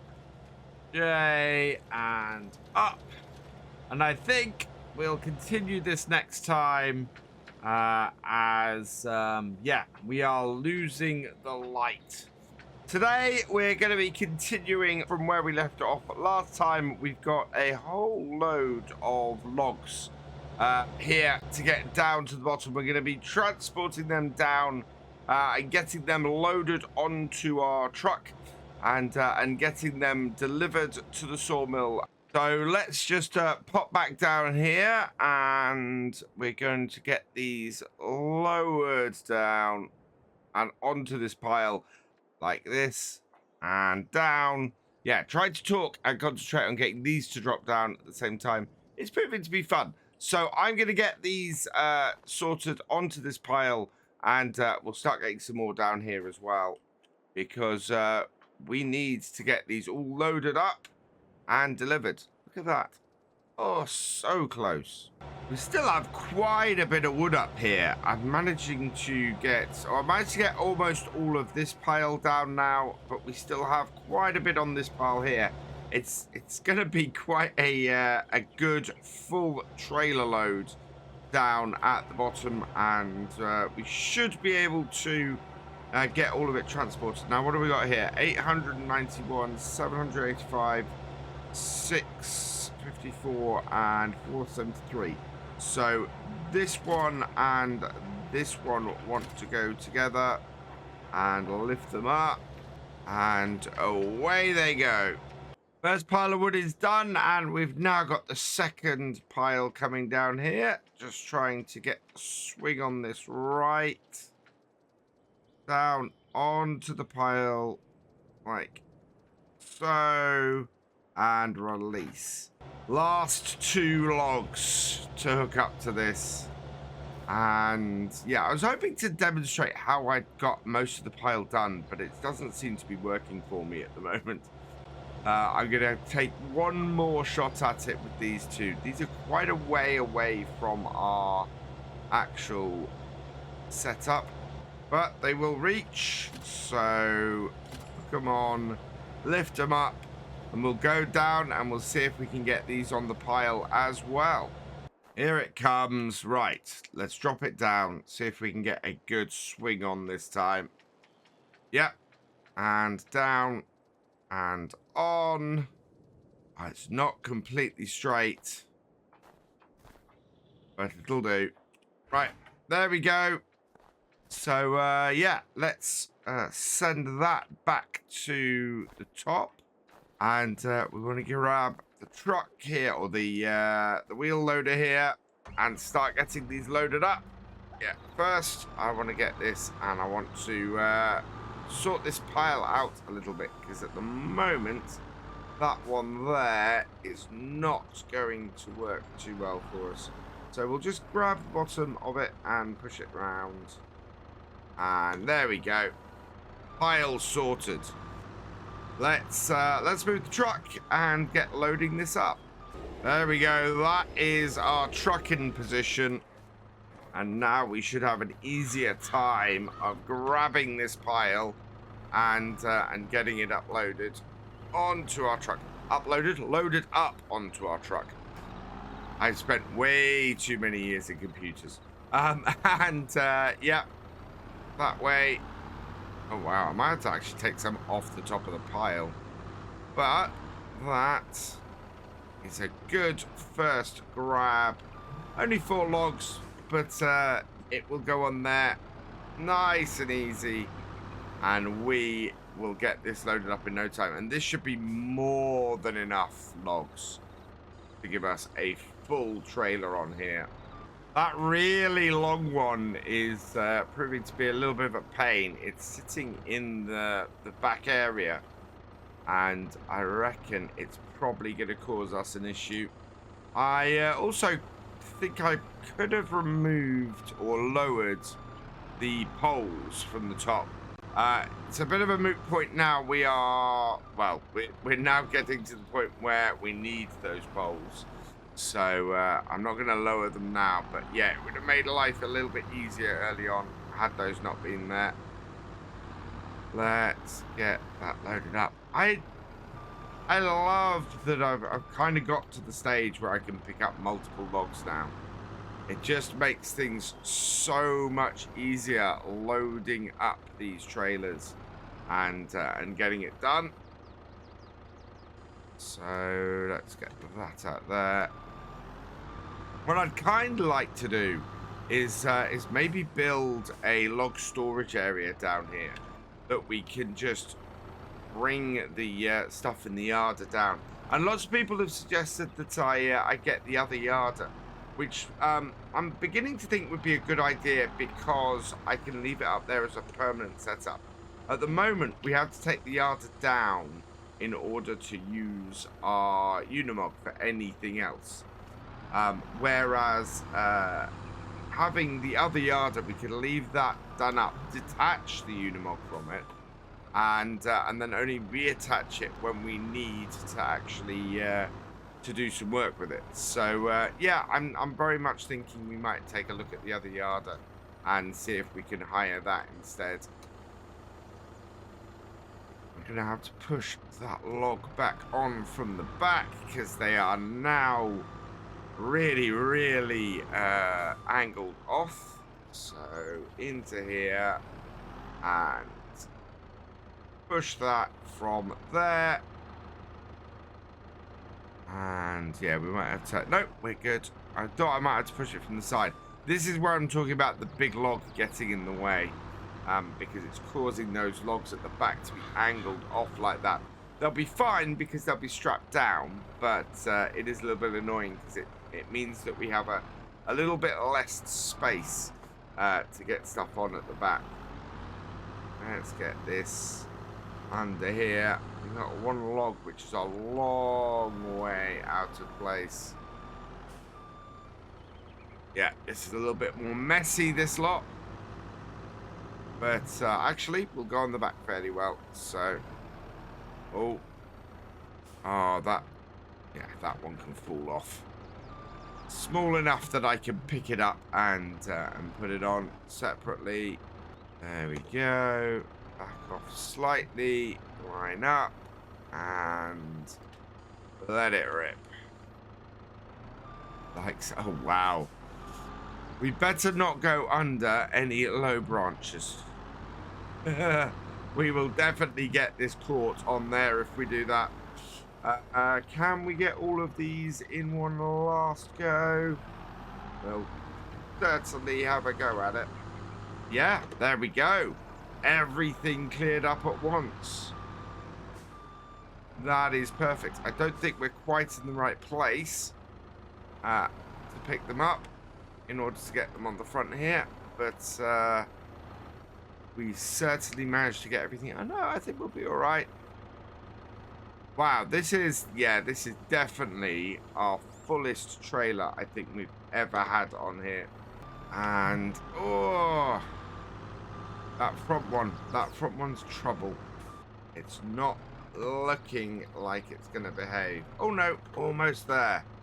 Let's get this backed up, parked up, and we're gonna go and drop these logs off. And we'll probably have to leave the truck actually down at our sawmill, unloading these, because it's quite a lot of wood on this. Wow. Yeah. Oh, we got one more log. Let's see if we can't jump up and get that on there like that. Okay, and up. And we'll go over there rather nicely.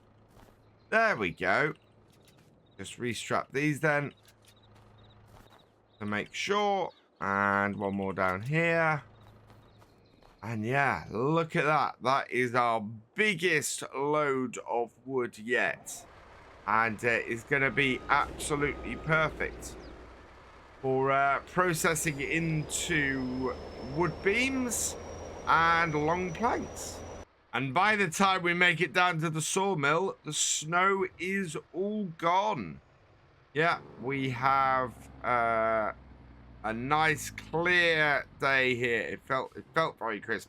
That does mean that we can now work on our wood camp, on our logging camp, and get that all rebuilt and redone. Get some sheds in, get some proper ground down and everything. Should be absolutely perfect. We've got £95,000 to play with. Right, let's get all of our logs undone.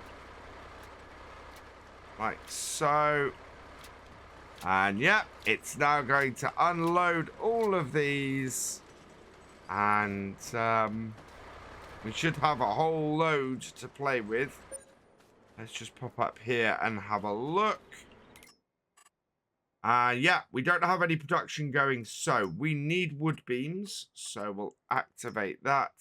And we need wood planks.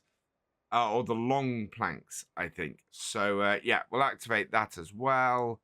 And we've got already 10,000 litres of logs going in there. It's been a while since we've had a look at the wood chips. It doesn't tell me, unfortunately, how much is in this pile. But, yeah, this will continue to grow for a while. I don't know how many litres that is at all. But the important thing is we have the wood loading in. Right, we've got a little bit of issue here where it's taken from the bottom. Jump in, it'll drop all the wood down, and yeah, continue to unload.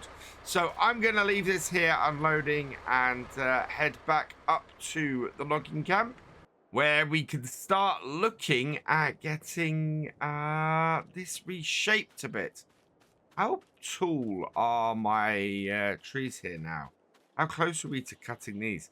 23.2 meters. That's really good. Look at all these trees. We are going to have such a good time getting all this wood.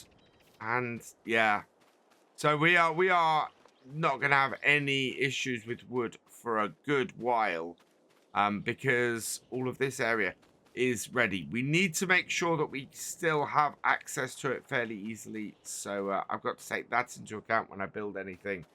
And I think we can probably finally take down the tent and build ourselves a house somewhere a little bit away. So let's have a look at what the best way for us to do this is.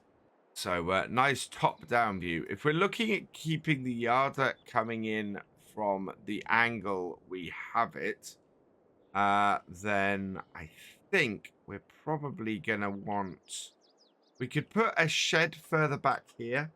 What type of sheds have we got? They're really expensive. We could put a fairly large, oh wow, we could put a very large lean-to in the back there, or in the back here. That would work rather nicely for us. Would give housing to all of our stuff. We've got, what else have we got in here? Some stuff from Platinum Expansion. What is that?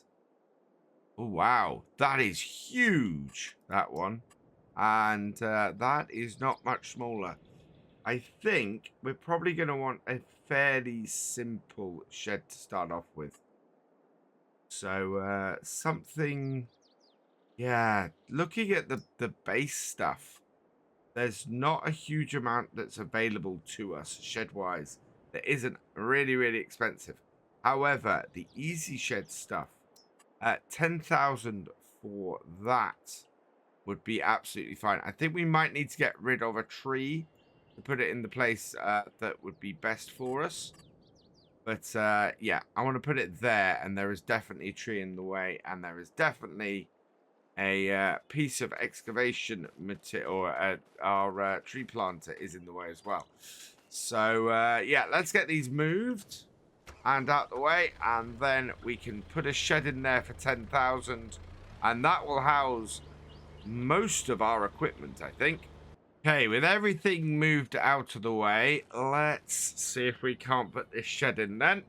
So I'm going to go with the standard easy shed here. That is going to do a lot of moving. I think we want to just get this placed. How far under the ground are they? I think what I want to do is not level the ground out. I think we want to keep, we're going to sink it into the ground, keep it nice and flat, and we will toggle free mode so it just costs us the straight up 10,000. And there. So the shed is nice and level. It's got these concrete blocks, and it sinks into the ground a bit as well. I think is a much better way to do it. Then we can put our... it's really interesting because I haven't put it completely back. I think our yarder, we're going to have to drop stuff and try not to hit this, or we're going to have to change the angle of the yarder. I'm actually going to remove the yarder and move everything. We don't need it up there at the moment. We are, by the time we get back to doing this, we're going to be getting stuck into this area back here. I want to start defining my area with my landscaping tool here. I'd also like to put in another little shed here. So I might have to go and see what we can get quickly. But I don't want standard ground. What we really want is probably some gravel at this point. So change the shape, enlarge it, and yeah, let's put some gravel in around here. Yeah, that is going to be a very nice area around there. Now, I need to get this so that, yeah, we need to move all this equipment out the way now. Yeah, look at this. Just need to send it underneath here as well. But, yeah, that's looking really, really nice. I've moved everything out of the way I can. But, of course, these last 2 trailers we can't move until we get the lorry back. So I think we're going to go and check on that. In the meantime, I want to take down my tent. So let's take that down. Will it let me? I'm not sure it will. Oh, it's because I've still got the yarder up. Let's head up the mountain and get the yarder taken down. Right, so should be able to detach the... remove yarder rope. There we go. Attach that. There we are. Start her up. Oh, lift it first, then fold it down. Yep, and we can take this back down to the logging camp. Right, with the yarder down, we should be able to now take down, yep, our tents. Yep, we'll sell the tent. No more living in a tent. That's our last winter in that. And we just need to go and get the truck, which has now finished loading, or finished unloading the wood. How much have we ended up with in the sawmill? We have, let's say, we have 38,532 litres and going down all the time. Yep, and we're making long planks and lots of wooden beams as well. So both of those are needed for the roller coaster and the shipbuilding. So we'll want to get those down there next day, I think. Get that delivered. First, let's get this back to the logging camp and get those 2 trailers that are now in our way moved. Right, so we will drop off this trailer into the brush over here, nicely out the way. I think actually that's probably where I'm going to put... I've got 2 choices of where to put the house. I think I know where I'm going to put the house, but we need to get the rest of the yards done first. So let's detach this and then drop that trailer off, and I can move these 2 trailers out the way. And with these 2 moved, we'll be able to get the lower end of this done. So I'm just going to pull this round the corner a little bit. Wow, our trailers are in serious need of repairs. I need to get that sorted. Right, stand out the way, and then we can get back to landscaping this bit. So gravel, change the shape, enlarge it, and want to bring this down the side here. And we're going to go gravel all the way down the bottom and just sort of level it out down towards there. We are going to put another shed in there in a minute. And then I want to change the shape again. Oh, it will. Perfect. Square off under here. So that we're, yeah, it's not quite square, but it's good enough for what we're trying to do here. And then, yeah, bring that back into there. Like so. Right. Perfect. Now I need to put a shed down the bottom. What do we got? Now if we put a workshop in, that would be useful. So what's that? Is that that's a vehicle workshop, and it's not massive and would probably work quite well for us down there, I think. So yeah, let's put vehicle workshop in there like so. Is there one that comes with this? No. No, we will put that down there like so. It's gonna alter the land a little bit. Yeah, it's gonna drop it down. I'm not going to do that. We'll end up hiding the actual area a little bit, but I want to have this so that it's dropped down a little bit. As long as it's not, yeah, that'll be perfect. So let's get that down in that area like that, and then something that lots of people have been calling for. We'll get a pressure washer down in here near it as well. So we'll put that at the back of it. I want to get a fuel tank in here as well. So actually, no, we'll put the pressure washer there at the front where it's easily accessible. And then I want a fuel tank containers. There we go. And yeah, we will put in it's either a 5,000 litre that looks like that or a 10,000 litre that looks like that.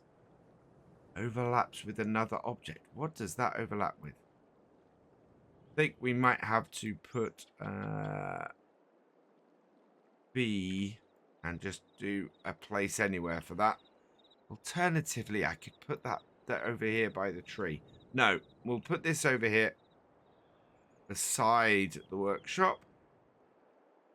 Like, yeah, like so. I think trying to get this so that it's nice and aligned with the workshop. Yeah, there.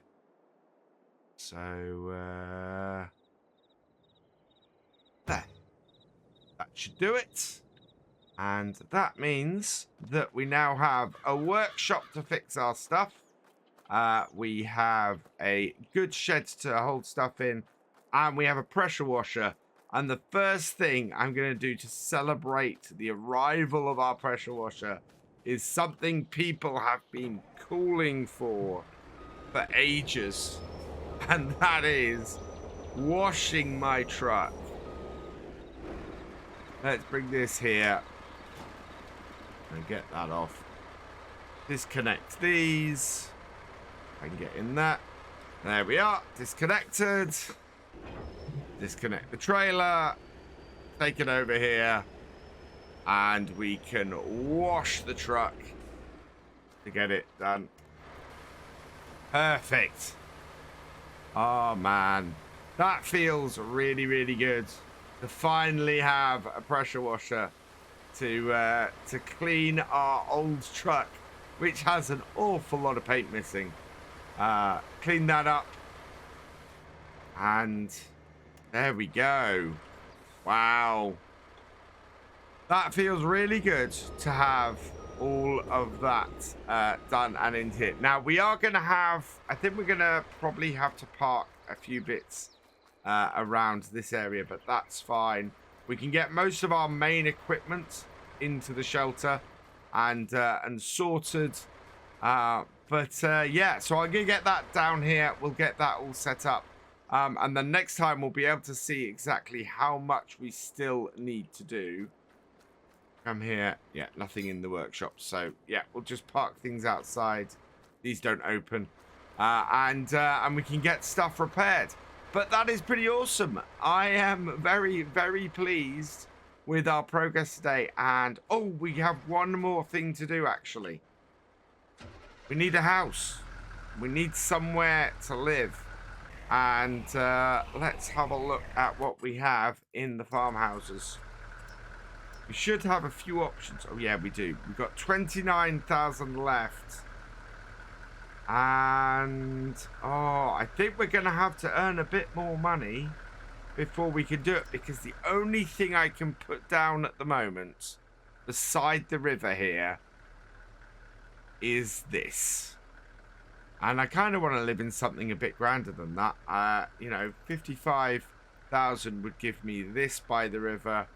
Yeah, I think we'll wait a couple of days and build a new house. We're going to sleep in the truck tonight, or maybe find a hotel. Yeah, I'm happy otherwise. We are going to be transporting some of the stuff that we've created from the from our sawmill. Let's just lower that down. We need to drop this off first because we're going to be using this today. Because we've not got a huge amount of stuff to transport. So the Unimog is our best bet for that. So we're going to hook this up to the trailer. We're going to get our little teleskid on the back and take that around. To get the next stage of the roller coaster done, we need to get 2,000 of the wooden planks down and 2,000 of and 2,000 of the wooden beams down there. So we're going to head up to the sawmill and grab those first, and then the rest can go down to the shipyard. Although we do need as well to get some more floor tiles done in order to do some more shipbuilding. So we'll see where we are actually with the roller coaster, because the shipbuilding is at the moment sort of second to that. Right, let's close that down. There we are. And put that on. Whoop. Get the right one. There we go. I want to jump in. I want to strap it down. So yeah, we'll head up to the sawmill. We'll go and get the bits loaded up that we need to get loaded up. And head down to the roller coaster and then see where we are from there and what we want to do next. I would very much like to buy a house today. We had to stay in a hotel last night because we took our tent down, and yeah, we had nowhere to sleep. So stayed in a hotel last night. Tonight, I would very much like to have our own house built. So we'll bring this in here, across the railway line, and over to here where we should be able to load up. Yeah, it looks like we've got 4,000 of the wood beams at the moment and 7,000 of the planks. Actually, don't want to do that. We need to undo these first before we go and do that. Right, there we are. Okay, and do that and get that down. Yeah, there we go. So yeah, we'll go and get these loaded up first and get them down to the roller coaster. And then I think the long planks, part of the reason why we kept, why we went with the long planks as well, was because I think they can be used for floor tiles. Let's have a quick look. If we have a look in here. Yeah, floor tiles, planks long. So yeah, we need some of those. I know we need some of those down at the shipyard. So what we'll do is we'll work out how many we need of the long planks down there, and then we'll also create some floor tiles with whatever's left over. There's still plenty of wood in the sawmill to process. So we are a long way from finished here. But I'm just trying to be a little bit more targeted in what we're creating now. To try and make sure that we can move forward without too much hassle. And oh wow, that is not a good idea. Right, what we're going to do then, because I did think I might have to do this, is we'll put that down and we will take the sides down on the flatbed, and we can put these onto there. So bring this around, load these down onto here, and then we're not worried about whether we've got enough width or anything. We can just put them onto there, and then we'll put the other ones on top, and that'll be absolutely fine. Now, this is 2 lots of the wooden beams as well. I don't think these will fit on our... no, they just overhang a little bit too much for me to feel secure in doing that. Down with that. Let's push that back on. Oh, wow. There's quite a bit of heft to these. I'm hoping this is going to be all right. There we go. Oh, yeah. Not great to have all of this weight on our trailer. But we can strap it down, and it should be fine. So we'll leave this up here. We'll come and load up the next lot in a moment. For now, I'm going to get the sides up on my trailer. And yeah, we're going to head down to the roller coaster get these delivered, and this should complete the next stage. The other way I could have done this would have been to have loaded everything onto our big flatbed and just parked across the road and unloaded it as we'd gone. We'd have done less trips, but I kind of enjoy using this Unimog. I was kind of hoping it was going to fit on the back, but appears not. Right, before we unload these, let's just check. So, required materials, 2,000 wood beam, 2,000 planks long. We have, I think, 2,000 wood beam, 2,000 planks long. Perfect. So, pull this under and into the unload spots. There we go. Another 9,000. Oh, we are so close to having what we need to build a house. 52,000 is getting very, very near. Unfortunately, we won't make anything from delivering the planks to either the flooring area or the shipyard. Let's just pop along to the shipyard quickly and see exactly how much we need. Across the road into here. And oh, look. We've got the skeleton of a ship here. What do we require? We require planks long, wooden beams. We have both of those. So just one set of planks long. We've got plenty of metal in storage. And yeah, we need planks long, wooden beams, and floor tiles. In fact, 3,000 floor tiles off... oh, wow. Okay, so we need to deliver 1,500. I think we got more than enough wooden planks. So let's turn those off. Deactivate that. We need a lot more wooden beams here. We've only got 2,000. So yeah, we need a lot more wooden beams. We need only one set of planks and 1,500 planks. So 2 sets of planks. We want to go next to our floor tile, and that will then complete that stage of the ship. So 2 more loads of long wooden planks. We want to load those onto here. Do we have any more of anything else? No, I don't think we have any more of the wooden beams. Let's have a look. Oh yeah, we might actually. But yeah, we need 2 of these wooden planks. Those need to go down to our floorboard factory. So into the teleskid. It's going to be lots of transporting it with this trailer today. I could have done this, to be perfectly honest, with our truck.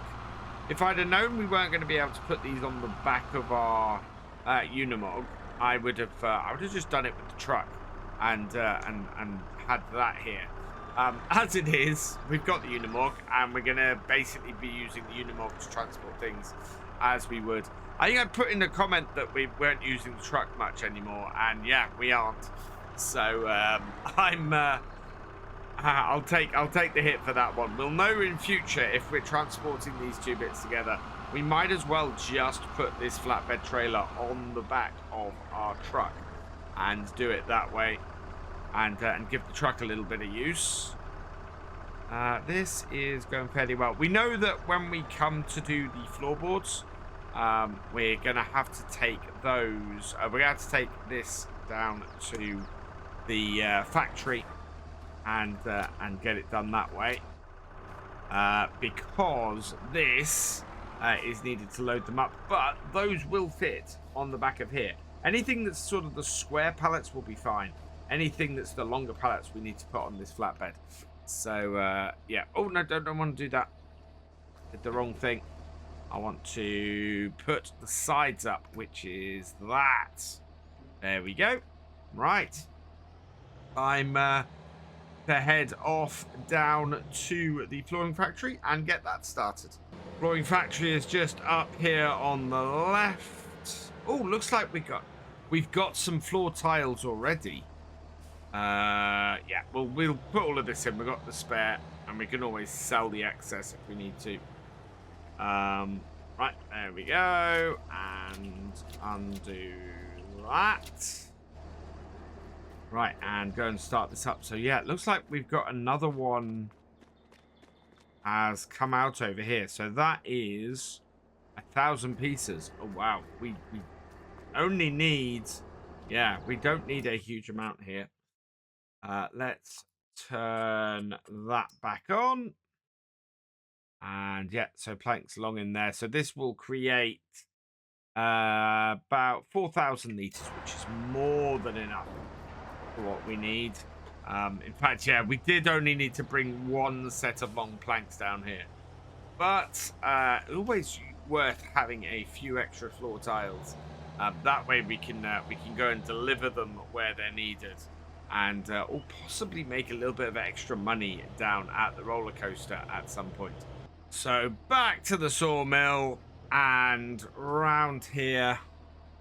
Let's drop the back down, and we need as much of these as we can get. We got 3 here, and then we only need 1,000 of these. So yeah, let's. You know what I'm gonna do? I'm gonna detach this. Detach hoses. And we'll move this around a little bit. I think if I put stuff crossways on the back of here, it might fit. And this is where having the having our little Unimog here actually becomes more useful, because I think I can fit 3 of these crossways on it. So 1, and then 2nd.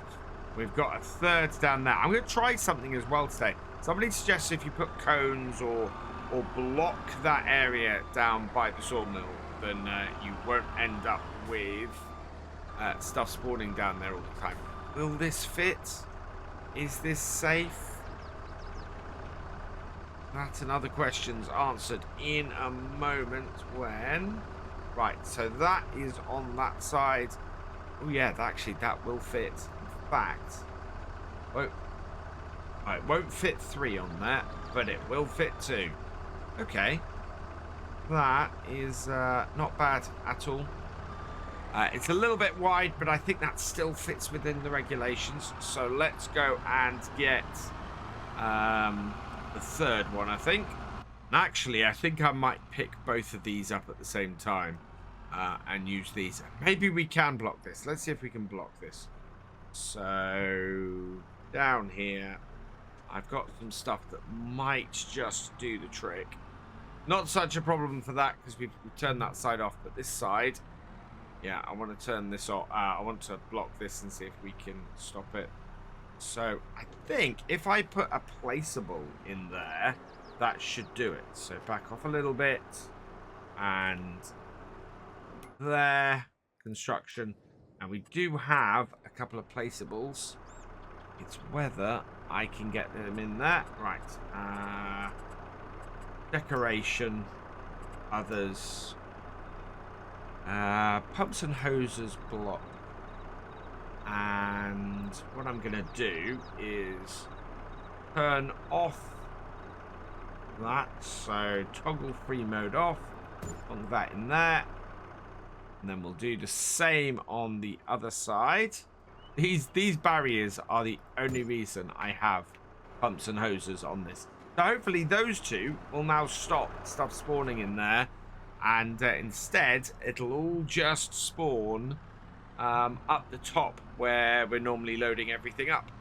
Okay, let's see if we can't line this up. And get it in the right position. Yeah, there we go. And up on top.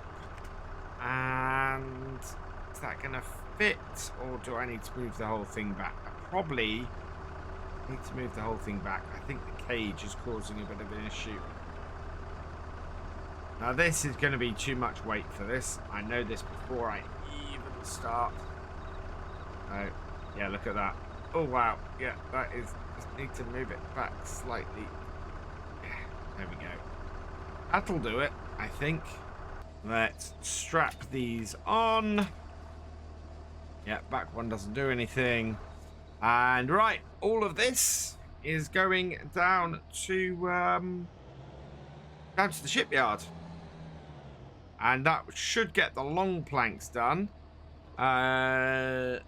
We still need to transport 2 more wooden beams. In fact, I've got an idea. We only need 2,000. I wonder if we'll have some floor tiles out by then. Let's hook this back up on the back and get the and bring this with us. That way, we will be able to load up some floor tiles as well, which we also need to take down there, and we can do that on the way as well. Yeah, definitely the way I want to go with this. If I can get myself in the right piece of kit. Also, I left the engine running on this, and we were going to run down to the boatyard. So, yeah, this on to here, and then we can do, we can pick up floor tiles. We can pick up floor tiles after we've dropped this first lot off. Because, oh no, it's not going to work. If you lock this down before you fold that down, the skid steer, or the teleskid, just stays where it is. So, yeah, we don't want to do that.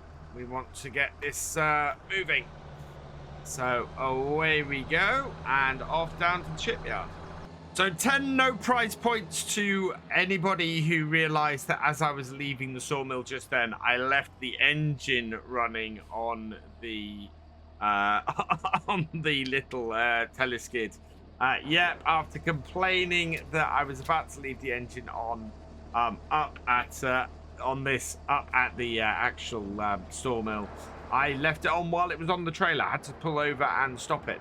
So that is now building along nicely. We are still short on wooden beams to finish this. We are short on floor tiles, and we should be making more than enough floor tiles. Planks long, we have exactly the number we need. So hang on.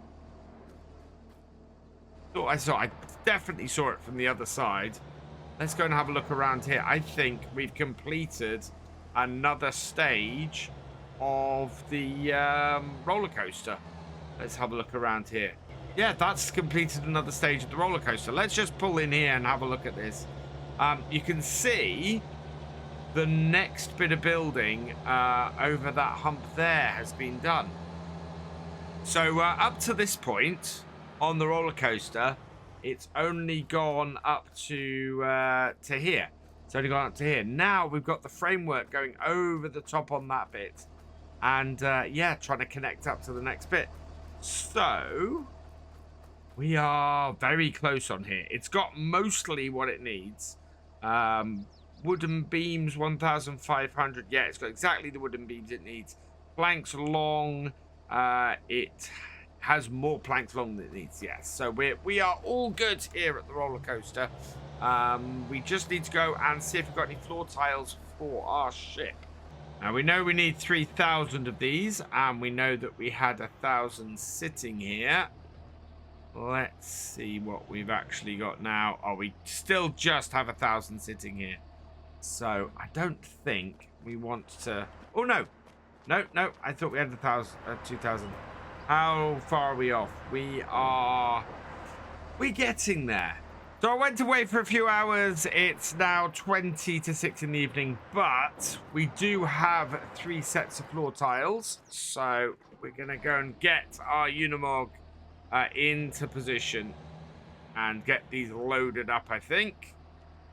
Yeah, everybody's sort of waiting for me to move. Let's drop that down.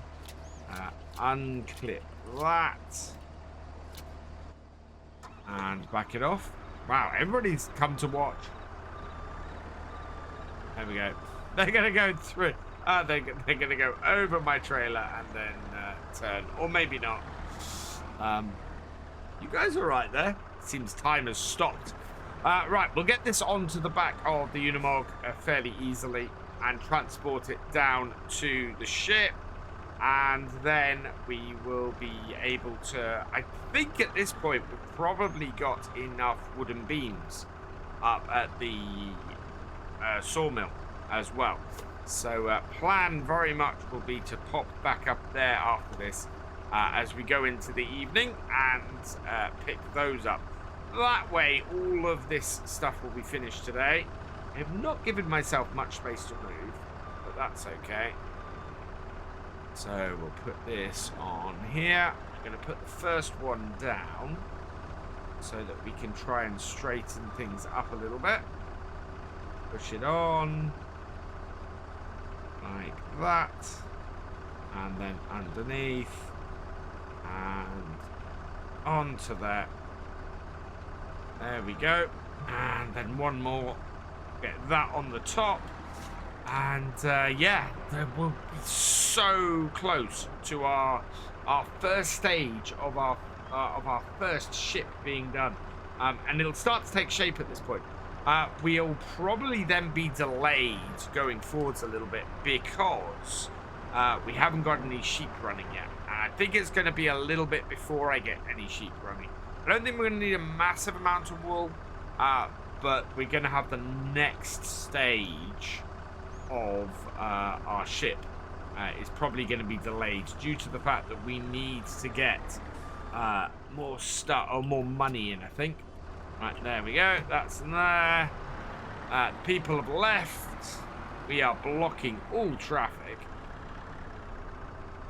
So that onto here. Yeah, we're blocking the rush hour. They're not going to be very happy. Up onto there and stop. Down with that. Lock that back on so it doesn't go flying anywhere. And then we can get out of everybody's way. It has very much been a day of transporting stuff around. We've got stuff finished. Whoa, we've overshot. We've got stuff finished, which is great. Oh, look, our boat. Our boat is taking shape. Oh, wow. Can I get up on this box and have a look at the top of it? That's fantastic. We now have enough of everything except for wooden beams, which are taking their time. I think it needs to get the floor tiles in and the the floor tiles in and the long wooden planks. In fact, no, floor tiles are the next stage and the planks. Okay, it is doing fine. Right, we need to head back up to the sawmill then and see if we've got another 3,000 odd of the wooden beams. It's been half a day. We've given the sawmill plenty of time to create a load of beams for us. So let's go and see if they've got any. Sun's getting quite low now here in Silverrun Forest. And this is going to be our last trip of the day. I think if I load my teleskid on the back here like this, what I need to do is make sure that I do it all the other way round, because all the weight of the teleskid is at the back at the moment, and it's not happy about it. It's definitely lifting the Unimog up and causing it to, well, you saw it, causing it to go a little bit out of control as it did just then. So I don't really want it to do that. Let's fold that up, get the sides down, because we're taking as many as we can. Right, nothing has spawned up the far end. We do have 2 more. I need 3. That's the annoying thing. How far are we from the next lot? Let's head over here and have a look. So wooden beams. Oh, we might have to go into the evening just to get the 3rd one and get things going. So let's push time forward a little bit. Meanwhile, we're gonna load these 3 up. Only need 1 more. And yeah, the sun is setting. Which is gonna happen first? It's gonna be the sun setting. Yeah, it's gonna be night time before we can go. But we should at least get 1 more set of beams out of here before then. And on to the trailer a little bit further forward. There we go. disconnect and reconnect, and then straighten those up. Oh, whoa. Uh-oh. That was not happy. We do have one more set of beams, though, so I'll take the time back down. It is 8:23 in the evening, so it's been a bit of a long day. But we have got everything we need. Right, straighten these up, and then I'll go get that last set of beams. Well, the good news is we have enough money now to build the house. The bad news is it is 8:30 at night, and we won't have time to do it today. Still, that is a good target for tomorrow. And maybe we might even find somewhere to put a sheep pen and get a few sheep going. Because we are going to need some wool and some fabric for our ship. Just going to park this at the end here for tonight. So this can stay here now. And yeah, we will take the Unimog. We'll put the sides up on our trailer. And we're going to head down to the shipyard and get the last 3,000 wood beams that we need for today delivered. Just trying to have a look as I pass if there's any more change to that. Oh yeah. Oh wow. Let's just pull over quickly so that I can show you guys. But look. So earlier we had a basic frame. Now we have a full coaster. Well, a full set of runs. So, are we on to stage 3 of this? Nope, we have just a few more wood beams and things to go through. But that is certainly more solid than it was. The roller coaster is really taking shape now. And it looks like we're getting into the final stages of it. Absolutely fantastic. It is our aim here on Silverrun to build it. It is why our logging operation exists. And I'm pleased to say that we seem to be getting there as far as doing that goes. And just round the corner here, of course, is where our shipyard is. This is going to be a very nice amount of money when we get this ship built. Very nice. Right, and off.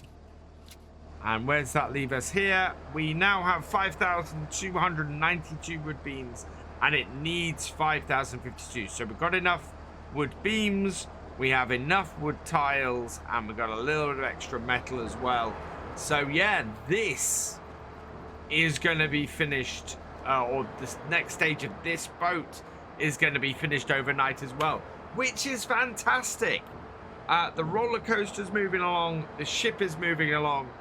We just need to build a house, and that's what we're going to be doing next time. For now, though, all that remains is for me to say thank you for watching. I hope you've enjoyed this video. Please leave a like, drop us a comment, and give it a share. Special thanks to all my patrons and channel members. Your support is invaluable in making these videos and helping the channel to grow. For more from Virtual Farmer, check out the links below, follow on Twitch to watch live, and for more videos, subscribe and ring that bell. I will see you next time. Goodbye.